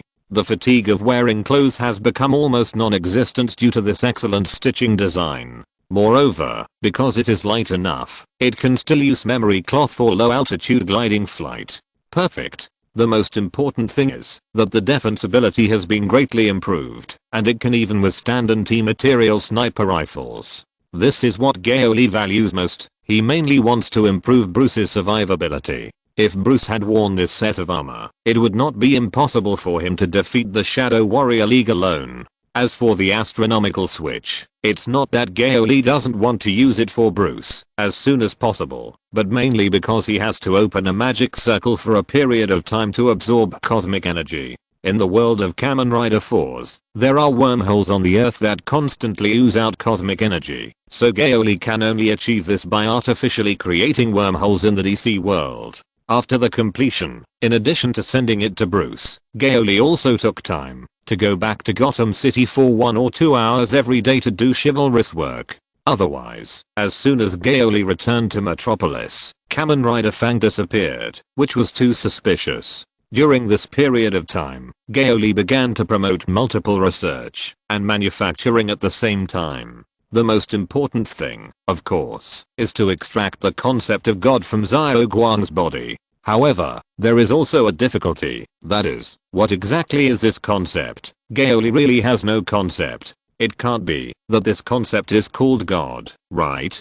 Gao Li had tried it before, but unfortunately he didn't find it at all. After a long period of hard research, Gao Li finally found the strongest and closest concept in Xiao Guang's body, glitter. As the saying goes, the holy light shines and illuminates the world, which is indeed a concept that fits its essence. And when testing the compatibility, Gao Li found that unlike the two memories with a compatibility of 99%, the compatibility of the concept of glitter with him was as high as 99.99%. This shows that apart from the relationship between the son and the father, Gao Li himself is also very compatible with glitter. So what are you waiting for? Let's start extracting directly. The following progress also indirectly illustrates the correctness of Gao Li's inference. because the extraction of the concept of glitter is abnormally slow and difficult. This shows that this is an extremely high level and powerful concept. However, this is also because Gao Li can't tie Xiao Guang to the laboratory for 24 hours to extract the concept. After all, he is his son, and Gao Li can't do such a crazy thing. However, the harder it is to create the glitter memory, the more Gao Li is looking forward to it. I wonder what special power I can get from using the glitter memory to transform. Gao Li thought to himself, could I transform into Glitter Tiger? Chapter 117 Joker, New and Old Heroes. In addition to the slow progress of extracting the concept of shining, Gao Li had been busy with something that he cared about. That was the space gem in his soul. But it was obvious that Gao Li thought too simply. Originally, Gao Li thought that it might be easier to wait until he returned to the DC universe and took back all the status and authority of the Lord of Magic. However, the fact was just the opposite. After leaving the Marvel universe, the space gem directly lost all its power. The power of each infinite gem depends on the universe in which it is located. After the space gem lost its power, Gao Li couldn't even find it. It's like throwing a stone in a deep sea. Before, this stone was very bright. As long as you dive into the sea, there is a chance to see it. Now this stone is not even bright. Although Gao Li is the Lord of Magic, he is not a soul master after all, and he is helpless in the face of this situation. So Gao Li's next main work was changed to preparing for the launch of the Skyhawk satellite, and he also started to invest funds to secretly manufacture various TPC technologies. After all, when it comes to individual weapons, Gory is the strongest among the strongest, but once he thinks of Batman and all kinds of Batmobiles and Batplanes, Gory feels that he has to make some of them. It just so happens that TPC's technological crystallization fills the gap in Gory in this regard. Days passed one by one, and Batman gradually matured, but he never found a chance to meet Fang alone. Fang became more elusive and rarely appeared every day, making it difficult for Bruce to track him. However, Fang's shadow does always hang over the underground world of Gotham. Gangs of all sizes were either crippled or destroyed, and the security at night was obviously much better. This made Bruce more confused. Is Fang's approach a better choice? Until today, after wiping out a small gang, Fang did not leave, but waited at the scene until Batman arrived. Batman, or Bruce, you should not mind calling you that, right? Bruce stared at Fang with a little vigilance, but he was not surprised that he knew his identity. On the day when he was ambushed by Scarecrow, Bruce guessed that when Fang rescued him, he must have lifted his mask to see his identity, so he threw him at the door of Wayne Manor. Although Bruce made a preventive device for electric shock on his mask to prevent others from lifting his mask, the electric shock obviously could not penetrate Fang's armor. You can call me whatever you want. The important thing is that you waited for me to meet today. What exactly do you want to do? Bruce, I plan to retire for a while. Fang said shockingly. What? Bruce was stunned, and then Fang continued, I love this city, so I fight crime and make them count their sins. However, I have wiped out almost all of Gotham's largest gangs. Although the remaining ones have committed minor crimes, they are not worthy of death. I'm not a bloodthirsty person. I will only kill those who are extremely evil and deserve to die. Therefore, there is no room for me to appear. Bruce was silent for a moment. After tracking for a period of time, he also knew that Fang was a very principled person. Just looking at Fang's biological armor, it is clear that he must have a strong technological strength, and it is easy for him to use those technologies to investigate intelligence. Before Fang takes action every time, he must have obtained the life records of each target, including their various criminal facts, to decide who should be killed and who should not die. Although Bruce does not agree with this kind of high-handed judgment, he has also made a comparison secretly and found that Fang does act according to this principle. After all, Fang is so strong that he has the energy to maintain an overwhelming advantage while taking the time to identify the crimes of each enemy. It is a piece of cake. Fang may not even need to identify himself. The moment he sees the enemy, the computer will automatically identify and mark whether this person is a target for killing. Anyway, this city is handed over to you from now on. As a symbol of deterrence to crime, you are the one who is more suitable to bring fear to them. Bruce felt complicated when he heard this, and he actually felt like he was entrusted by his predecessor. After a long time, Bruce asked Gao Li, "Fang, will you come back?" Gao Li smiled slightly. "Maybe. If evil happens again in the future and makes this city cry again, I will definitely show up." Bruce silently took a fighting stance. "I'm very grateful that you saved me, but I cannot approve of your way. You who have killed so many people are nothing but a criminal." Gao Li said calmly, "Then I suggest you hold the rulers of each country accountable. Whether it is kings, generals, or the expansion of territory, a large number of deaths are inevitable. However, people deliberately ignore this point and do not regard them as murderers and criminals. Instead, many people regard them as great men who should be admired and emulated. So this is a relative thing. I think the only thing I can do is to ensure that this is for the betterment of the world and to ensure that I can have a clear conscience." Bruce stopped talking and attacked calmly, but Gao Li did not fight with him. He laughed and walked out. After a few rounds of simple entanglement, the smoke bombs set up at the scene were detonated by Gao Li. When Bruce rushed out, there was no trace of Fang. After all, it was Gao Li who took the initiative to meet Bruce. How could he not prepare to get away in advance? Bruce could only leave the scene silently before the police arrived and secretly made up his mind on the way.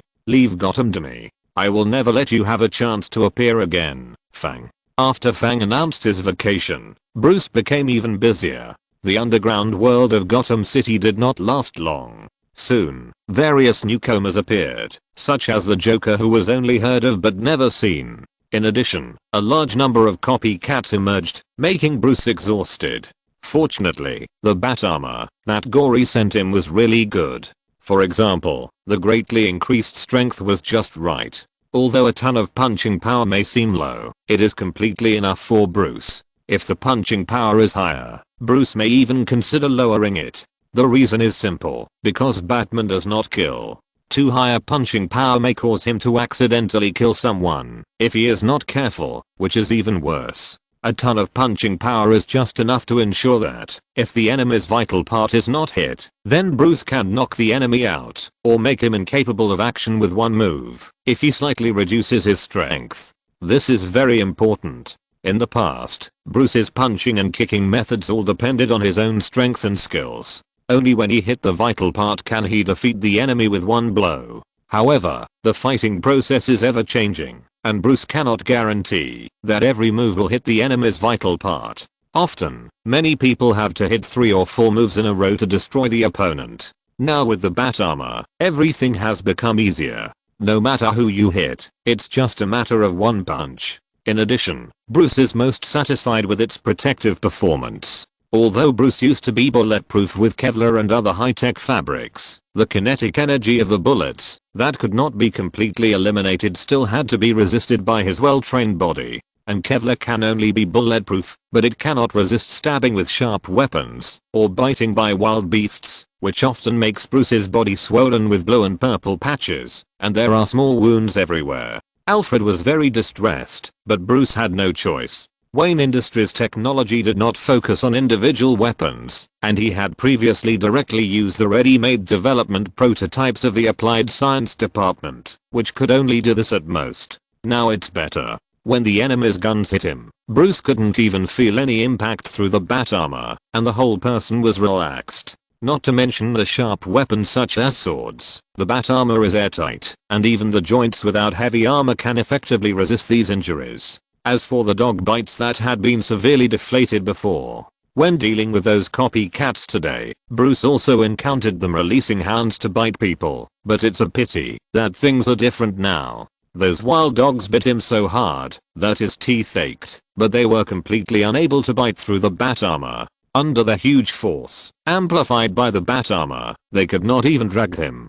Since he put on the bat armor, Bruce had hardly been injured in the operations that lasted for more than half a month. Every time he realized this, Bruce would be extremely grateful to Gao Li. You know, if Gao Li was willing to sell this technology to the Ministry of National Defense, the Ministry of National Defense would definitely go crazy for it, and the US military would be able to dominate the world with it, and the Fidian group would be able to leap to the top giant without a doubt. However, Gao Li had no such intention at all. He was obviously unwilling to use it in the war, but he developed this special version for his brother. However, this perfect bat armor also brought Bruce a little distress. That was Fox, who had previously provided him with equipment. He was curious why Bruce had not looked for him at all during this period, but he was completely stunned after seeing the bat armor. When Bruce saw Fox again, Fox's eyes were full of bloodshot, and he had obviously stayed up all night to research and develop it for a long time. I don't know if this is because of the desire to win, the passion, or the difficulty in accepting his backward performance in weapons research and development. In short, Bruce can only advise him to rest more. In addition, Gotham has recently had a good thing that makes Bruce very happy. The Gotham prosecutor's office has transferred a new prosecutor, Harvey Dent, who is a young man full of justice and courage, and even earned the nickname Knight of Light. Every time Bruce heard about Harvey's uncompromising attitude in the face of evil, he couldn't help but think, if Harvey can continue to exist as a symbol of light on the righteous side of Gotham, will Gotham no longer need Batman in the future? After all, Batman, who chooses to fight violence with violence, is actually a deformed existence above the law, as he said to Fangs that day. Thinking back to Fangs after many days, Bruce couldn't help but associate Harvey with him. If the day comes when Batman can retire, Bruce feels that he is just like Fangs that day, handing over the beloved Gotham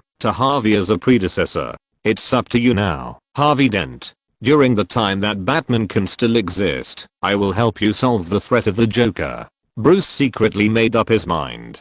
The Joker has been getting more and more crazy recently and seems to be targeting Batman everywhere. He first killed the admirer who imitated Batman and recorded a video before the other party died, just to convey a message. Batboy, if you don't take off the mask and turn yourself in, I will kill one person every day. This is not an unwarranted intimidation. Even the daily targets that the Joker is looking for are not unknown people. First, it was the previous police chief of Gotham City, then the famous female judge of Gotham City, and then the mayor of Gotham City himself. According to the Joker business card left by the Joker, among the fingerprints detected on it, only Prosecutor Rachel and Attorney General Harvey are still alive. At night, Jim Gordon summoned Batman to meet through the Batlight on the roof of the police station. With the hiding of Fangs, Batman's name in Gotham City is getting bigger and bigger, and gradually becoming the latest symbol of fear in the underground world. Batman, who insists on the principle of not killing, is obviously more appreciated by Gordon than Fangs. Gordon even asks Batman to cooperate with him to deal with criminal cases from time to time. I understand. I will follow up. Although Bruce became upset because of this, he still maintained a calm tone of answer. Rachel and Harvey are the two people Bruce least wants to get into trouble. Needless to say, Rachel is Bruce's childhood sweetheart, and Harvey and Bruce became friends after meeting once. Especially watching Harvey talk about his recognition of Batman in person, knowing Batman's ideals, and knowing that Batman has always hoped that someone can take over his responsibilities. Bruce just felt that he had met a confidant. Harvey's concept of justice deeply touched him, so he also used the identity of Bruce Wayne to promise to hold a charity fundraising gala for Harvey, so that Harvey would no longer have to worry about funds. Gotham needs an ideal Knight of Light like Harvey, not an illegal Dark Knight like Batman. Harvey and Rachel must not get into trouble. If the target is the two of them, the charity gala must be the best place to start. Bruce's eyes flickered as he thought about his plan. To be on the safe side, he should cancel the charity gala. But from another perspective, this is the best way to lure out the Joker. After all, the Joker usually hides too deeply. What should I do? Bruce fell into deep entanglement, with risks and opportunities coexisting. Should he take a gamble? Chapter 118 Go and invite the Buddha. Gao Li. Bruce did not hide this from Harvey. Bruce tried not to make judgments for others when it came to dangerous decisions involving life safety. Besides, it was not like Harvey had not met with Batman before. As early as when the Joker issued a warning of murder, Batman, Harvey, and Gordon had talked on the rooftop of the police station. Rachel is fine, but I'm going to be the bait. After learning about this, Harvey did not show any fear, and his expression was very determined. But if you don't do it right, you might die, Gordon said anxiously. Harvey shook his head. There is an old saying in the East, a thief can steal for 1,000 days, but you can't guard against thieves for 1,000 days. That lunatic joker has set his sights on Rachel and me. He will certainly not give up. We might as well take the initiative. Bruce is currently disguised as Batman. He said in a low voice, Harvey, you are the symbol of light in Gotham City. You have to think carefully.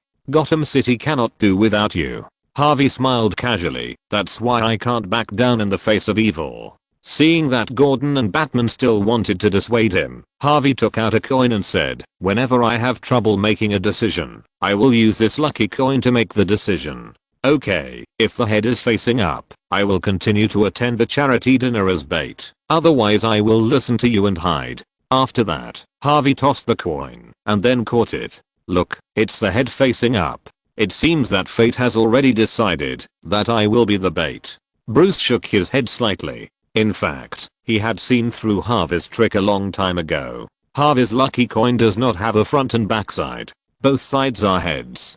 So as Harvey often says, I don't obey luck, I actively create luck. Although Harvey may degenerate into the supervillain Two-Face in the future, it must be said that before Harvey degenerates, he is really an upright and courageous person. Except for being a little irritable, there are no other shortcomings. Therefore, seeing that Harvey has made up his mind, Bruce no longer dissuades him and agrees. Then you be careful, I will hide in the charity gala, and will do my best to protect you. Harvey laughed. Then you should spend more energy on catching the clown. That is the top priority. The charity gala led by the Wayne Group was held as scheduled. In the luxurious hotel banquet hall, the dignitaries dressed in gorgeous clothes were toasting. But the two most watched figures are undoubtedly the two absolute protagonists of the night, Bruce Wayne and Harvey Dent. Bruce was wearing a custom-made black tuxedo. He stood handsomely on the red carpet, slightly raised his eyebrows, and exuded infinite charm under the lights.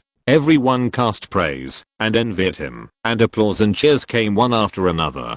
Following closely was Harvey, who was tall and straight, wearing a dark blue elegantly tailored suit. Harvey walked across the red carpet confidently, smiling and greeting the guests. Thunderous applause fell, and many famous media quickly became excited, and the cameras kept turning to record this grand and wonderful moment. Long time no see, Harvey. Thank you for organizing a party for me, Bruce. Bruce and Harvey looked at each other, smiled and paused for a moment, then moved back and forth among the crowd. They stopped at each table, talked cordially with the guests, listened to their opinions, and displayed elegant manners in conversation. Suddenly, a riot broke out. Terrorists wearing clown masks broke into the banquet hall from all directions. They were holding guns and guns, laughing wildly, which was extremely creepy. What's going on? What happened? Question mark? Help. Help. People immediately fell into panic, and screams and exclamations of fear filled the entire banquet hall. But then, the terrorists mercilessly pointed their guns at the party participants, forcing everyone to stand still. The originally joyful atmosphere suddenly became tense and depressing, and everyone looked at each other, helplessness and fear flashing in their panicked eyes. Shrouded by their vicious gazes, the guests were all horrified, and the sense of fear filled the entire air. Bruce and Harvey quickly regained their composure. This development was within their expectations. Good night, ladies and gentlemen. Following a burst of gunfire, the clown in a purple suit strode into the venue. We are tonight's entertainment guests, and we have something to deal with Mr. Harvey and Miss Rachel. Of course Rachel is not here. Both Bruce and Harvey like Rachel, and will certainly not allow their sweetheart to be in danger. It seems like it's time. Bruce narrowed his eyes. The situation cannot continue to develop, otherwise some guests may get hurt. He secretly reached into his sleeve, quietly took out a small button hidden inside, and pressed it lightly. The device that had been arranged in advance in the banquet hall was quickly deployed, emitting a puff of smoke that quickly enveloped the entire venue.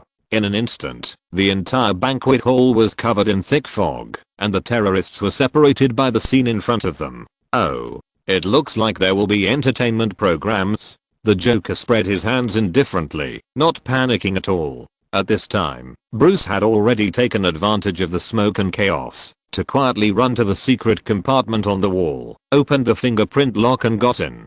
In the secret room behind, the bat armor was ready to go and was quickly assembled on Bruce's body by automatic mechanical arms. A few seconds later, Gotham's Dark Knight rushed out brazenly and kept cleaning up the Joker subordinates with brutal means. The terrorists were trapped in the smoke and kept trying to find Bruce's position, but Bruce's reaction speed was incredibly fast. He used his skilled fighting skills and agility to move through the smoke and quickly eliminate the terrorists. A terrorist felt his neck tighten, his eyes went black, and then he lost consciousness. Then, Bruce quickly got into another corner of the smoke, and several more screams rang out. The terrorists were all terrified and uneasy, and their targets were elusive. They couldn't avoid Batman's shadowy moves at all. All their counterattacks were useless in front of the bat armor, and they could only take the beating without being able to fight back. When a terrorist was retreating, his feet were inadvertently empty, and he was knocked down by Bruce from behind. In one move, he could no longer stand up. Powerful fists and kicks passed through the air, and the terrorists only felt a sharp pain, and then lost consciousness one after another. In the smoke, Bruce quickly shuttled between different enemies, disrupting the terrorists' positions with superb tactics and flexible movements. He used incredible speed and accurate strike points to ruthlessly subdue the terrorists. The terrorists felt that they had become Bruce's prey, and they dodged everywhere, but in vain. Bruce's moves were swift and accurate, and he seemed to be able to sense everything in the dark.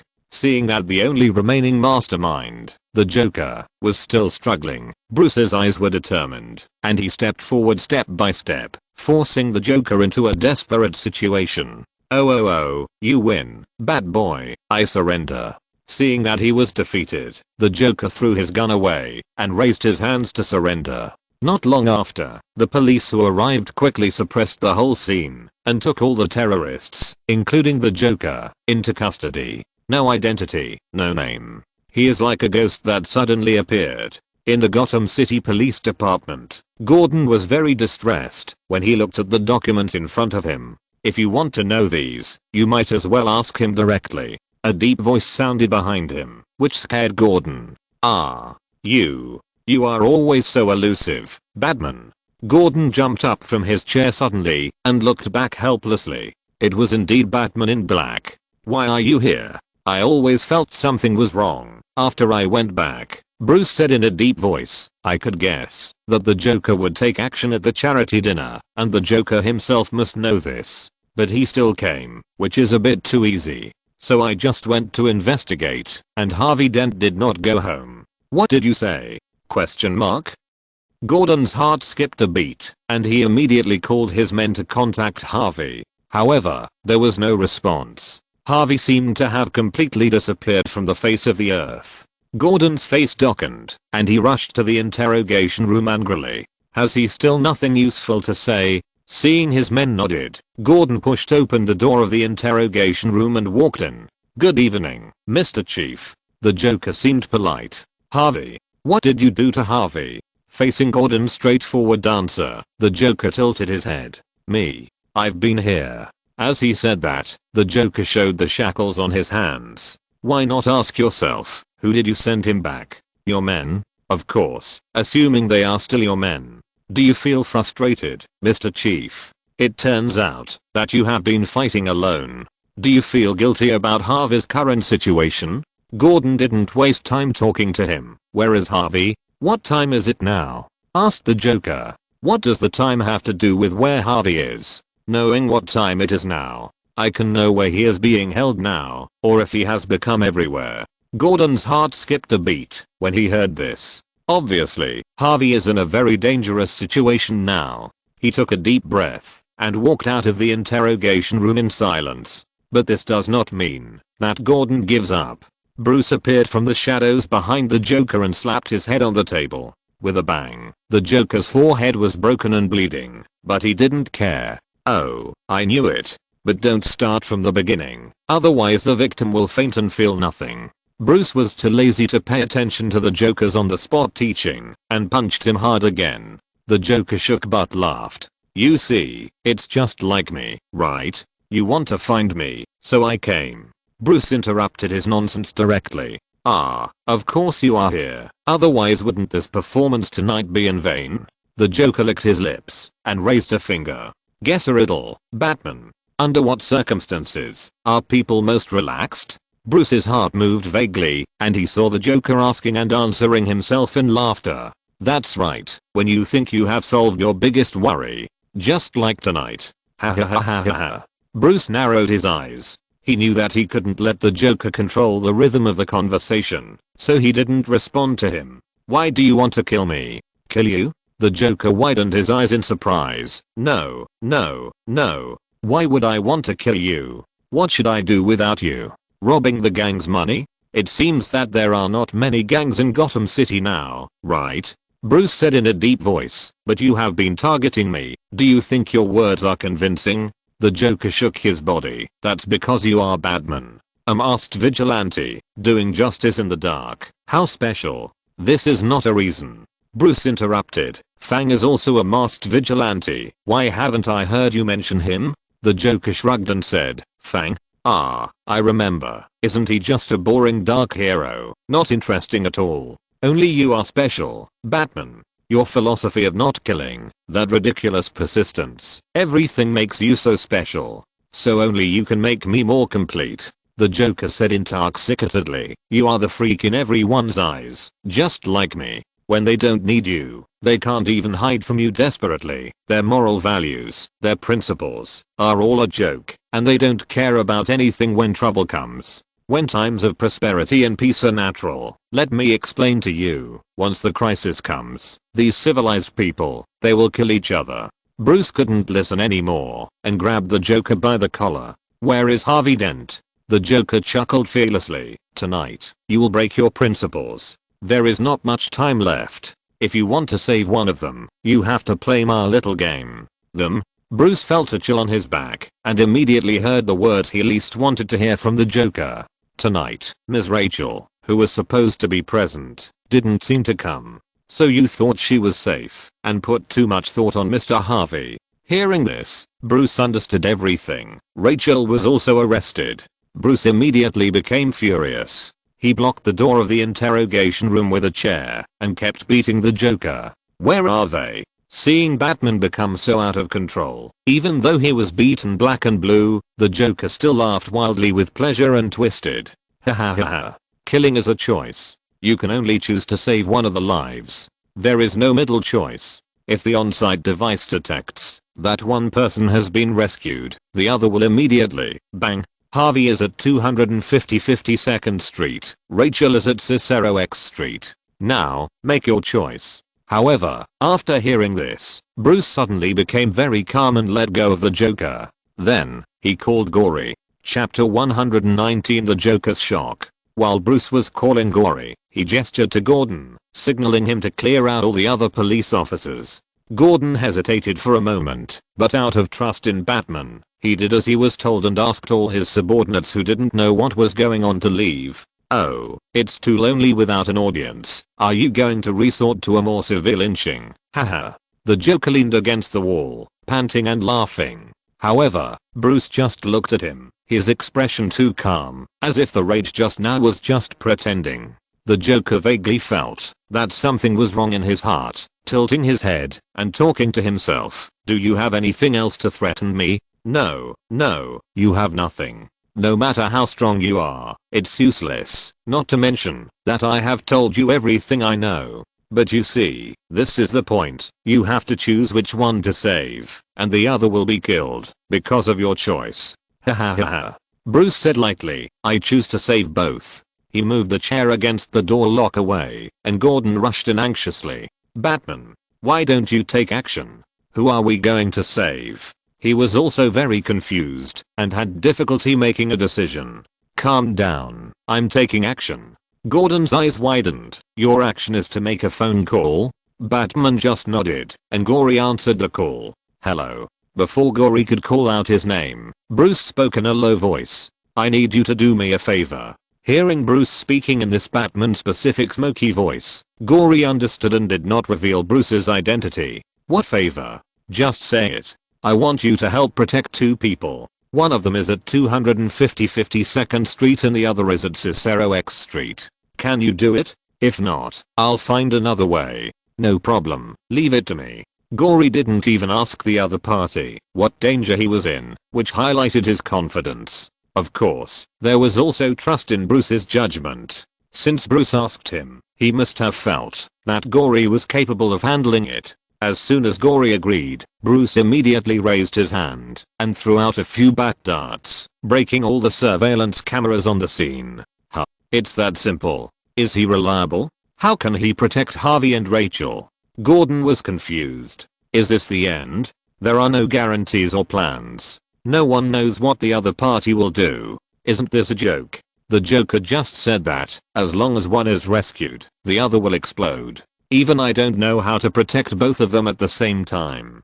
Gory also heard Gordon's doubts and said lazily, if you are worried, why don't you check it out for yourself? Where are you now? Bruce said, we are in the interrogation room of the Gotham City Police Department. How to see it?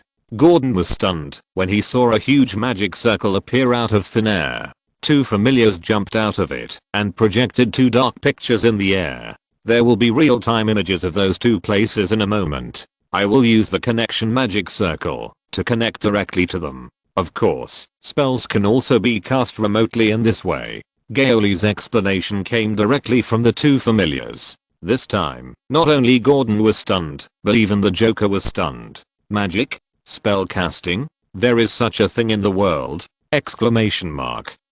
There is no way. This is really refreshing their three views. As Gao Li's voice fell, the image began to appear on the other side of the video, which was Harvey and Rachel tied to the chair. And around them, there were gasoline barrels everywhere. This should have been a worrying picture, but the excessive shock directly covered Gordon's worries. Actually, there is really magic. Gordon was shocked. Harvey and Rachel also woke up at this time. After realizing their situation, they couldn't help but panic. Then, a connection magic circle suddenly appeared in front of them, and a hand stretched out from each of them. It was Gao Li's hand, after he transformed into the endless style. That's what? Harvey and Rachel stopped struggling for a moment, staring at the hand in front of them in amazement. This was also a scene that refreshed their worldview. Defend. The solemn incantation sounded, and multiple diamond-like barriers surrounded Harvey and Rachel from all directions. Done. This time a mere bomb will definitely not kill them. It's better to change to a nuclear bomb. Gory's relaxed words came from the familiar. This is the gold content of the Lord of the Endless. Oh, okay. Thank you very much. Gordon responded blankly, and his tone was already involuntarily full of respect. After Bruce hung up the phone, Gordon hurriedly asked, Batman, who is he? Bruce said lightly, a friend in the magic world I know. Although Bruce himself does not learn magic, and does not trust forces other than technology and himself, it does not mean that he will not seek help from magic in extraordinary times. After all, Batman is not an old stubborn man. When encountering such a thing, human life must be prioritized. Boring. So boring. The Joker was furious at first, and then he collapsed on the ground like a deflated ball. It turned out that it was fake. Everything was fake. Batman did not lose control because of his performance. He just deceived him and got the address. A mere magician ruined the best performance. Isn't this disappointing? I don't have time to entangle with you. Just continue your clown performance and confess yourself in the mental hospital. Bruce said coldly and left directly. He still had a lot of things to do tonight. Apart from anything else, after the time exploded, he had to go to the fire scene to rescue Harvey and Rachel. After a while, Bruce contacted Gordon and said that Harvey and Rachel had been rescued. When Bruce arrived, he waited for less than a minute before the bomb exploded directly. Even as Batman, his heart couldn't help but beat fast at this moment, and he was extremely worried about the safety of Harvey and Rachel. It was all because of his trust in his brother that Bruce could restrain himself and didn't move a step before the explosion. Fortunately, Gory did not live up to his trust. The magic barrier cast by the Endless Style was a 360-degree protection without dead angles. Not to mention the damage of the explosion, fire and shockwave. Even the excessive sound and high brightness were isolated. Having said that, Harvey and Rachel were still quite frightened. Although both of them are usually fearless, this is different from waiting for death in despair. Fortunately, no one is fine. In the police station, the Joker looked weak and huddled into a ball, humming, "I want to call. I want my phone." What happened next was very simple. After Batman left, who would be the opponent of the Joker in terms of tricks and scheming, soon the Joker hijacked a policeman and successfully dialed the number he wanted to call. If you, Batman, can break the situation by making a phone call, I, the Joker, can do the same. Before the Joker was deliberately arrested and imprisoned, he had already planned an escape route. One of his men who was arrested at the same time had a cell phone triggered bomb buried in his belly by the Joker. Boom. The explosion not only killed many policemen, but also blew down the wall, making the scene a mess. The Joker took advantage of the chaos to escape, and soon reunited with his men who had hidden nearby. It's terrible, that damn magician. There shouldn't be such a way of cheating in the world. Don't you know that you can't cheat in games? How dare you disturb the world of two people between me and Batboy? Don't let me know who it is. Next time I must kill him in advance before playing games with Batboy. On the way back to the base camp, the Joker was still dancing indignantly, as if talking to himself. The rare and wonderful game was interrupted like this, which was simply the most intolerable thing for him. When the Joker returned to the base camp, he just turned on the light, but his body subconsciously froze. Because he suddenly found that there seemed to be a person sitting in the shadows in the distance that were not illuminated by the lights. Oh, the clown whistled, looking a little excited. This way of appearance, could it be a little bat? How naughty, but I knew you wouldn't let me down and would come back to continue playing this game with me. Who said I'm you and you are me? I'm sorry, I guessed wrong. 0 points. The person in the shadows walked out leisurely. It was Gao Li.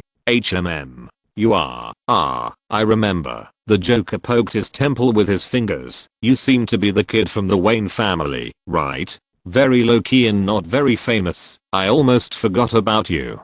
Correct. Gory made a full score gesture. Why not reward you with a sweet death? Oh, look at this kid from the Wayne family. He seems a little special. The Joker tilted his head, as if he had discovered a new continent and said, by the way, your voice sounds a little familiar. How did you find me here? Gory smiled slightly. I just got full marks, and then 0 again. We should have met not long ago in the interrogation room. As for how I found you, you have also seen it. It's the previous familiar. You are not as good at hiding your tracks as Batman, so a familiar is enough to track you. And the time you planned to break out of prison was enough for me to fly to Gotham City. Do you want to see my big plane, Mr. Joker? The Joker was stunned at first, then he suddenly realized, and his face suddenly sank. It's you. The annoying magician. Wrong answer. It's totally irrelevant. Gao Li clapped his hands. To punish you, you have to watch it, even if you don't want to. Victory swallow number 1. As Gao Li shouted, Victory Swallow number 1, which had been transplanted with the AI chip of Kamen Rider G3X, automatically appeared. Of course, this was because Gao Li had installed optical stealth technology on it. Although it was not perfect enough during the day, it could be almost invisible with the cover of night, so it was enough for Gao Li to come to Gotham City quietly. The appearance of Victory Swallow number 1 was naturally not to show off to the Joker, but under the control of the AI chip, it fired at the Joker's men outside. Immediately, there were screams, and the green laser was enough to shoot through any bunker. It didn't take long for the Joker's men to be basically wiped out. How's my big plane? Gory asked with a smile. It won't leave any records. It's a must-have for murder, arson, home travel. The Joker yawned without changing his expression, not showing the embarrassment of facing a life and death crisis. It seems that you have me in your hands, the young master of the Wayne family. Are you so eager to get rid of Batman's good playmate? Or are you, as Batman's accomplice, jealous of the relationship between me and him? You're wrong again. Very wrong. Gory said lightly. Whether to me or Batman, you are not important at all. But, for Gotham City and the people of Gotham, it's important not to have you. The little ugly man laughed out loud, and tears came out of his eyes. Ha ha ha ha ha ha. I have a new respect for you. You are such a top-notch joke. Do you think that, if you kill me, a clown, Gotham will be peaceful in the future? I'm afraid you don't understand the nature of Gotham at all. As long as Batman exists, even if I'm not there, There will be others. New Jokers will always appear. After listening to this, Gao Li was silent for a moment and said softly, "You are right. Gotham is really a crazy city. There will always be new Jokers. But, it depends on the situation. The Joker will come, but what Gotham needs is an ace, not a clown like you." Whether he was angry or thought he had seized the opportunity, the Joker quickly took out a pistol from his purple suit and aimed at Gao Li, pulling the trigger without hesitation. "Aha! You have exposed your flaw." With a bang, the pistol fired, but the bullet was intercepted and caught by a small blue figure in midair. The Joker looked closely and found that it was a memory in the shape of a little wolf. In addition, there was a white little dinosaur-shaped memory that was also jumping and guarding beside him. Seeing this, it jumped directly onto Gao Li's palm. Fang. While Gao Li pressed the memory, his other hand loaded the lost drive to his waist. "What? This is..." The clown's eyes widened suddenly, and he saw a white whirlwind surrounding Gao Li. "Transform." The dragon roar resounded throughout the clown's base. Under the clown's surprised and excited gaze, Gao Li transformed into a pure white Kamen Rider. "I see, so that's how it is. Fang.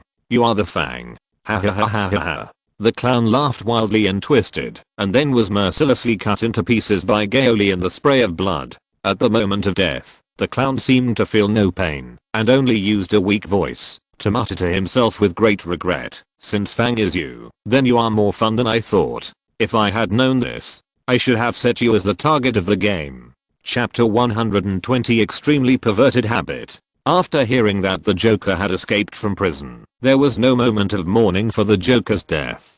The one who rushed to the scene was Batman, Bruce Wayne. Ahem. Actually, Bruce found the Joker's horrible body only after he tracked down the Joker's lair. Judging from the brutal way and means of death, it was probably Fang who secretly took action. Sure enough, just as he said, when the person who makes this city cry appears again, he will come back again. Bruce lowered his eyes and clenched his fists secretly. In Bruce's subconscious mind now, this sentence has become like a curse, like an assessment. If Fang reappears, it means that he has not done well enough. Hearing the sirens getting closer and closer, Bruce suddenly woke up and hurriedly left the scene. Unlike Bruce's judgment, Fang never showed up again after killing the Joker. Perhaps, apart from the Joker, Fang was satisfied with Batman's results. Bruce couldn't help thinking about this matter in his spare time. However, every time after thinking about it, Bruce would suddenly react, "Why should I care about these? Fang is neither his superior nor his elder, and what Batman does every night is not for Fang to see, nor does it need Fang's approval." Not to mention, Bruce does not agree with Fang's killing methods. It's just that Bruce will subconsciously compare Batman and Fang every time, to see who does better, and whose ideas are more beneficial to Gotham. After all, no matter what, Fang can be regarded as his predecessor in this matter, and he has indeed achieved unprecedented and amazing results. This is something that even Bruce cannot deny. If there is a madman who kills people without blinking in front of me, my first reaction will definitely be to send him to reincarnation. Otherwise he will at most be locked up in a mental hospital, and he will continue to harm people after being released or escaping. When that time comes, the life of the deceased will be my responsibility for not killing him. Because I could have avoided this situation, but I did nothing, which is stupid. This sentence that Fang said on the day of the first battle with Fang still echoes in Bruce's mind. Just as if it was a prophecy, the Joker, a madman who kills without blinking, really appeared later. And with the Joker's mental state, Bruce is almost certain that, even if he is arrested, he will only be thrown into a mental hospital in the end. So just like the Joker escaped from the police station, will he be unable to escape from the mental hospital with his means? Bruce can't deceive himself. He thinks the Joker will most likely succeed. When that time comes, the Joker will undoubtedly continue to kill people. New deaths will occur, just because I didn't kill the Joker, but only captured him. Is it really my responsibility, as Fang said? Bruce muttered to himself, a little confused. After all, the incident did not really happen. Everything was just his imagination, and it was difficult for Bruce to completely simulate the reality. He just imagined what would happen if Fang did not intervene in the matter and Batman handled it all. No. Bruce gritted his teeth. If you are affected by a madman because of him, that is the victory of the Joker. That is the development that the Joker wants to see most. It must be said that the Joker is right. Batman is indeed a person who is very similar to him. Even his desires and thoughts can be clearly seen through. Bruce shook his head vigorously, trying to firm his heart. In the blink of an eye, more than half a year has passed, and Batman has completely replaced the influence left by Fang. Originally, in the timeline without Gory, Batman could rely on Wayne Industries equipment to become the symbol of Gotham City and the biggest source of fear for the villains. Not to mention the support of Gory. Bat armor is so easy to use that Bruce has basically no need to update his equipment for more than half a year. Not only does it have comprehensive and integrated protection without dead angles, but there are also a variety of supporting weapons to choose from. However, Bruce, who does not kill people, only chose 4 of them. The others are too easy to kill people. These include the Guard Accelerator, GS-03 Destroyer, GK-06 Unicorn, GX-05 Three-Headed Dog, and GA-04 Antares, which is also good, but the function is repeated with the grappling gun, and it is not as convenient as it. Wayne Industries has made a comeback in this regard. Although the sturdiness and load-bearing capacity of Antares are far better than the grappling gun, Bruce does not need a load-bearing capacity of up to dozens of tons, which is too much performance. The three-headed dog seems to be the most powerful Vulcan cannon, but thanks to Gore's experience in attacking Wakanda, it has been transformed into an anesthetic version with double the firing rate, but extremely small dosage. Bruce especially likes to use the three-headed dog to clean up the miscellaneous soldiers. It was so fast, so good, a wave of shooting, all the staff fell to the ground, and there was no need to worry about death from anesthesia overdose, highlighting the ease and freedom. As for Fox's development focus, after Bruce's persuasion, it has all been placed on vehicles, and upgraded Bruce's Batmobile, Batmotorcycle, Batplane, Bat-Submarine and other war weapons. In front of the dual technological crystallization of Wayne Group and Fedian Group, the dark forces in Gotham City are like chickens and dogs, and they are vulnerable to Batman. It seems that Bruce is in high spirits and smooth sailing, but in fact it is not the case. At least in the love field, Bruce was defeated by Harvey. Bruce and Harvey both like Rachel, but Rachel chose Harvey after making a choice. For this reason, she left a letter to Alfred, and the old butler handed it to Bruce. The letter stated Rachel's choice. She hoped to spend the rest of her life with Harvey and enter the palace of marriage together, but she would always bless Bruce as a friend. Although Bruce was heartbroken, he finally decided to respect Rachel's will. For this reason, Gory flew back from Metropolis several times to accompany Bruce to drink. Originally, Gory, as a scientist who needs to stay rational at all times, does not drink, but after living with Rocket for a long time in the Marvel Universe, he has developed some bad habits. Having said that, Gory only tastes the wine and does not let himself get completely drunk. Among them, Spider-Gwen wanted to taste the wine many times, but was beaten up by Gory's iron fist of love and could only cover his head and go home sobbing. Harvey, who caused Bruce's depression, did not live up to the rescue of Gory and Bruce. He continued to shine in court and fought crime unswervingly. He and Batman are like a pair of good partners. Batman is responsible for catching people, Harvey is responsible for prosecuting, and together they send criminals to prison. Gotham was peaceful for a while, until Bruce found a thief who sneaked into his house. To be precise, it was a female thief disguised as a maid at Wayne Manor. The huge Wayne Manor could not be served by Alfred alone, and he could not manage it, so he actually hired many maids and gardeners. As a maid, Catherine was undoubtedly too beautiful and very agile. She easily sneaked into Bruce's bedroom and mastered superb lock-picking skills. The safe could not stop her at all. Just as she was wandering around the bedroom that was larger than an ordinary person's home, Bruce stood behind her quietly. "Your pearl necklace is beautiful, reminding me of my mother's, but it should not be the same one. After all, her necklace is locked in the safe." Catherine was startled and turned around suddenly. "Oh, sorry, Mr. Wayne, I'm here to bring you food." Without paying attention to what she said, Bruce slowly walked to the desk, bent down and pulled the safe below. The safe door was not closed at all, or it was opened. Bruce admired the miraculous unlocking method for a few seconds and whispered, "The manufacturer who sold this safe told me that it is impossible to crack. Obviously, this is not true." Seeing that she could no longer pretend, Catherine's expression changed from panic and fear to cold and beautiful in a second. "Oh, no one told me that it couldn't be opened. Obviously you were deceived, Mr. Wayne. I can't let you take it," Bruce said lightly. "It's my mother's relic. If it is lost, I can't explain to Gory."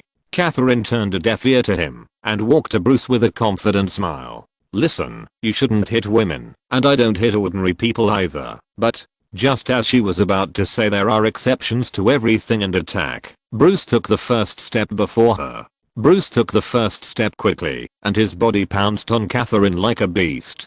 Catherine reacted almost subconsciously, dodging Bruce's attack with agile steps, and responded with a quick kick without showing any weakness. Bruce dodged and dodged with such beautiful movements that Catherine was finally surprised. She never expected that a billionaire would be so skilled. She had thought Bruce Wayne was just an ordinary person among the rich. "Mr. Wayne, it seems that you are not gentleman enough. You actually attacked a woman." Bruce smiled slightly. "There are exceptions to everything, Catherine." She didn't want to talk anymore. Her eyes flashed with cold light and she took a step in an instant. Her arms swung like a snake, and the speed was dazzling. A fierce palm chopped towards Bruce's head. Bruce leaned back and cleverly avoided this fatal blow again. Next, he hit back with a quick sweep kick. Almost in an instant, Catherine's body was swept to the ground. However, Catherine was not a pushover. She rolled over and quickly got up, deftly parrying Bruce's subsequent pursuit. The two of them exchanged moves, and every step was a precise calculation and quick reaction. Their movements were smooth and swift, and each move was full of threats. The fight looked like art. Catherine's punches and kicks were fast and flexible. She tried to create opportunities to hit Bruce, while the latter was as steady as a rock, skillfully dodging every attack. The fight lasted for a long time, and the room was filled with a fierce atmosphere. Catherine's body suddenly spun, and came with a whirlwind kick, trying to knock Bruce down. Bruce quickly squatted down, avoided her kick, and then grabbed her legs, and threw her to the ground. But Catherine did not give up. She rolled to avoid Bruce's control, and stood up again. As the fight continued, Bruce's skills gradually showed their advantages. His movements were more precise and more powerful. The swift combo forced Catherine to take a few steps back, and became short of breath. Bruce Wayne is so strong. How can he be so powerful? Catherine was anxious and shocked. She had obviously used all her skills, but Bruce still looked at ease, and had an absolute upper hand. When your mind is in a mess, your flaws will become bigger. Bruce saw the opportunity and quickly subdued Catherine, and trapped her on the floor. After tying up Catherine, Bruce rang the bell and called Alfred. "Master Bruce, I was just about to tell you that Miss Miranda Tate insisted on working with you on a project, and I thought you should know." "Oh my god, what's going on?" The old butler was shocked by Bruce's rope art results. Bruce said concisely, "We were robbed. You shouldn't let her get close to here." Alfred had already recognized Catherine as a newly hired maid, and his brows frowned slightly, but his reply was not soft. "That may only be possible after you learn to make your own bed." Bruce was choked. The fact that his master didn't make his bed made it difficult for him to fight back against Alfred's venom. So he changed the subject and said, "Let's take her down for interrogation first to see who is behind it. It seems that she wants to steal my fingerprints in addition to the pearl necklace." If it was just stealing the pearl necklace, it could be said that she was obsessed with money, but stealing Bruce Wayne's fingerprints was definitely not simple. Moreover, with Catherine's strong skills, Bruce didn't believe that she was just after a pearl necklace. Catherine could definitely steal more expensive jewelry. "Okay, as you wish, Master Bruce." Alfred shrugged, but when he took over Catherine, he didn't forget to comment sharply, "I have to say that your craftsmanship is pretty good. Do you have a special hobby in this area?" "Of course, I don't think it's bad, but I think you can also consider Miss Tate. She is also very beautiful. It's time for you to get married. You see, Master Gory has a child." Alfred nagging like an old father who is looking forward to his son getting married soon. Bruce's head hurts. Is that Gory his own son? Right is clearly Considering that Catherine was present, Bruce stopped talking in time, but Catherine did not remain silent. "You guys don't have a hobby of torturing women, do you? This will damage the good reputation of the Wayne family." Bruce narrowed his eyes and threatened, "Who knows? Haven't you heard that many billionaires have extremely perverted habits in private?" Chapter 121. Wouldn't it be courting death if you dared to touch Gao Li? Bruce certainly didn't do any perverted torture to Catherine in the end. Catherine was commissioned by someone, and she still had a little professional ethics. No matter how Bruce interrogated her, she didn't give in. Of course, if Bruce did something further, Catherine might just tell him directly, but he didn't have to do that. "Master Bruce, is she still unwilling to say anything?" Alfred asked outside the door when he saw Bruce leaving the room where Catherine was imprisoned.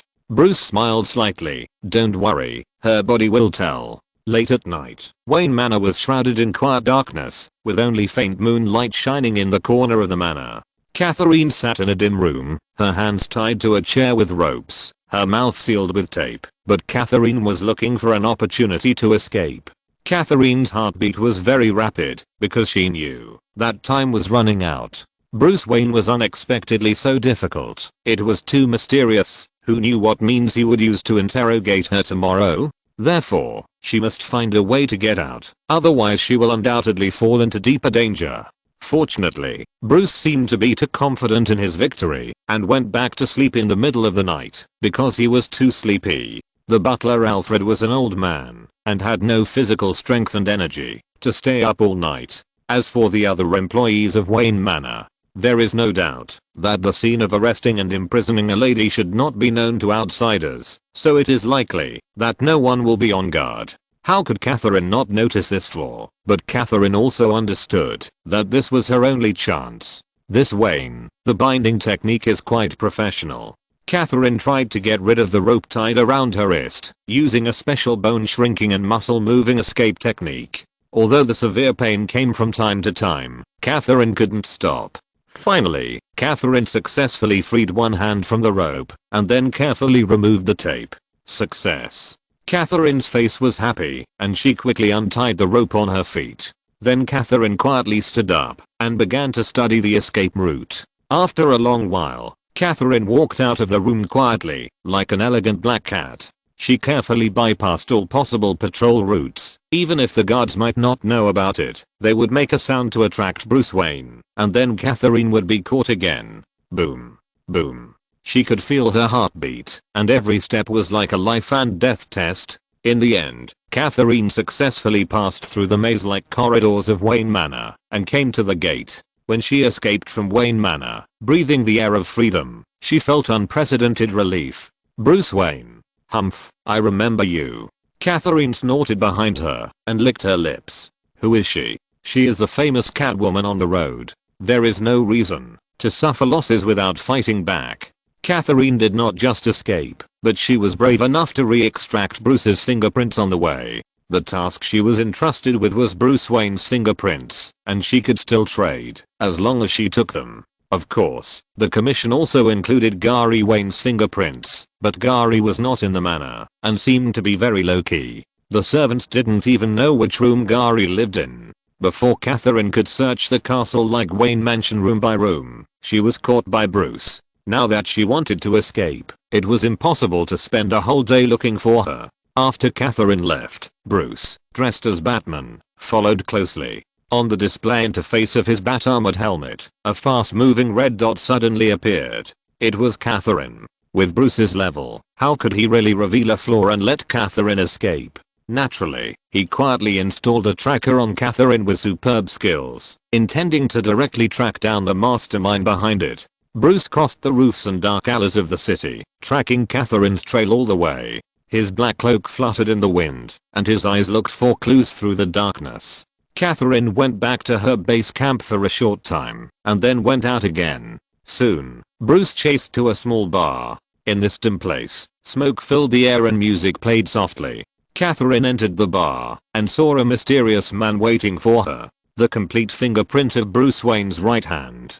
Catherine took the fingerprint out of her arms, and the man opposite asked, "Very good, where is Gary Wayne's fingerprint?"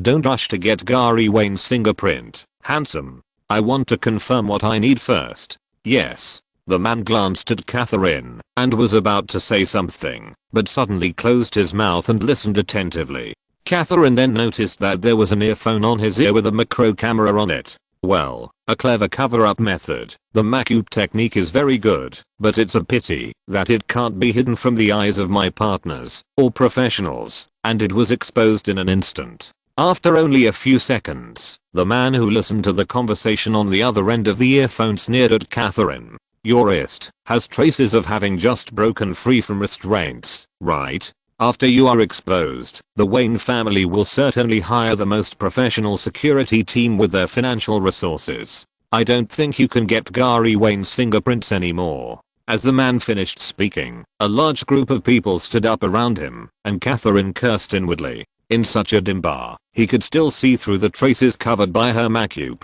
What kind of outrageous eyesight is this? Exclamation mark. However, Catherine still relied on her extraordinary psychological quality to force herself to calm down. I don't know what you want Bruce Wayne's fingerprints for, but I think you definitely need his thumbprint. Your math doesn't seem to be very good. Didn't you notice that there are only 4 fingerprints? The man said lightly. In fact, I'm going to count to 10 now, to let you know how good my math is. At the same time, one of his men pulled out a gun and pointed it at Catherine's head. Okay. Catherine raised her hand and made a surrender gesture. The next second, a black dot flashing red light suddenly flew in from the window and stuck directly to the pistol. The dot flashed red and the pistol made a locked sound. No matter how the men pulled the trigger, they could not fire. What? Everyone present changed their expressions. With a loud boom, Bruce rushed in from the outside. Batman. Catherine was also secretly surprised. Since she was active in Gotham City, how could she not have heard of Batman's reputation? There was even a moment when Catherine was secretly glad that it was not Fangs who came. Otherwise, even she might be in danger of her life. Bruce's eyes were as sharp as a blade, sweeping across, examining the movements of everyone present one by one. His presence was undoubtedly like a cold light, making everyone in the audience feel cold. Just watching the black cloak fluttering in the wind can bring an amazing sense of oppression. Go.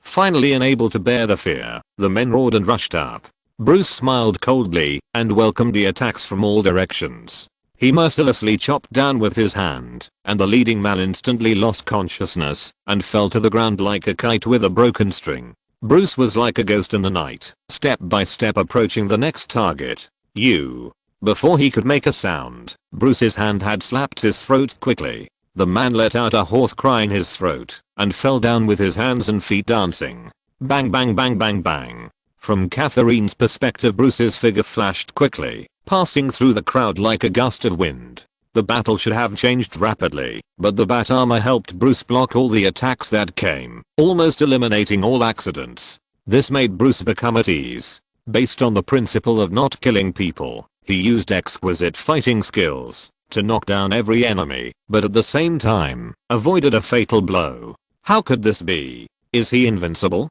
In front of Bruce's superb fighting skills, they were all helpless. Everyone could only see that Batman's movements were light and swift, like a real bat shuttling in a dark environment, making it difficult for people to detect. Bang! Bruce seized the opportunity again, and a quick kick knocked the man across from him unconscious, causing him to collapse beside Catherine. Seeing this, Catherine's eyes flashed with a complex light, as if she was thinking about something. Bruce did not stop, and quickly approached the big man like a hurricane. Then he swung his arm, and a ton of punch force instantly knocked out the strongest opponent. Then Bruce took another step forward, flashed to another table, and slammed the two men's heads together, making them unconscious. Bane. Come and save me. Catherine's trading partner had already become extremely anxious, talking frantically into the headset, but unfortunately there was no response. It's not accurate to say that there was indeed a response, but it was only an extremely cold sentence. The time is wrong. The distance is too far. You can only wish you good luck. No, you bastard. The man was extremely angry. Compared with that man, Bruce always remained calm. He used the least power to achieve the greatest effect, knocking out his men one by one. His moves were unique and superb, like a martial arts performance. Sure enough, he's so strong. Catherine was shocked and surprised to see that Batman could handle so many enemies with ease. She became more hesitant, as if she was weighing a choice. It can be clearly seen that the men the man brought were all professionally trained. However, Batman's skills still surpassed them, and it didn't take long for him to subdue them one by one, making them all lose the ability to resist. Who is the Bane you just called? Who is the person you are working with? What is your ulterior motive? Facing the man who had become a commander without troops, Bruce spoke in a low voice and approached him step by step. You don't come over here. RRRRR. The great fear gripped his heart, and Bruce only broke a few fingers, and then he told everything he knew mixed with snot and tears. This man is just a poor puppet.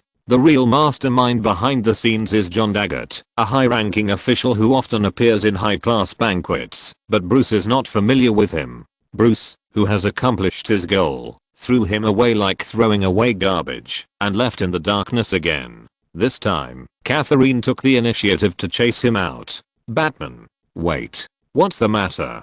Bruce stopped and looked at her. You. Catherine hesitated. You are Bruce Wayne, right? You are so good at fighting, and there are very few people with such strength. Bruce did not comment, and did not answer Catherine's question directly. That's because you are too short-sighted. There are many people with extraordinary strength in the world. Bruce couldn't help but think of Fangs and what Gory had seen in the magic world. This world is wider than he knew in the past. Catherine shook her head and said, I have fought with Bruce Wayne, so you can't hide it from me. Your style of attack is too similar to his. But let's not talk about this for now. You followed me on purpose tonight, didn't you? I actually have nothing to do with this matter. I was simply hired by Daggett. What I need is the history clearing program in his hand. It is said that it can destroy all my past criminal records, but it seems that he is probably lying to me. Catherine readily told everything she knew. It was obvious that she wanted to clear up the misunderstanding with Batman. Otherwise, she would feel uneasy when she went out to steal in the future, for fear that a bat monster would rush out from somewhere and catch her again. After all, unlike the original timeline, Batman, who now has the bat armor, is much more powerful than Catwoman.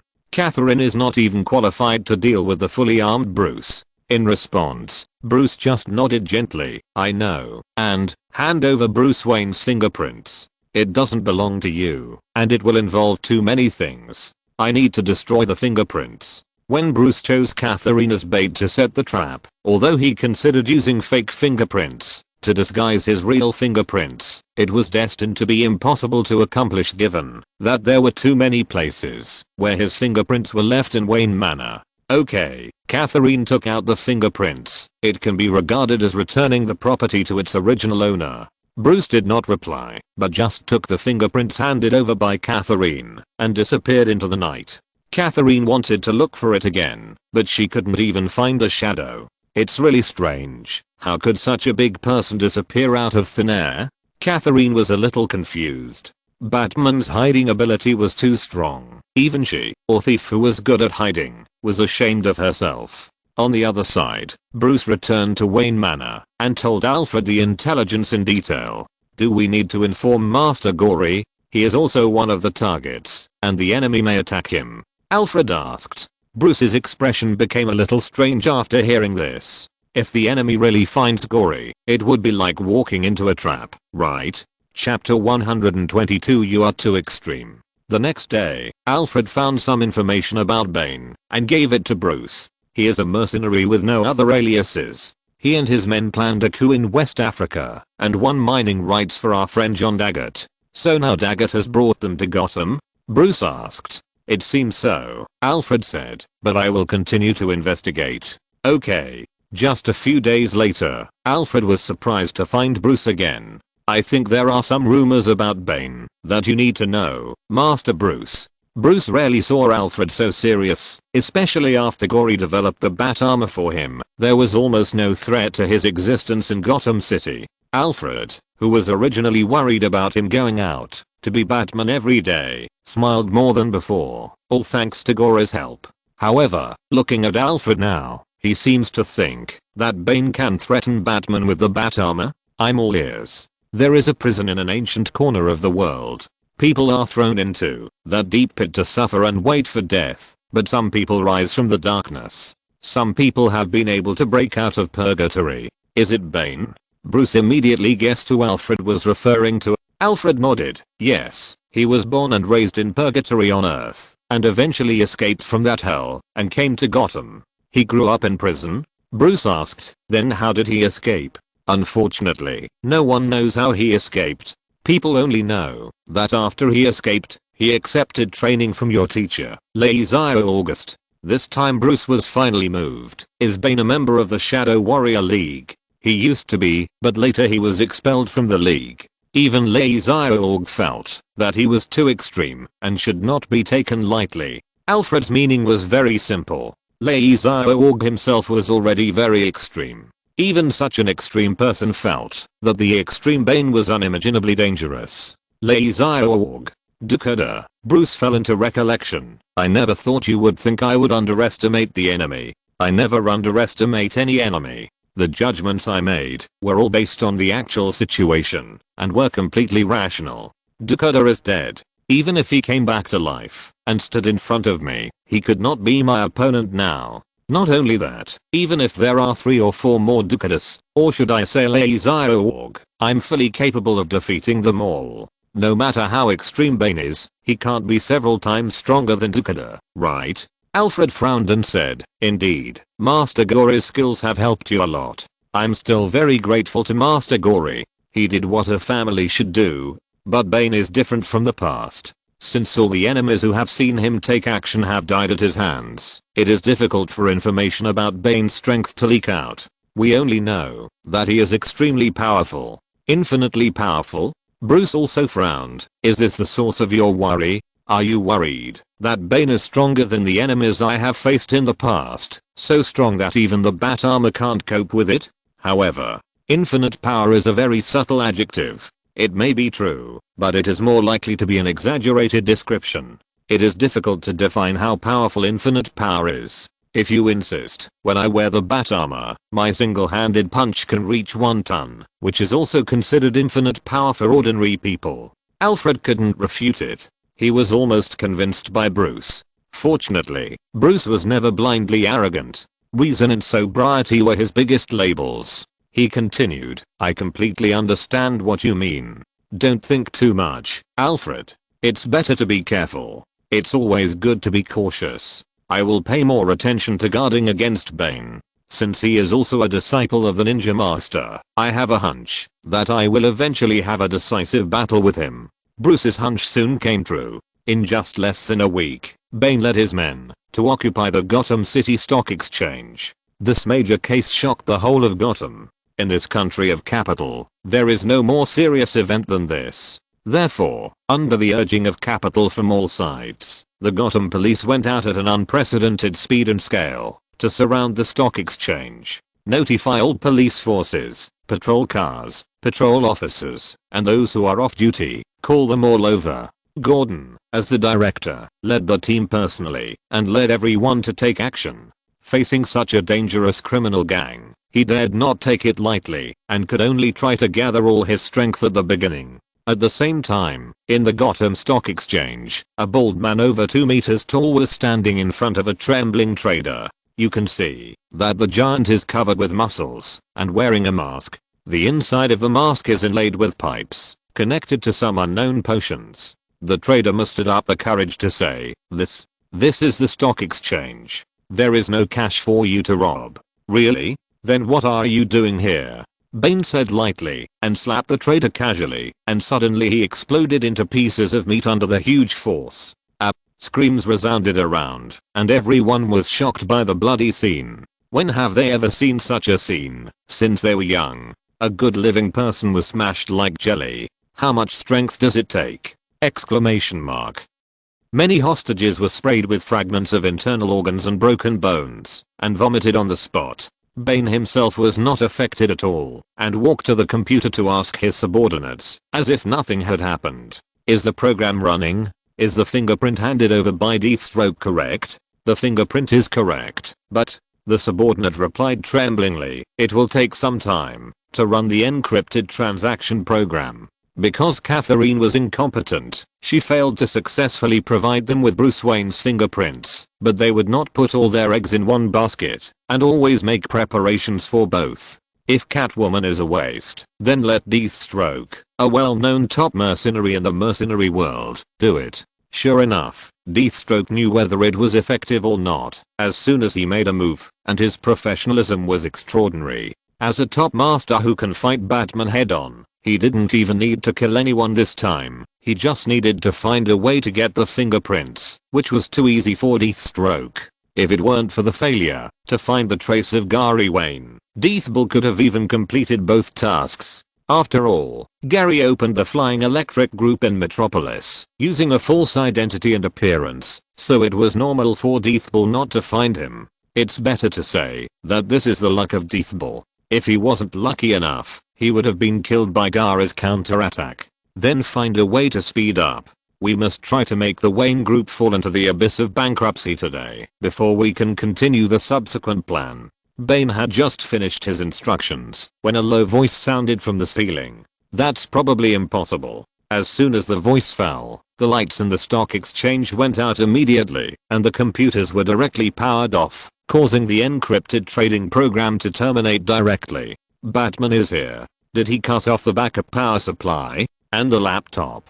Bane glanced over and found that the electronic equipment that could power itself had also suffered some invisible attack and had shut down and short-circuited. In the darkness, Bruce descended like a god of death. He appeared in front of the first enemy like lightning, and his thunder-like fist instantly hit the opponent. The black boxing gloves made a sharp sound of breaking wind, and the super high punch force made the man retreat again and again, falling to the ground and unconscious on the spot. It was only a second that passed, which can be called a real instant kill, but Bruce did not stop. He was seen as fast as lightning, relying on the mobility of the bat armor to flash beside the second enemy and suddenly chop down with a palm. Another instant kill. The bat armor allows Bruce to see in the dark, and his attack is like a rainstorm in the night, making it difficult for Bane's subordinates to resist. However, the men led by Bane are all members of the Shadow Warrior League. After the death of the ninja master Dukada, they were led by Bane, who had returned to kill.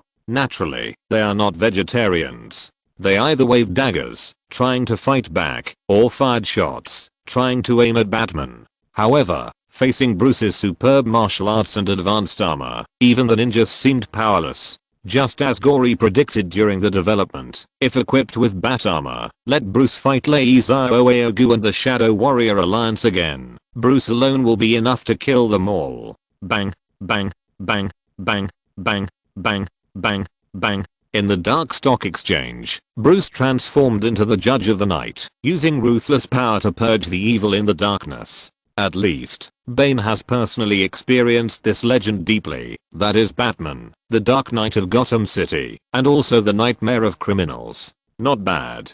Bane narrowed his eyes and began to increase the input of poison in the pipeline. On the other side, Bruce, who was still in a fierce battle, swung his iron fist like the wind, and under the reflection of the muzzle fire, his black armor seemed to be reflecting cold light. Although those well-trained remnants of the Shadow Warrior Alliance undoubtedly have top-level combat skills compared to ordinary criminals, they still seem fragile in front of Bruce. The sound of punches resounded throughout the stock exchange. Bruce approached step by step in the darkness, making every enemy feel insecure. Every step his iron boots took was like an earthquake, and the echo was buzzing like thunder. In Bruce's hand, the sharp bat dart flashed with cold light, like a sharp arrow in the dark night, and he shot it at the right time. All the enemies at close range have been cleared, and the only ones left are those who slipped through the net at a distance. Swoosh, a sharp whistling sound broke the silence, and the bat darts flew towards the enemy, one after another, following like a shadow, which could be called an all-encompassing attack. Bruce's superb accuracy, coupled with the fact that the trajectory of the darts could not be seen clearly in the dark, made it impossible for them to dodge. Suddenly, the enemies screamed continuously, but Bruce was not just throwing darts. His movements accelerated instantly, sweeping across like a lone beast. Bane's men were as fragile as sparrows in front of him. They either fell to the ground wailing or were seriously injured. Even those who had been brainwashed by the Shadow Warriors Alliance began to be filled with fear. This was Batman's talent, bringing fear to all criminals without distinction. His armor flashed a cold light in the darkness, as if the god of death had come, turning into a dark cloud to cover them, making everyone screaming collapse. Damn it. Damn it. Why is the gap so big? Bane's remaining men fought back desperately, but Bruce's skills were like lightning, and his movements were like the wind, so that his enemies could not catch up with his pace at all. In the chaos, the last members of the Shadow Warriors Alliance fell one after another. The original shouts and kills have gradually been replaced by the terrible sound of the armor colliding. Bruce's bat darts ruthlessly crossed the darkness, defeating Bane's men one by one. Time seemed to be stagnant, but in fact, in just a short moment, Bruce had easily dealt with all of Bane's men. Very powerful, I have to praise you. You are much better than I thought. Bane clapped his hands. The applause was deep and powerful, as if those defeated ninjas had nothing to do with him. Or, Bane didn't care at all. He had absolute confidence that he could defeat Batman by himself. Then naturally, it made no difference whether he had his men to help him or not. You are the last one, Bane. Bruce said coldly, approaching Bane silently. Batman's hiding skills are too strong, and Bane knows this very well, so he is just waiting. It doesn't matter if he can't see Batman. Anyway, Bane knows that Batman will definitely attack him, so what he needs to seize is that momentary opportunity. Of course, if Batman chooses to use a long-range attack, Bane doesn't care at all. How can a poor dart break his tough skin? Sure enough, Bruce soon launched an attack from behind Bane. Thanks to his talent for hiding, Bane was completely unaware of Bruce's attack before he made it and had to endure the full force of the punch. But nothing happened. This feels like hitting a block of iron. Bruce's pupils suddenly shrank, and for the first time he deeply experienced what it meant to be motionless. But how is this possible? Is Bane really still a human? Exclamation mark. Why is he so hard? Question mark. The battle happened in a flash, and just as Bruce had this thought, Bane had deduced his location based on the blow. It's my turn. With a loud bang, Bane punched Bruce hard, and he flew out like a cannonball and crashed directly through the wall of the stock exchange. If you're listening to this novel on a channel other than Fanfic World, it means they downloaded and uploaded it without effort. We cordially invite you to visit our channel, Mundo Fanfic Novelos. There you'll find the original version of this story and you can explore many other novels of various genres. We're waiting for you to immerse yourself in a world of incredible novels. Chapter 123 King Gao Li returns. Boom. The surrounding police only heard a loud noise, and a large hole collapsed in the north wall of the stock exchange. A black figure shot out from it, and was buried under the rubble and motionless. That's... Everyone was stunned. With their dynamic vision, they couldn't see clearly that it was Batman. More importantly, Bane appeared from behind the hole, and immediately drew everyone's attention again. Start vital sign detection. Try to wake up the first time. Try to wake up the second time. Start a distress signal. Send address. Feed in group. The AI chip inside the bat armor was automatically executing the program preset by Gao Li, but Bruce couldn't see it because he fainted. That's right, even Bruce couldn't avoid fainting after being caught off guard by such a terrible blow. Unlike the Scarecrow, Clown, and Ninja Master who appeared before, they are either intellectual enemies or enemies with high martial arts skills, but still at the same level as Bruce. But Bane is different this time.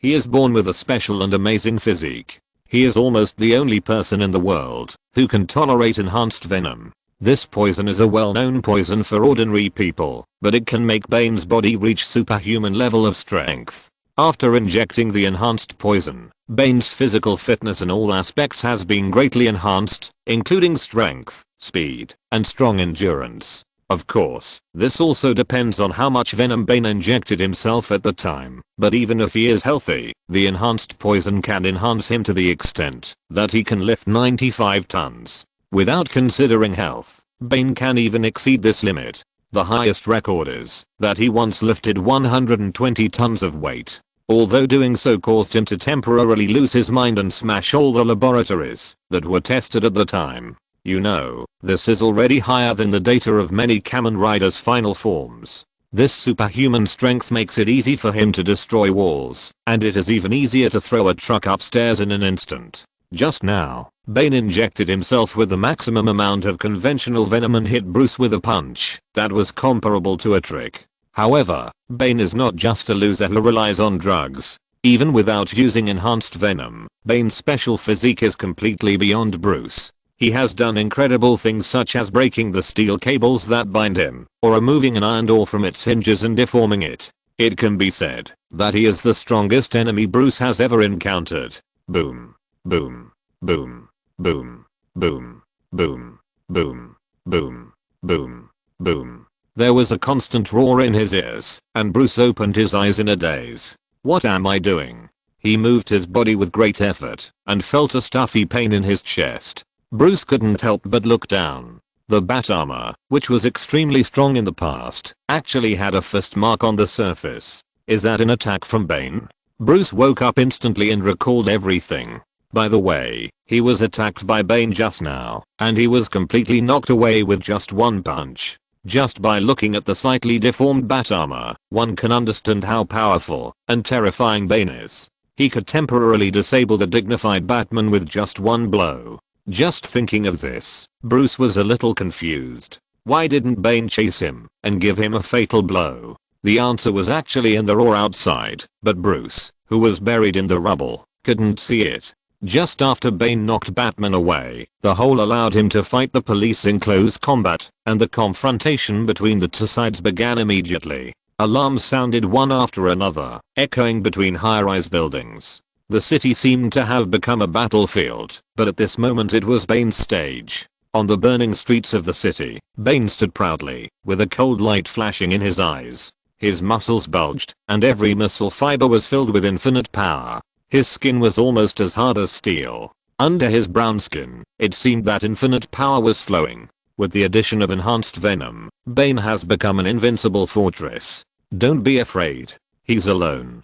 It seems his men are all gone. We have an absolute advantage. The Gotham police gathered around him nervously, forming a line of defense. Hearing their voices, Bane took a step, and even the ground was shaking. Bang. Just a step could shake the ground, and it was like stepping on everyone's heart, making their hearts beat wildly. They were obviously outnumbered, but they seemed insignificant in front of Bane.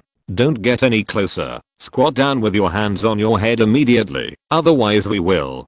Gordon had only said half of the warning, and Bane, who had already started sprinting, forced Gordon to give orders helplessly. Fire! Fire! A group of police worked together and fired at Bane, but the bullets hit his hard skin and made a clanging sound like hitting metal. What? How is this possible? The sheriffs present were all shocked. Bane's body was like an indestructible armor. The bullets hit him like raindrops, almost without any damage. This is not armor, but a human body. It is really beyond imagination. Even the Gotham police lost their ability to speak for a while, but they had to take action and continue to fire in vain. Bang bang. The rubble flew like scattered bullets, injuring many policemen. They stepped back, all in shock. Is this still a human being? But Bane didn't wait for their reaction. He grabbed a police car, easily turned it upside down, and then threw it into the air. He looked so relaxed, as if he was just throwing a small stone. The police saw a police car passing through the air, slamming to the ground where they gathered, and exploding into a ball of flames. Boom. The flames illuminated the entire block, mixed with the screams of the policemen who were blown away. Is this really something we can deal with? Let's notify the army quickly. When will the army come? The police's faces changed drastically. They knew that this was not an ordinary enemy, but they didn't expect it to be so perverted. Bane's physique is extremely strong and his skin is as hard as a rock. He can be said to be an all-round attacker and defender with no dead angles. Bang, bang, bang, bang, bang, bang. Bane stepped as solidly as a giant, constantly approaching the police. Before everyone could react, he raised his hand and punched hard, and the wind of his fist carried the power of destruction and hit a wall. The wall collapsed immediately, scattered like pieces of paper, and turned into gravel missiles again. Several police officers were pierced through the body and fell to the ground, but Bane didn't stop. He stretched out his huge palm and grabbed another truck parked on the side of the road. Bane leaned down, grabbed the body of the truck with both hands, and lifted it up. Oh my god. The shadow of the truck enveloped the police, making their legs weak. But Bane didn't say anything, just sneered and looked at the place where they were hiding. The small size of the police car would definitely not stop Bane, so the police began to hide behind more solid buildings as a shelter. However, in Bane's view, this was just their grave. Bury it.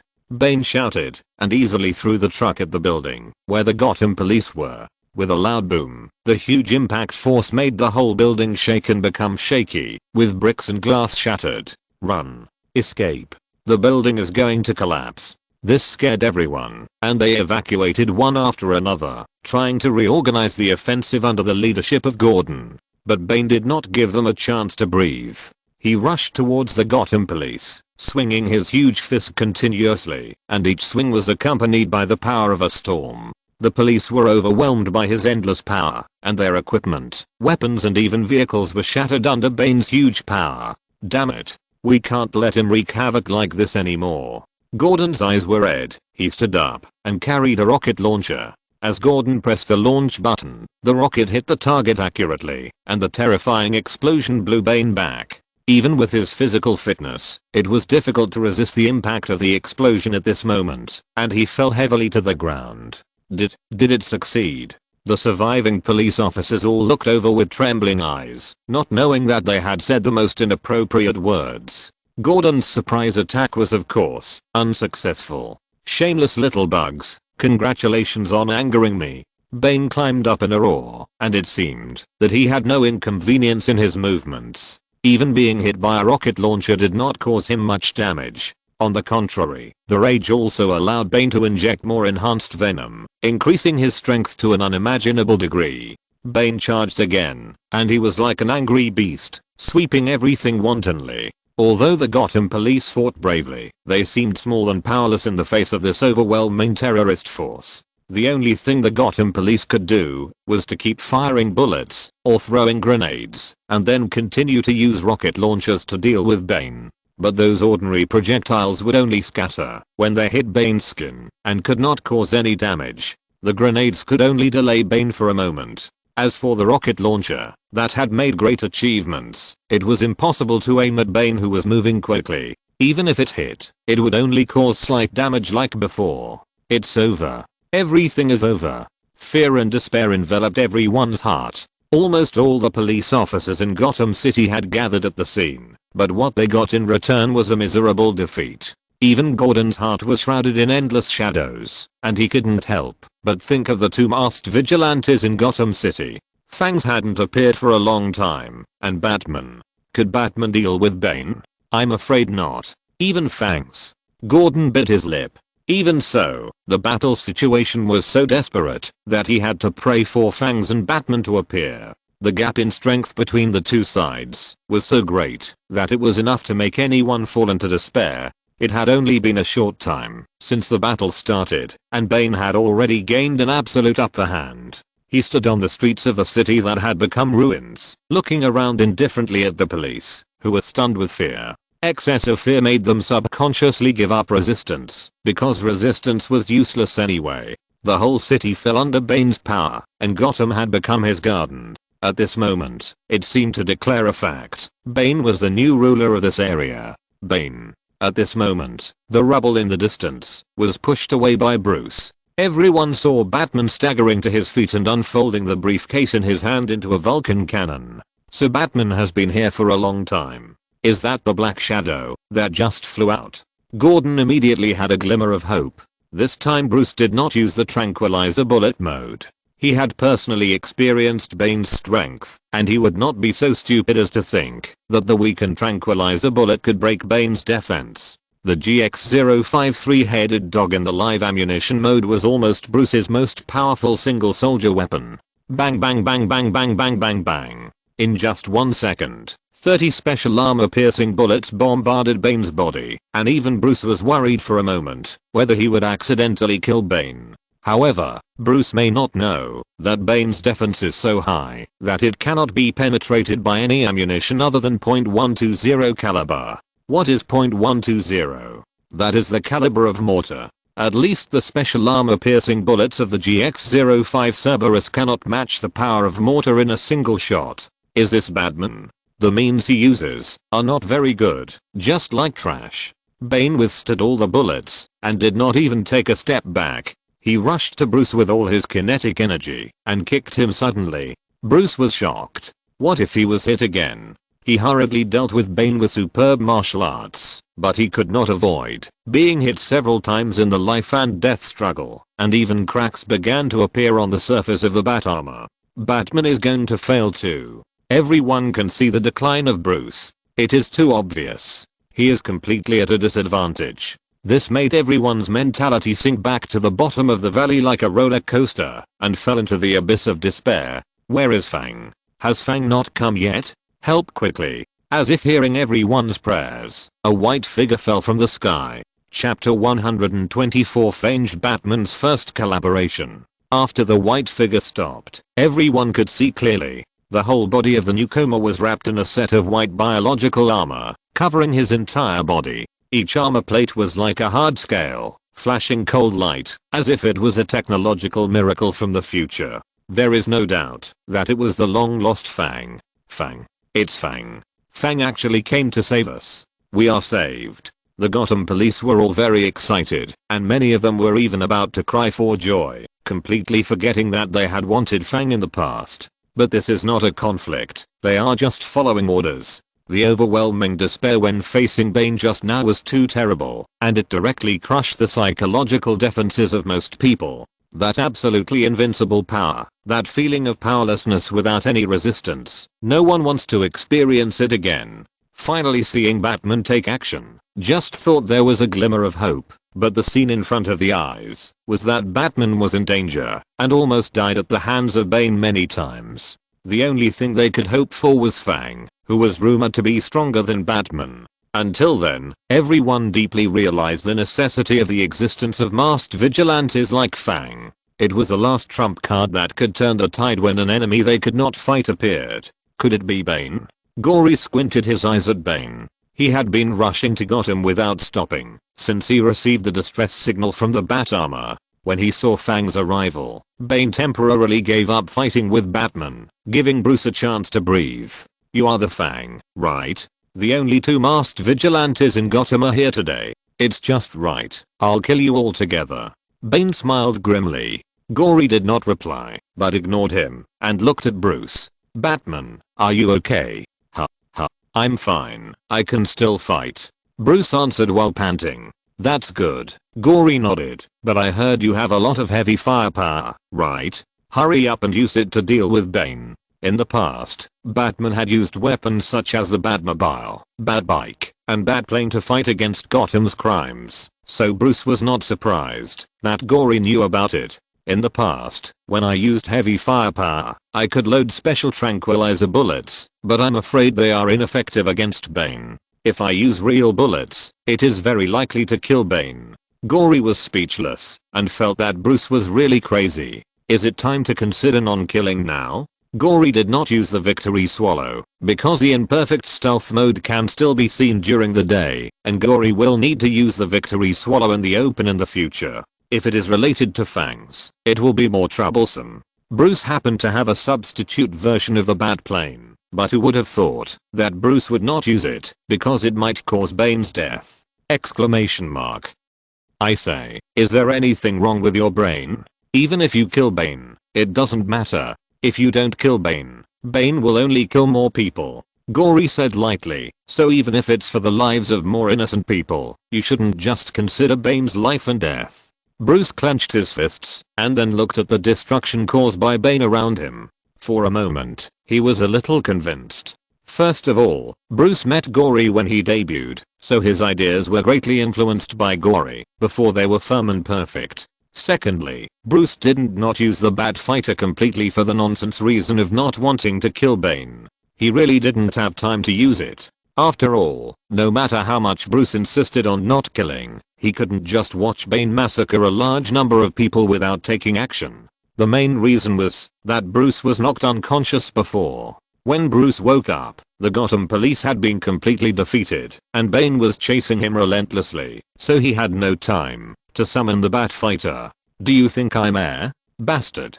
Bane saw Gory chatting with Batman without paying attention to anyone, and rushed over in a rage. Nothing is more humiliating than being ignored.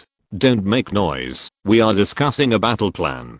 Gory pressed Fang's tail 3 times without hesitation, and the dinosaur's eyes flashed red, and a lot of energy gathered at Gory's feet. Fang. Maximum drive. Gory jumped up in the light, and the aura of the huge dinosaur head gathered, and kicked Bane, who was rushing over.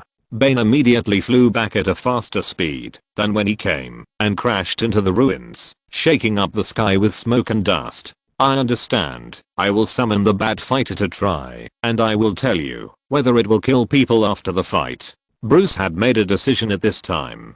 He was not a hesitant person. Taking advantage of the gap, when Gory kicked Bane away, Bruce finally had the opportunity to control the Bat Fighter's autopilot program, and soon a huge black fighter broke through the air. Gao Li was relieved to see this. Fortunately, Bruce was still smart, otherwise he would have to use the victory swallow to attack. Hooala. Almost at the same time, there was a sound of rubble being pushed away in the distance.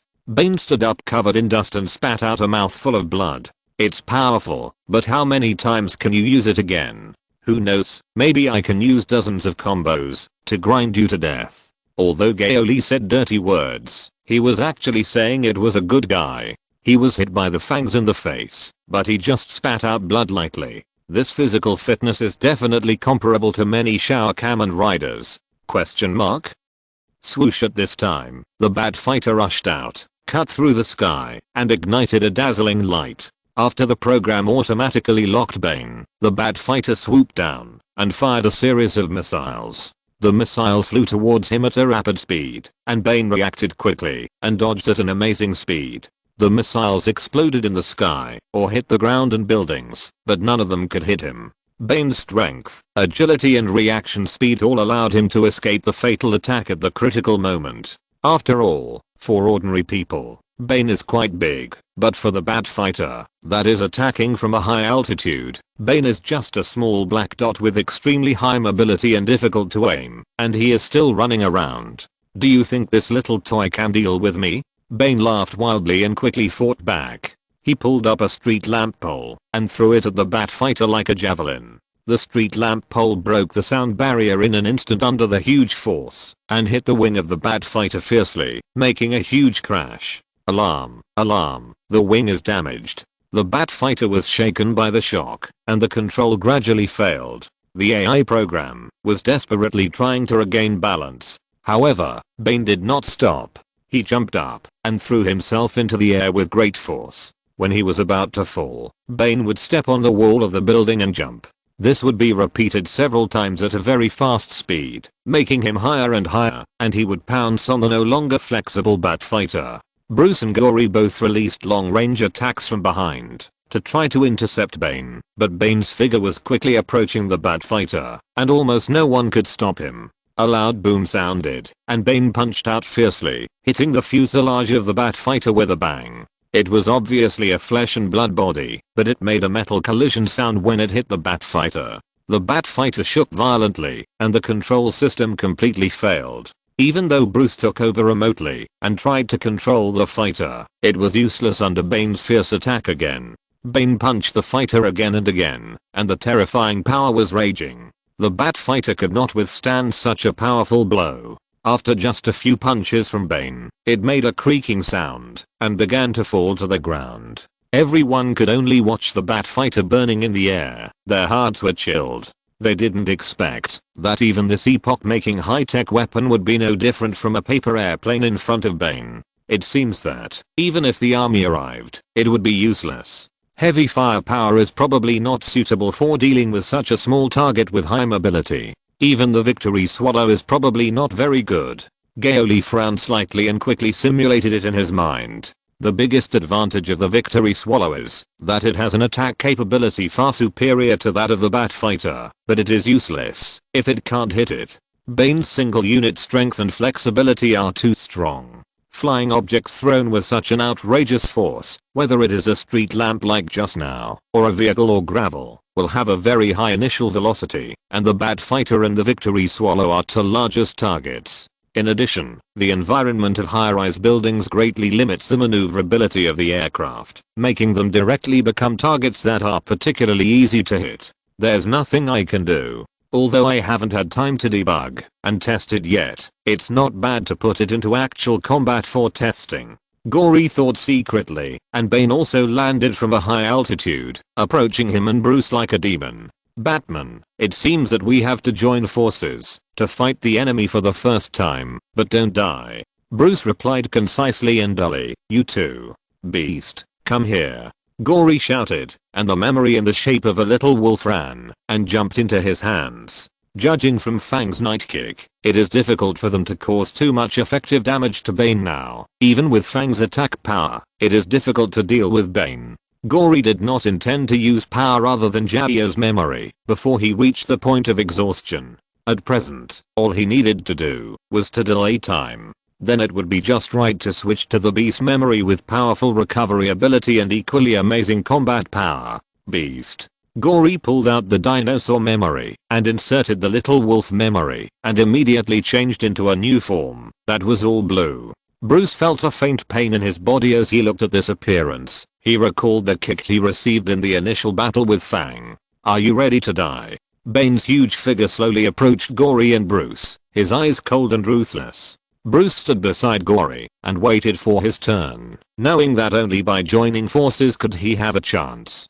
Bane smiled contemptuously at the two men, then quickly rushed towards them and attacked, his huge fist hitting Bruce like a cannonball. But Bruce dodged flexibly and counterattacked with an accurate bat dart. However, Bane's skin was as hard as stone, and although the dart had a ton of force, it only left a shallow scratch on his body.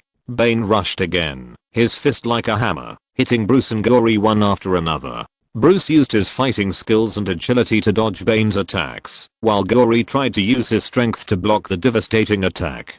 Boom. Almost like the roar of heavy artillery, Gory felt as if a bomb exploded in his arm, and a lot of cracks appeared in the biological armor immediately. TSK. I feel like my bones and flesh are almost broken. What kind of outrageous strength is this? Gory frowned, but fortunately Beast's recovery ability was astonishing, and the damage to the biological armor was restored in the blink of an eye. Nothing more to say, fight again.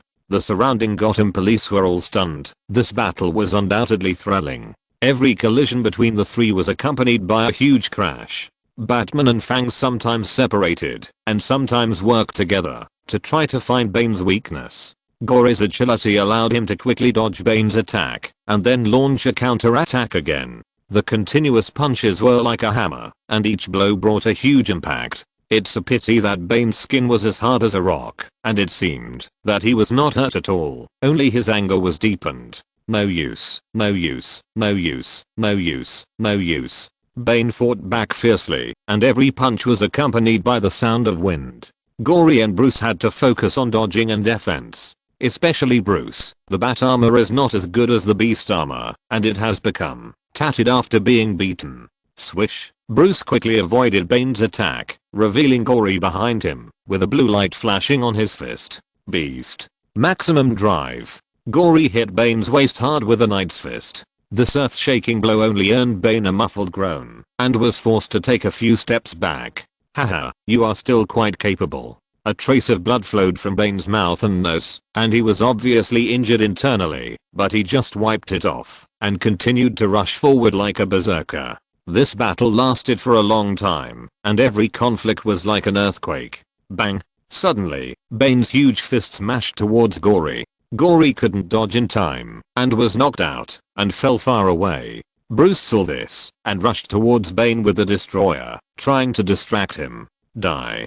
Bane no longer concealed his strength. He turned quickly, and kicked Bruce with a powerful kick. Bruce was thrown by the huge force, and crashed directly into a building, unable to stand up at all. The Gotham police felt that even their breathing was about to stop, and their souls were about to freeze. Is the last hope also going to fail? Question mark? Look. The next moment, Gordon, who had sharp eyes, suddenly exclaimed, because a golden stream of light flew from a distance, and it looked like the landing point was where the fangs were. P.S. I went out during the National Day holiday, so I was out of the window. These days, I posted the saved drafts. I really don't have the energy to overturn and rewrite these chapters. I can only modify some of the content and lower Bane's expression to balance it. Everyone should think of him as a particularly powerful Bane in a certain universe. Chapter 125 Final Shining Form. What is that? So bright. Did Fang call for it? The Gotham police looked up and saw that the golden light circled for a while and then fell directly into Gory's outstretched hand. Huh? What's new? Bane frowned when he saw this, but his eyes were full of disdain. The previous battle had already made it clear that no matter how many new equipment Batman and Fang took out, they were no threat to him. Reality is not a comic movie. Bane would never expose his weakness, such as the poison pipeline, to the outside world. Otherwise, a sniper with enough accuracy would be enough to kill him, and he would be no different from a crispy skin. Therefore, his poison pipelines are all embedded in solid equipment, and there are far more than one, which can be called all-round invincible. Finally here, the flying speed is not slow. Feeling the solid touch in his hand, Gory raised the corner of his mouth slightly and smiled gently. The reason why he and Batman teamed up to fight Bane was to delay time and wait for this memory to fly over from the laboratory of the hidden group. In Gao Li's hand, he was holding a golden memory in the shape of a pterosaur with the words glitter written on it. Without a doubt, this was the strongest concept that Gao Li extracted from Xiao Guang's body, the glitter memory. Although no tests had been conducted yet, Gao Li felt that it would be good to apply it directly in actual combat and see the data. This golden memory, because it comes from the extremely high god's origin, is strictly speaking no longer considered a Jaya memory. Or it should be said that the power of the memory is no longer limited to Jaya, but is the same as Xiao Guang's power and is truly cosmic. Therefore, it can be called the Akashic memory of the Akashic record. If the series of lost drives that I use will have a final form, then glitter mode is my final form. Gao Li slightly bent the wings of the pterosaur, took out the beast memory, and directly inserted it into the glitter memory. Transform. Glitter. Accompanied by the passionate sacred hymns, the sky highlight column enveloped Gao Li's whole body. Just by feeling this solemn aura, the mortals present, those Gotham policemen, actually felt like they wanted to worship from the bottom of their hearts. They only felt that under the illumination of this holy light, all the sins and dirty things they had done in the past brought a deep sense of guilt, and at this moment they just wanted to kneel down and repent with tears. What exactly is this power? Fang seems to have become stronger again, and much stronger. Although Bruce could not get up for a while, he still endured the severe pain to observe the battlefield, and was a little shocked when he saw this. If Fangs had not appeared for a long time, Bruce would have had the idea of formulating an anti-Fang prevention plan, but now it seems that he thought too simply. Perhaps Fangs is hidden very deeply, and his true strength is much more terrifying than what he shows on the surface. Playing tricks. Bane also felt a little tormented in his heart, but as a supervillain, the evil thoughts in his heart far outweighed his repentance, and he quickly recovered and roared and hit Gory. Bang! A golden hand stretched out from the beam of light and took Bane's angry blow with ease. At this time, the golden light had also dispersed, revealing a golden knight with a cape on his back. How is this possible?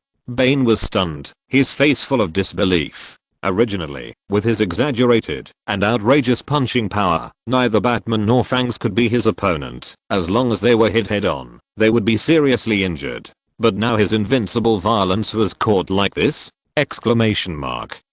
Bane, who is also a master of combat, knows very well that, if he wants to catch it as easily as Fangs, it is not enough to have the same level of strength as him. He must have a strength far greater than Bane to be as comfortable as an adult beating a child just now. But how is this possible? Why can it be improved so much? Exclamation mark.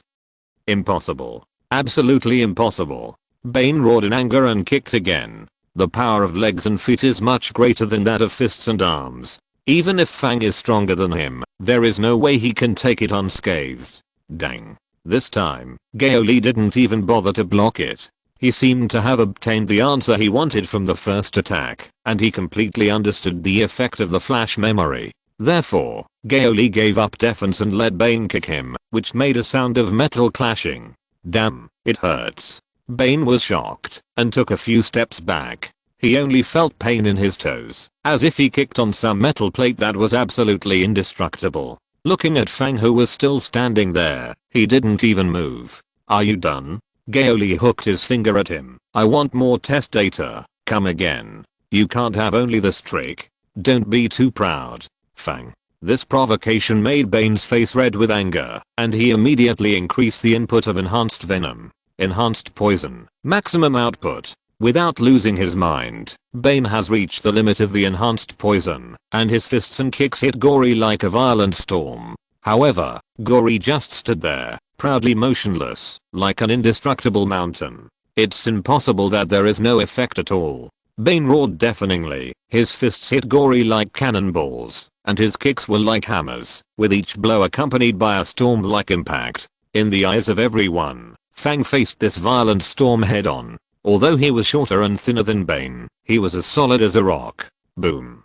Bane's attack brought a strong wind to Gory, making a deafening roar, and the buildings on the street seemed to tremble under this huge impact. I can feel the air being pushed away from such a distance. Is he really still a human? Fangs, who can remain unscathed under such an attack, are even less human. The Gotham police couldn't help but tremble in their hearts, and were all shocked by the might of this battle. Just don't think that Bane's attack is very scary. The actual results are like the surging waves hitting the rocks, which can't shake the indestructible rocks at all. This made Bane more and more anxious, and his attacks became more and more crazy, which is commonly known as being angry. Ago die. Facing the violent Bane, Gory still stood still. He just yawned out of boredom, and inexplicably resisted Bane's attack with a seemingly relaxed but firm posture. Yes, it was inexplicable. No one at the scene, whether it was Bane, the person involved, or Batman who was watching, could understand why Bane couldn't cause any harm to Fangs. They only felt that Fangs was filled with a tenacious aura, like an ancient mountain, standing tall at all times, making people feel an unshakable power. No way. With your level, you dare to come to Gotham to make trouble? The Gotham police were all stunned. Fangs actually began to ridicule Bane arrogantly. No matter who faced the murderous Bane in front of him, a monster like a hill, they would definitely be afraid, not to mention ridicule. Oh no, Fangs really don't have to be afraid. Bane doesn't look like he can hurt him at all. The Gotham police reacted belatedly. They were witnessing this unprecedented duel, and Bane's power was too chilling. Damn it. Increase the amount of enhanced poison. I don't believe it.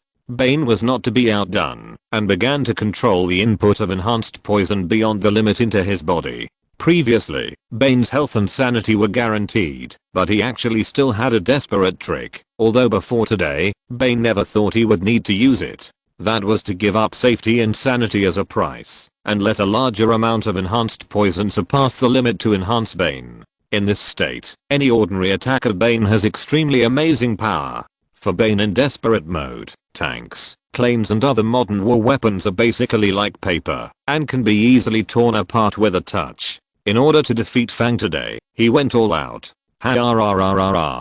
Bane used his remaining thoughts and all his strength to try to completely defeat Gory. His fists were like lightning, bombarding one after another, causing waves of tremors. The air was expelled in large quantities, forming one vacuum after another, and even the ground seemed to be constantly experiencing small earthquakes. However, Gory's expression remained calm, and he only commented lightly. The strength has increased, but unfortunately it's not much stronger than before. But I gave up rationality, the price is really too high. While commenting on the enhanced poison, Gory's body was still as steady as a rock, and he seemed to be completely unshakable by the desperate attack of the crazy Bane. Even though he risked his life to be enhanced, Bane's attack was still like nothing in front of him. Kill you. Kill you. Kill you. Kill you. Kill you.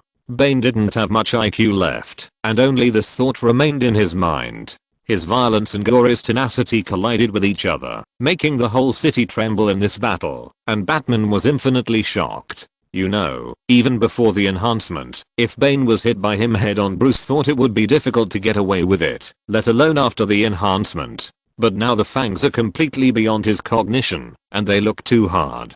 Bruce really doesn't know what else can hurt him. Missiles? Nuclear bombs? What Bruce doesn't know is that a mere nuclear bomb can't really hurt Gory in the Shining form. Since the Shining memory is not limited to the concept of the Earth, it is no longer Jaya memory, but Akashic memory, so the concept of Shining memory is the level of the entire universe. Its real ability lies in the temperature, derived from the concept of shining. Theoretically, objects with a temperature greater than absolute zero, -273.15, will emit light, but some objects emit infrared rays, which is related to the nature of the object itself. So it can be considered that as long as there is temperature, there is light.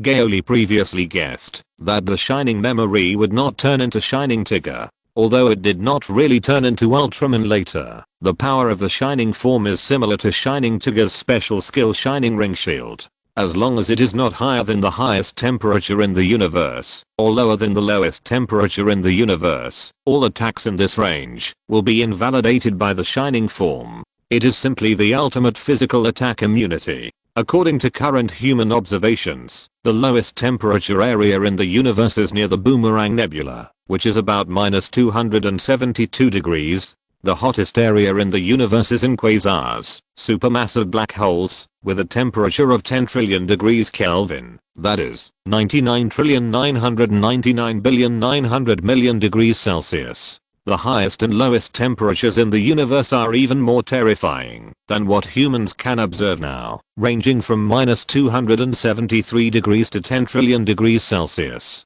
In other words, any attack temperature against Gory that is not lower than -273 degrees Celsius or higher than 10 trillion degrees Celsius will be perfectly defended by the Shining form. Unlike the special abilities of invincible players, as long as the attack is within this range, the Shining form will not even be affected by the knockback effect, and there will be no situation where you have to roll around without getting hurt. So let alone the extremely weak Bane now, even if Bane's strength has multiplied 10 or 100 times, he still can't hurt Gory. Bane punched Gory in the chest again, with a mighty force that shook the mountains and the earth, but at first glance, the damage was zero. On the contrary, Bane was sweating and panting because of the excessive amount of enhanced poison input. He actually tired himself out. It seems that you can only do this much at most. My provocation is really in vain. Gory shook his head and waved his hand, easily interrupting his attack, as if he was just brushing away dust. Then Gory flapped the wings of the pterosaur, and the flashing golden light made everyone subconsciously cover their eyes. Glitter. Maximum drive. In the shining holy light, Gory jumped up, and golden pterosaur wings appeared behind him.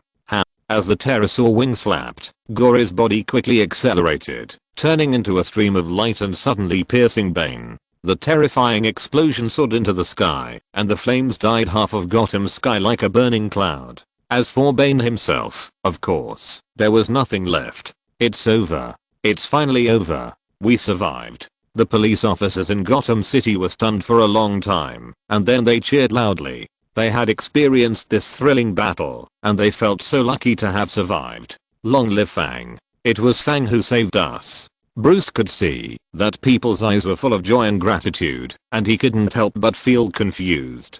Fang killed Bane without trial, which was undoubtedly illegal, but no one in the police cared. Looking at it this way, maybe that was the best way. End of this chapter. Thank you very much for reaching the end. Don't forget to like. Looking for more exclusive content and immediate access? Subscribe to our Patreon. Remember, every like, subscription, or donation encourages us to continue. Thanks to everyone. See you in the next video.